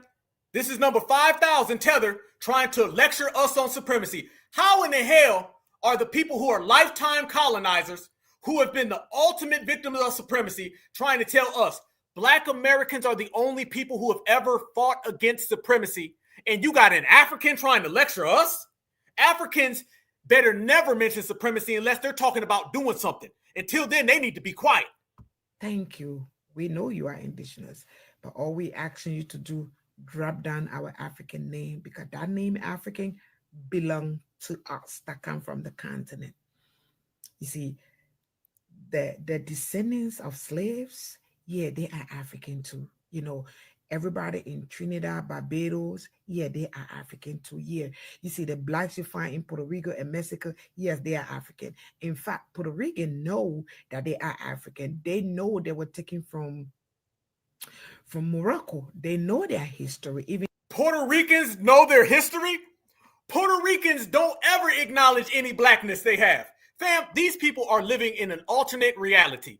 An alternate reality we don't want. Absolutely. You can drop that American name. And how about this? You drop some receipts and show us that you got a visa or a passport. Well, that's about to get cut off anyway. Let me tell you this, fam. Nobody is in any position to lecture us about supremacy. What you're seeing is a bunch of African and Caribbean tethers that want to try to lecture us about supremacy. Foundational Black Americans have been the only riders against supremacy. We're the only lineage on the earth. We're the only people on the earth who resist white supremacy. You're not going to have nobody who's been colonized for thousands of years trying to act like there's some type of rider against supremacy. Y'all ain't riders against supremacy. You're puppets and minions for supremacy. That's why every single person on the planet has been over there and colonized you. That's why a white person had a kid, who had a kid, who had a kid, who had a kid, and they all passed down colonizing your homeland. So if anybody on the whole planet is disqualified from talking about supremacy, it's an African or Caribbean, because y'all was colonized then, you colonized now. You got beaches that you can't even walk. As a matter of fact, they done had colonizing conferences where 2 different colonizers sat there with 3 and 4 different colonizers and 5 and 6 different colonizers, and they cut you up like the last piece of pizza, all right? From mud pies to being cut up like sweet potato pie, and they done handed you off. How can the people who've been handed off, handed down, who passed down slavery speak to anybody? Nobody is in position to talk to FBA about slavery, okay? When you look at our history, it's a history of us resisting. We look at your history, it's a history of you complying, all right? You're complying with the colonizer, all right? Which means you need to shut the hell up when a Black American is speaking. That's the energy we coming with it. I ain't sitting back letting nobody come around here and play fake victim. I ain't letting nobody try to act like they some type of rider against supremacy when I got a whole goddamn gang of documents. Family, let me tell you something. I've got paintings, photos, I've got crayons that done depicted Africans being colonized. You ain't got none of that with us. I done seen somebody pull out a painting. It looked like it was from 1702. I seen another one from 1505. I seen another one from 1307. I seen another one from 101. And every single last one is there was a different colonizer, but it was the same African. So that means you are not qualified to speak on reparations. You're not qualified to speak on supremacy. What you need to do is run the supremacists out of your homeland and quit worrying about me. What you need to do is run the supremacists out of your village and quit worrying about us. What you need to do is have some foo-foo, some jollof, and sit the hell down. Before I call Mr. Foo-Foo on you, before I call Mr. Jollof on you, because they're going to call Mr. Brad, Chad, Young, Chow, Maine, and Mr. Muhammad, because all of them have colonized your ass on your turf. Don't come around FBA talking that talk.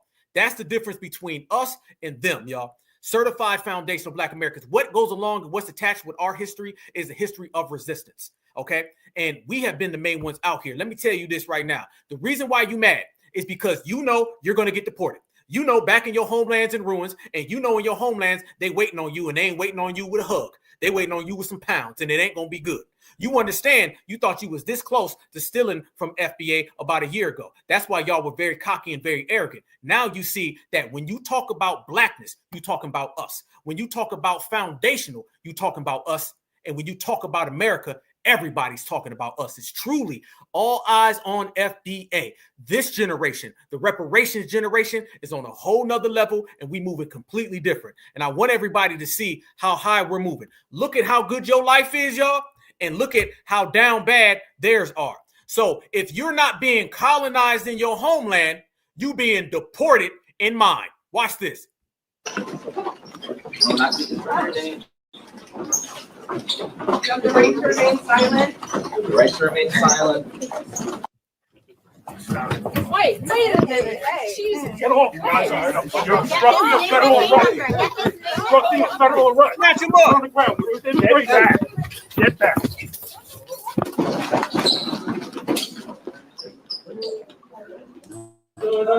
No. Get up. This is baño. No.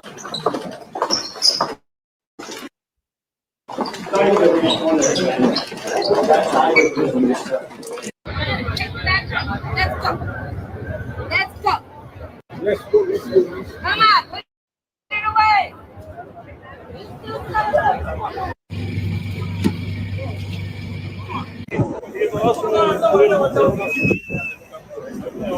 Look at your current condition right now. FBA ain't do that. How come you ain't got no energy for the person who looked like that guy who got you in handcuffs? Huh? How come you ain't got no energy for the person who got you locked up right now? The world don't respect you getting snatched up by Mayo and getting mad at us. The world don't respect you getting snatched up by Miracle Whip, but getting mad at Soul Food. It ain't too good, is it? You in handcuffs right now, and you going home, and you still got the nerve to talk about FBA, and we got the jokes to laugh at you in the process. Ha, ha, ha. Damn right said it. I don't care. I don't care, fam. You show respect, you get respect. Fam, we know a long time ago, okay? All right? You got to give respect, show respect to earn it, okay? You got to have people give you the proper game to give it back in return. It's got to be reciprocal. If it ain't reciprocal, then we ain't rocking with it, okay? And these people are not out here on any type of reciprocal energy. So therefore, FBA don't owe nobody nothing. And speaking of not owing anybody nothing, I've got to go ahead and highlight this as well, because there was somebody who came out this week and they said something real crazy. Y'all remember this guy right here? Who, by the way, is a African lineage, okay? Can we go ahead and say that Barack Obama was running around here saying that all black folks, basically, because that's who he was talking about, we need to have us a rainbow mentor. He was kicking some agenda, and people been roasting him in the process. Okay, well, family, let me tell you how bad it's gotten for him. The same week that he did that, something ended up happening.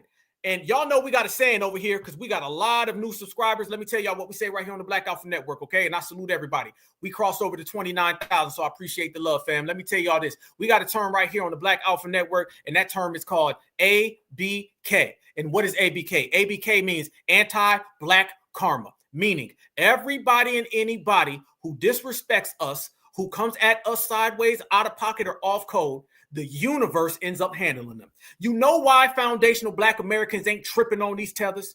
You know why foundational black Americans, we ain't hearing they babble or they threats? You know why foundational black Americans are sitting back and laughing at them with a smile? Because we ain't got to lift a finger. The universe will. See, when you're in tune and you're in sync with the universe, especially when you're doing it on your homeland where your ancestors still reside, then your ancestors, the energy, the frequency, the vibration, take care of all of it. You name the tether, you name the op, you name the supremacists, and they all are catching wreck coming at foundational black Americans. That go from the Uber driver to the vice president, to the president, to the people all the way on the other side. They're all dealing with the fact that ABK is all goddamn day. Barack Obama was running around here basically trying to put that off on black folks in the same exact week that he said we all need to have us a rainbow mentor. Because remember, when Obama talks, he's not talking to W's because he wouldn't dare. Remember, all of them are scared of W's. All the tethers love W's. Well, Donald Trump ended up coming out a day later and saying that he's got evidence on Barack Obama and he might be pressing charges on Barack Obama. And this came out today where Donald Trump said, you in trouble. And by the way, Barack Obama, you are nothing but a foreign African anyway. You are the African-American president. You weren't the FBA president. Watch this. The witch hunt that you should be talking about is they caught President Obama absolutely cold, Tulsi Gabbard. What they did to this country in 2016, starting in 2016, but going up all the way, going up to 2020 in the election. They tried to rig the election and they got caught. And there should be very severe consequences for that. You know, when we caught Hillary Clinton, I said, you know what? Let's not go too far here. It's the ex-wife of a president, and I thought it was sort of terrible. And I let her off the hook, and I'm very happy I did. But it's time to start after what they did to me, and whether it's right or wrong, it's time to go after people. Obama's been caught directly. So people say, oh, you know, a group. It's not a group. It's Obama. His orders are on the paper. The papers are signed. The papers came right out of their office. They sent everything to be highly classified. Well, the highly classified's been released. And what they did in 2016 and in 2020 is very criminal. It's criminal at the highest level. So that's really the things you should be talking. Damn, Obama. Again, like the rest of the tethers, you shouldn't be worrying about us. And family, let me show you what's trending. Look what's trending right here, family. Boom. Look what's trending. Arrest Obama is trending. And they got Tulsi Gabbard right there. Arrest Obama. Damn. Look at the news feed, family. President Trump calls out Obama for committing the crime of the century. Arrest this treasonous liar. We not coming to help you neither, Barack. Nope. Remember, just like Kamala Harris, you can't do nothing specifically for black folks. Well, black folks can't specifically help you. Look at Barack. Y'all think it's a game? Nah.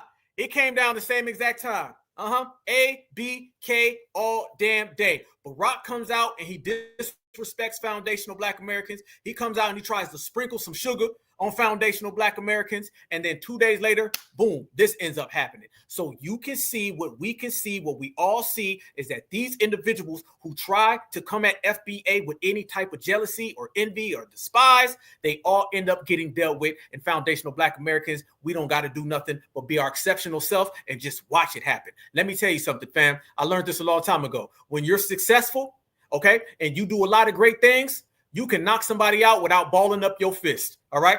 That's the beautiful thing about success. That's the beautiful thing about being a part of the strongest lineage and heritage and culture of all time. We can win without moving. We can stand on business by sitting on the couch, and we can knock them out without swinging. That's the best part about us because we're exceptional, fam. That's who it is. So when you watch all of that go on and you see Barack Obama getting caught in the mix, it is what it is. Because, again, we're not saving nobody. Don't save them. They don't want to be saved. And even if they wanted to be saved, they still not getting saved. FBA, we ain't got no capes for nobody. The only thing we doing is focusing on all, and we putting every receipt on the table. And as I say, we putting receipts on the table. This is what it's really been about out here in these streets.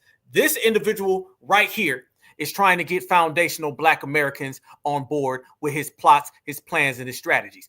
Don't forget, Barack Obama's the one who placed that lady in position to try to steal our reparations, but we're going to handle that. We're going to take it to the UN. Don't forget that we done stopped Scam African all the way across the board, so they ain't got nowhere to go. Don't forget that there's 4 people, but there's about 55 foreheads in this picture. And remember, me no block. Okay, well, that means me no help. Goodbye. See you later. Deportation. And never forget that we are all black American made. And when I say black American made, that's exactly what I mean, fam. We are from the United States of America. We run the United States of America, and there ain't no way around it. They just got to deal with it and accept it. Shout out to the whole planet Earth. Respect the fact that foundational black Americans have claimed our lineage and our identity, and it's sweeping across this country, and everybody's got to deal with it. So we out here, and we don't give a damn what a hater got to say, because all we watching is tethers get played. We never tried to borrow anything from Africa at all until Jesse Jackson put it in front of our names. And we are creative. We're the most creative. That's why we're the most influential. The media doesn't want to be African. The media wants to be Black American. Woo! There's not one African music artist that has busted on the scene in America with their own music. Akon had to turn to hip hop. Rihanna had to turn to hip hop. Nicki Minaj had to turn to hip hop. Tether. We're the most creative. And almost everything about Africa sounds ridiculous to Americans. Electricity getting cut off a couple of hours every day, water not safe enough to drink, child brides being legal. Most of that is ridiculous. Say that. Americans. But the difference between your complaint and our complaint is we don't go to Africa. Say that part again. What's the difference? We don't go to Africa. Y'all invading over here like roaches. And if our names sound ridiculous, what do you think Toto, Mumbo, So-So, Ho-Ho sound? We never tried. Damn. Toto, Ho-Ho, Mumbo It don't sound too goddamn good. That's the difference between us, and that's the difference between them. And we right here in our homeland, and we will stay in our homeland, and we're going to keep winning in our homeland because this is where it's at. This is the center of the universe, family. It's right here, and you created it. Your ancestors created all this greatness, so you're going to own it, you're going to ride with it, and you're going to let the whole world know, fam. This is certified foundational Black America. We take no L's, we bow down to nobody, and we ain't got to apologize for nothing. Shoot, we ain't got to apologize for a damn thing. All we got to do is stay who we are, stay the course. So you can see all the tethers have been crashing out, of course. You can see that the tethers ain't got nowhere to go, of course. And what you see beyond all of that and through all that is that now, when I say we on code, family, the code is moving strong. I mean, stronger than ever. And that's the most beautiful thing. Nobody ever thought the code would be this strong, where you got a lot of people running around here talking reckless. You got a lot of people as well talking some nonsense. Did y'all see this dude? I'm sorry. I got to go there because it is what it is. Did y'all see this right here? Look at this individual. A lot of y'all know this guy. He on social media. I met this dude before. You know what I'm saying? But he trying to sell that scam right there. Did y'all see this guy, Moist Watkins?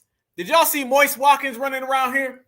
Well, let me tell you, Moist Watkins been running around here talking about we need to be nice to Africa. Yeah. He just another one of those people where now he's trying to jump off of the Lineage scam, and now he's trying to jump onto the African scam. See, he knew that he was going to try to use the Lineage thing that we were doing and scam us with that, and we said, hell no. Nah. So now what he's trying to do, he's trying to jump onto the African thing. And he's talking about we need to be nice to Africans, play nice and play fair. No, what you need to do is be quiet. Because as we've examined and thoroughly broke down on this broadcast, family, the only people on this whole game that's been disrespectful are the tethers. All foundational Black Americans have done is said, you are a tether, you can't have my lineage. And what did we get in return? We got threats, we got assaults, you had a damn near kidnapping.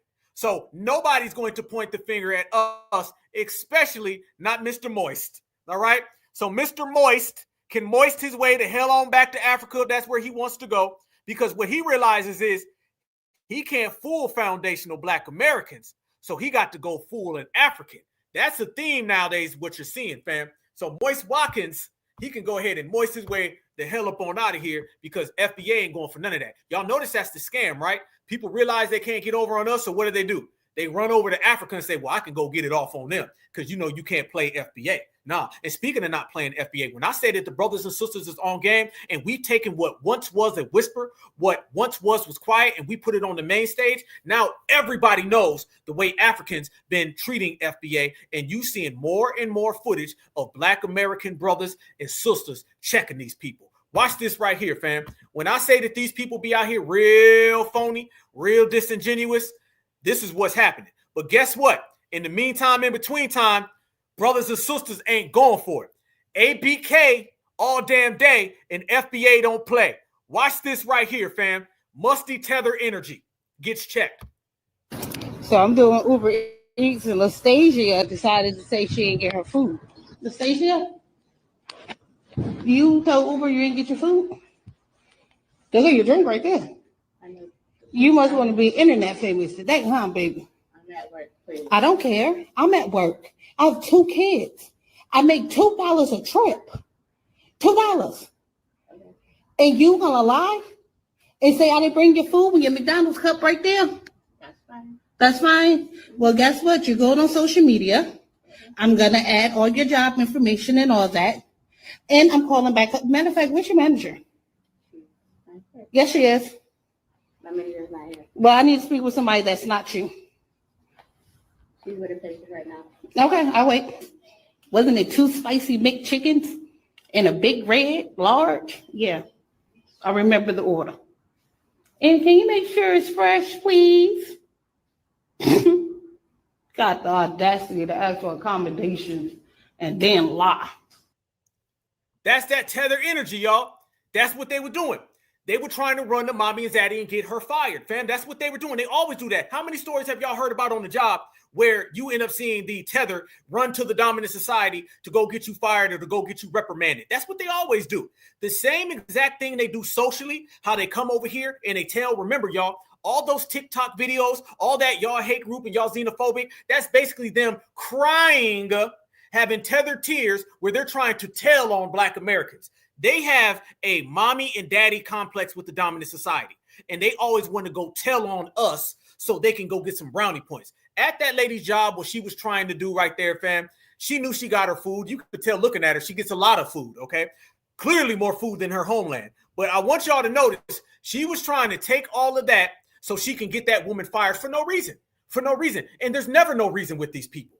The only thing that they ever want to do with us, y'all, is to get foundational Black Americans out of the way.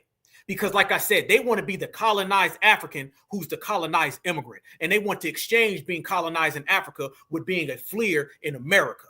So everywhere you go, it don't matter. It could be the job. It could be in the neighborhood. You're always seeing a tether saying, W, mommy and zaddy, Black man being mean to me. W, mommy and zaddy, Black woman didn't give me my food for no reason.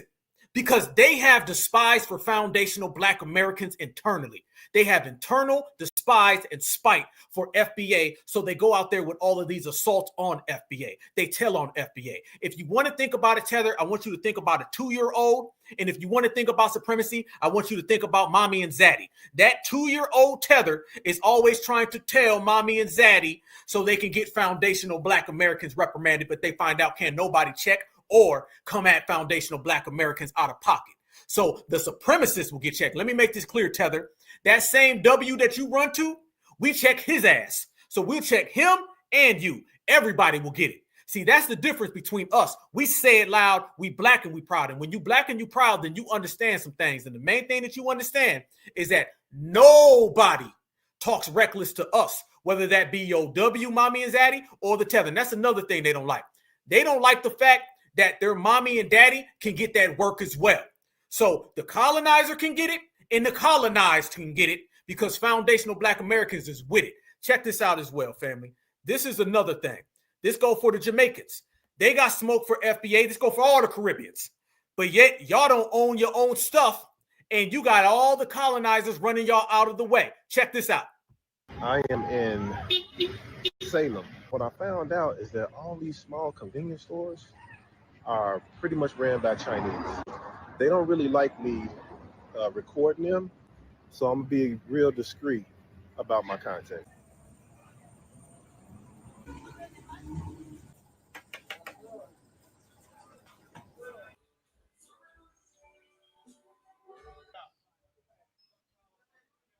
A lot of the Jamaican people, they have to sell their fruits and vegetables and products, whatever it is they selling, they got to sell their stuff on the street.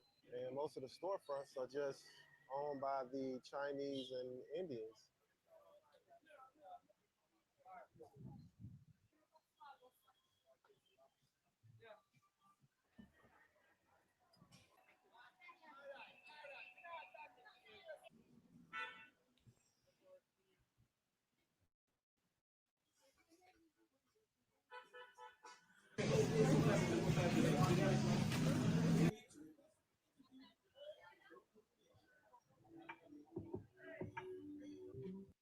Out there not owning anything and you got them folks taking all your stuff. Absolutely. That's Kamala Harris and them people. That's Kamala and them folk. Yep. So you can see, fam, every person that has an issue with foundational Black Americans, they all have a supremacist issue. Y'all notice that, right? They all have supremacist issues that they don't never want to talk about. It's always FBA is your focus, but yet you're getting snatched up by the dominant society.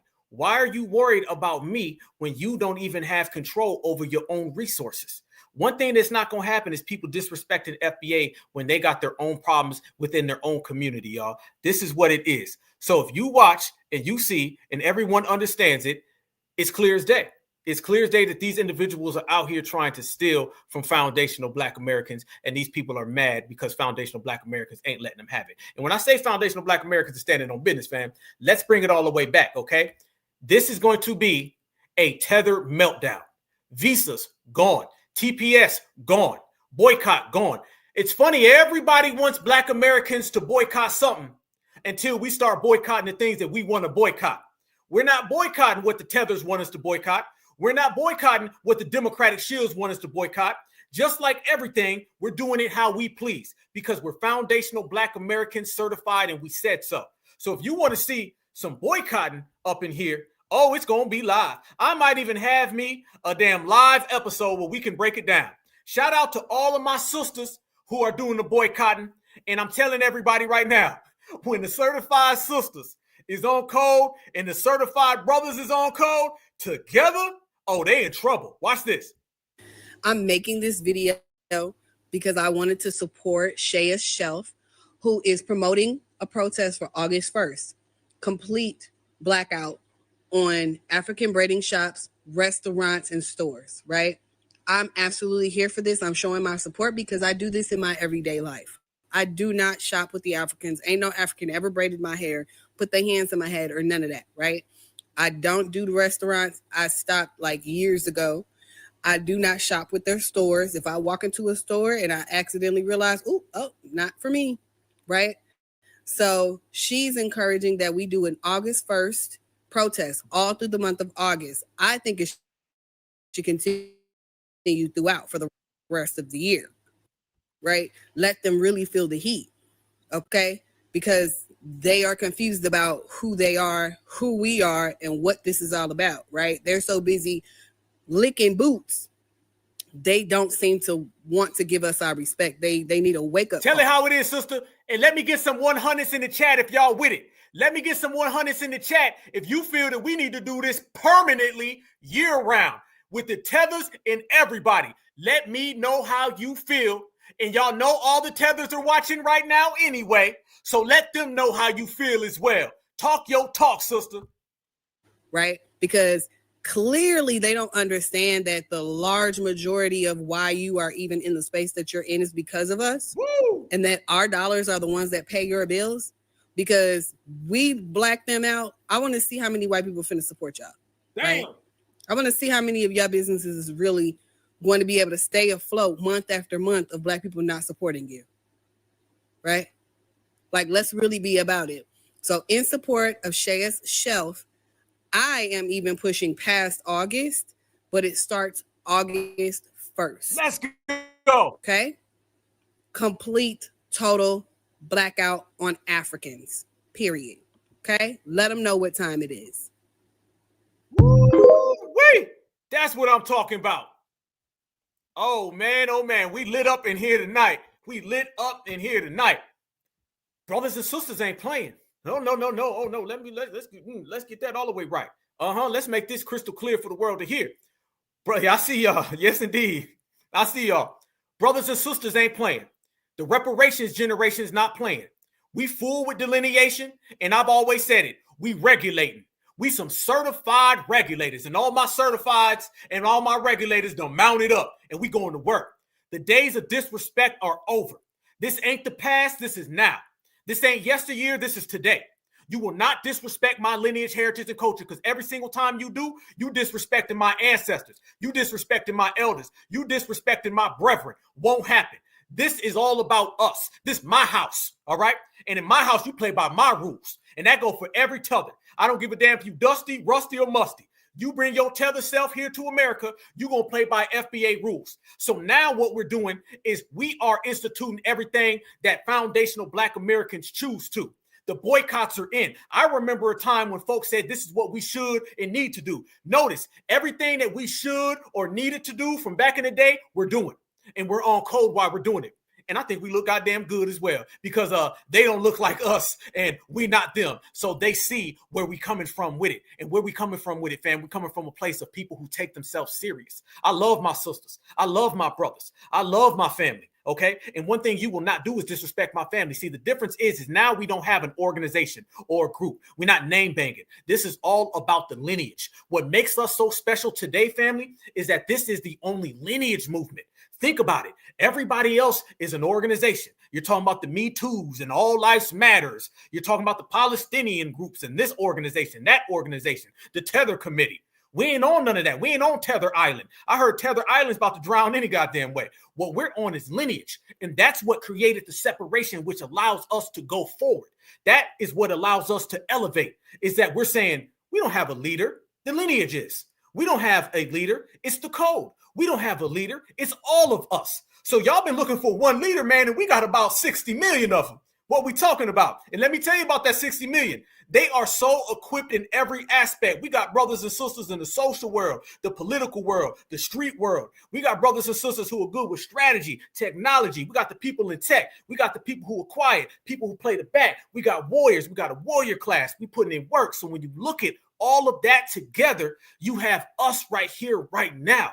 And the world is starting to realize that. I told everybody, one thing for certain, if you're alive and you're breathing right now, one thing you know for sure is that this FBA lineage, freedmen lineage, Black American certified lineage, man, they got the world messed up. They weren't ready for this, y'all. Imagine going from these people that you could always play and hustle and classify and reclassify and declassify. You can bring in immigrants and give them your culture. You can just throw all these people in. Imagine going from that to now one day you wake up and people are saying, whoa, whoa, whoa, we can't control them no more. Them saying people ain't taking no mess no more. They 60 million strong. Goddamn. The brothers and sisters are here. We try to gender divide them. That ain't working no more. We try to keep them on a political plantation. That ain't working no more. We used to try to dish these things out. Now them folks are giving it out.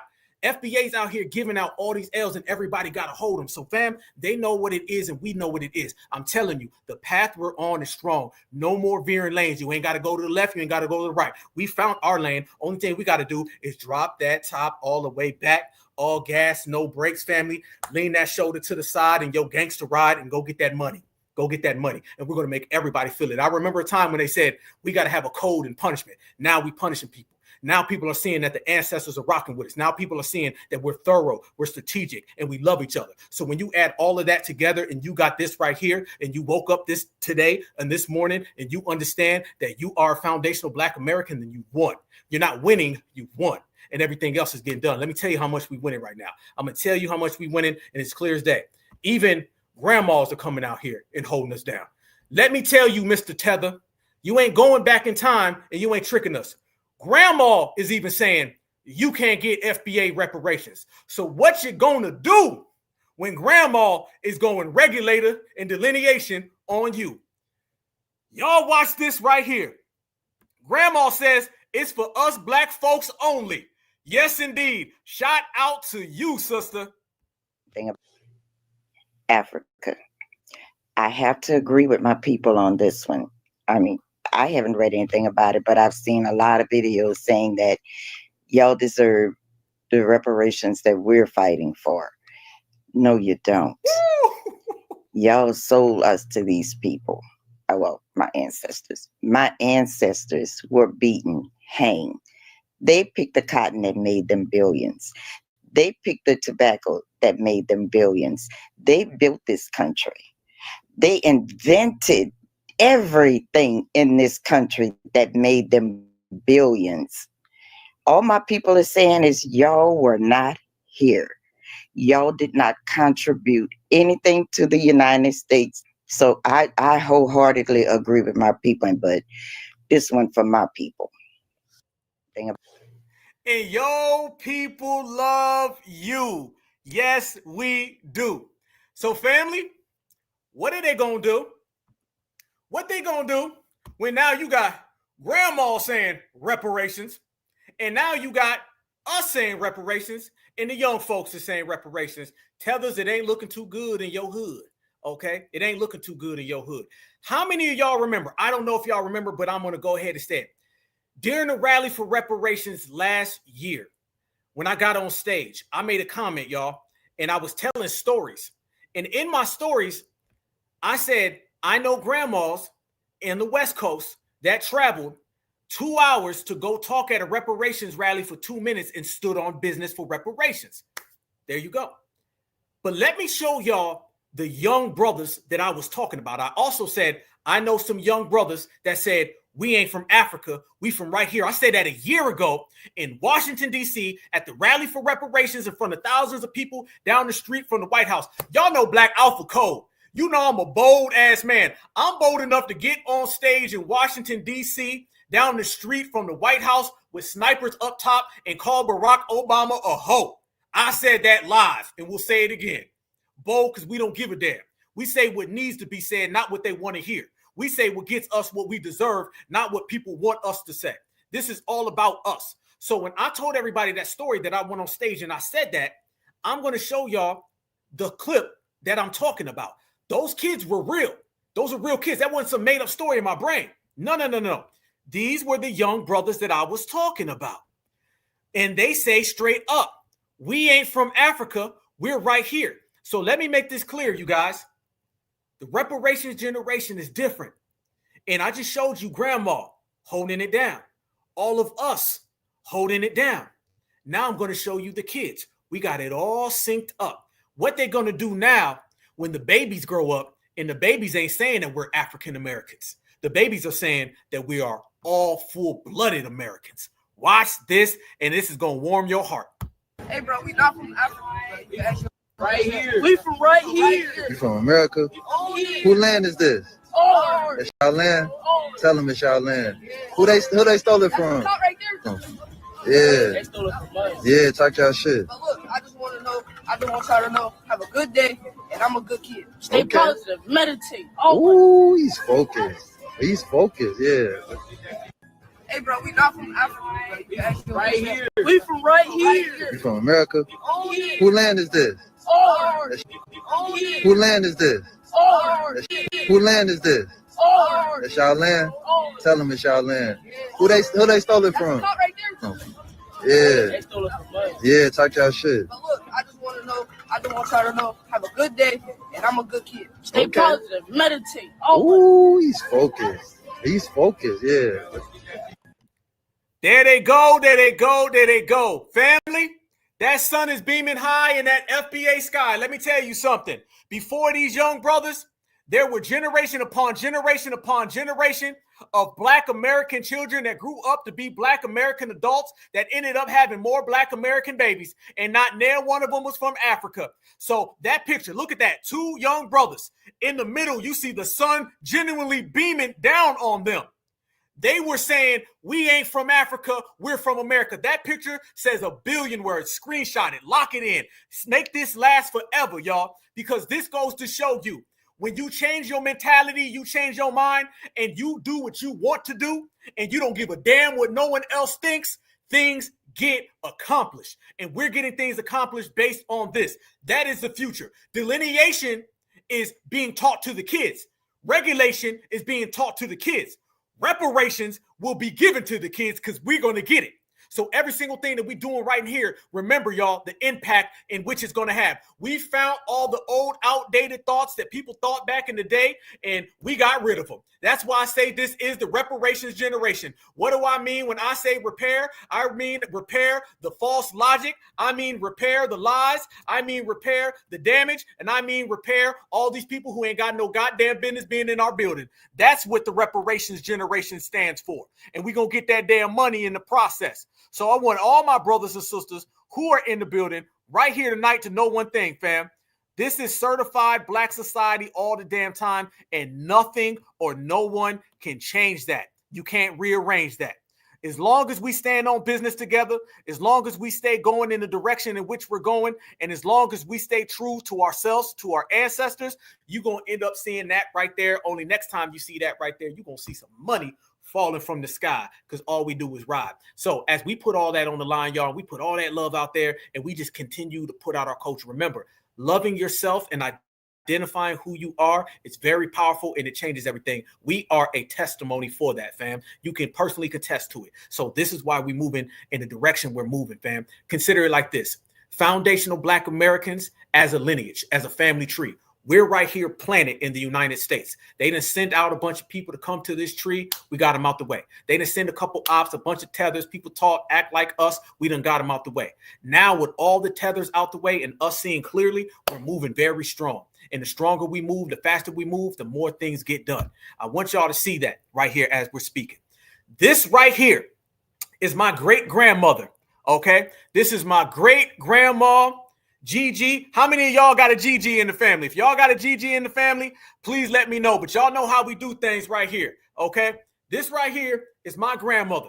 This is a certified foundational Black American woman. Her name was Dorothy. Okay. It wasn't Mrs. Mutombo. It wasn't Miss Fufu. Wasn't Jollof.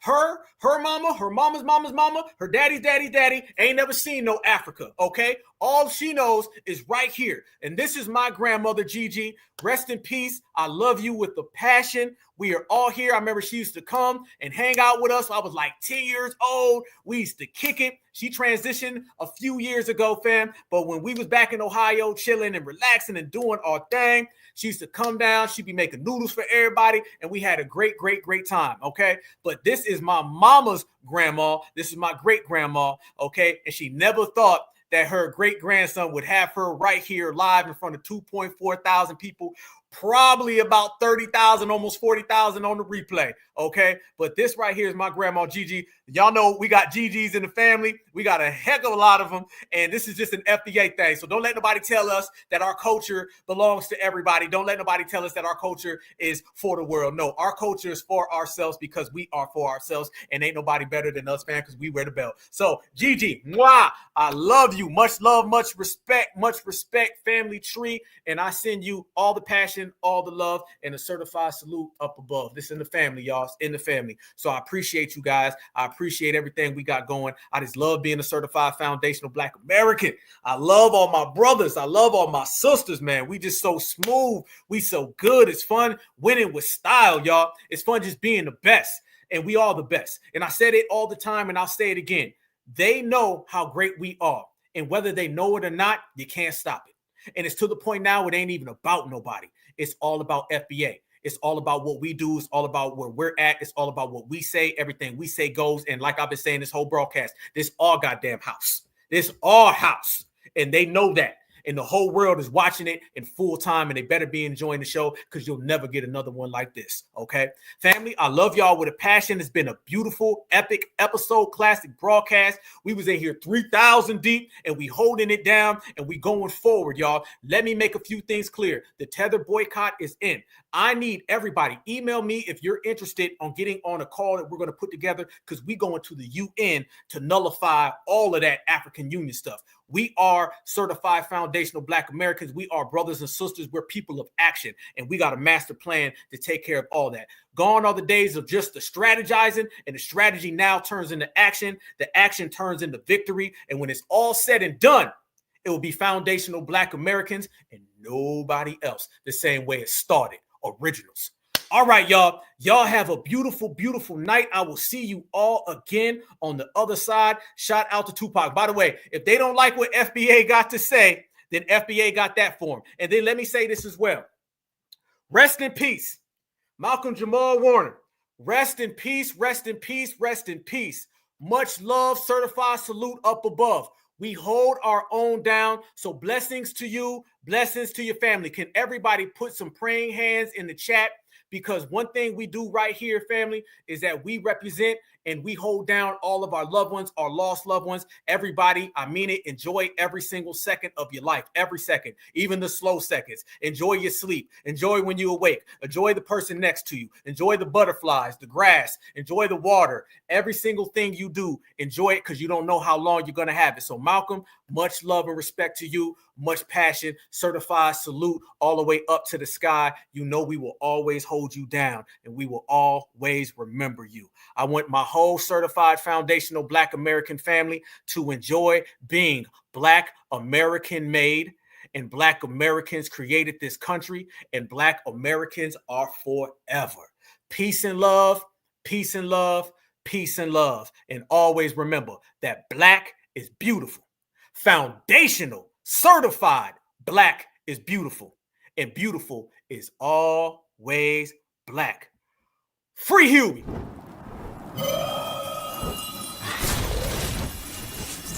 Black Alpha Network. Home of Black excellence. Power to the people.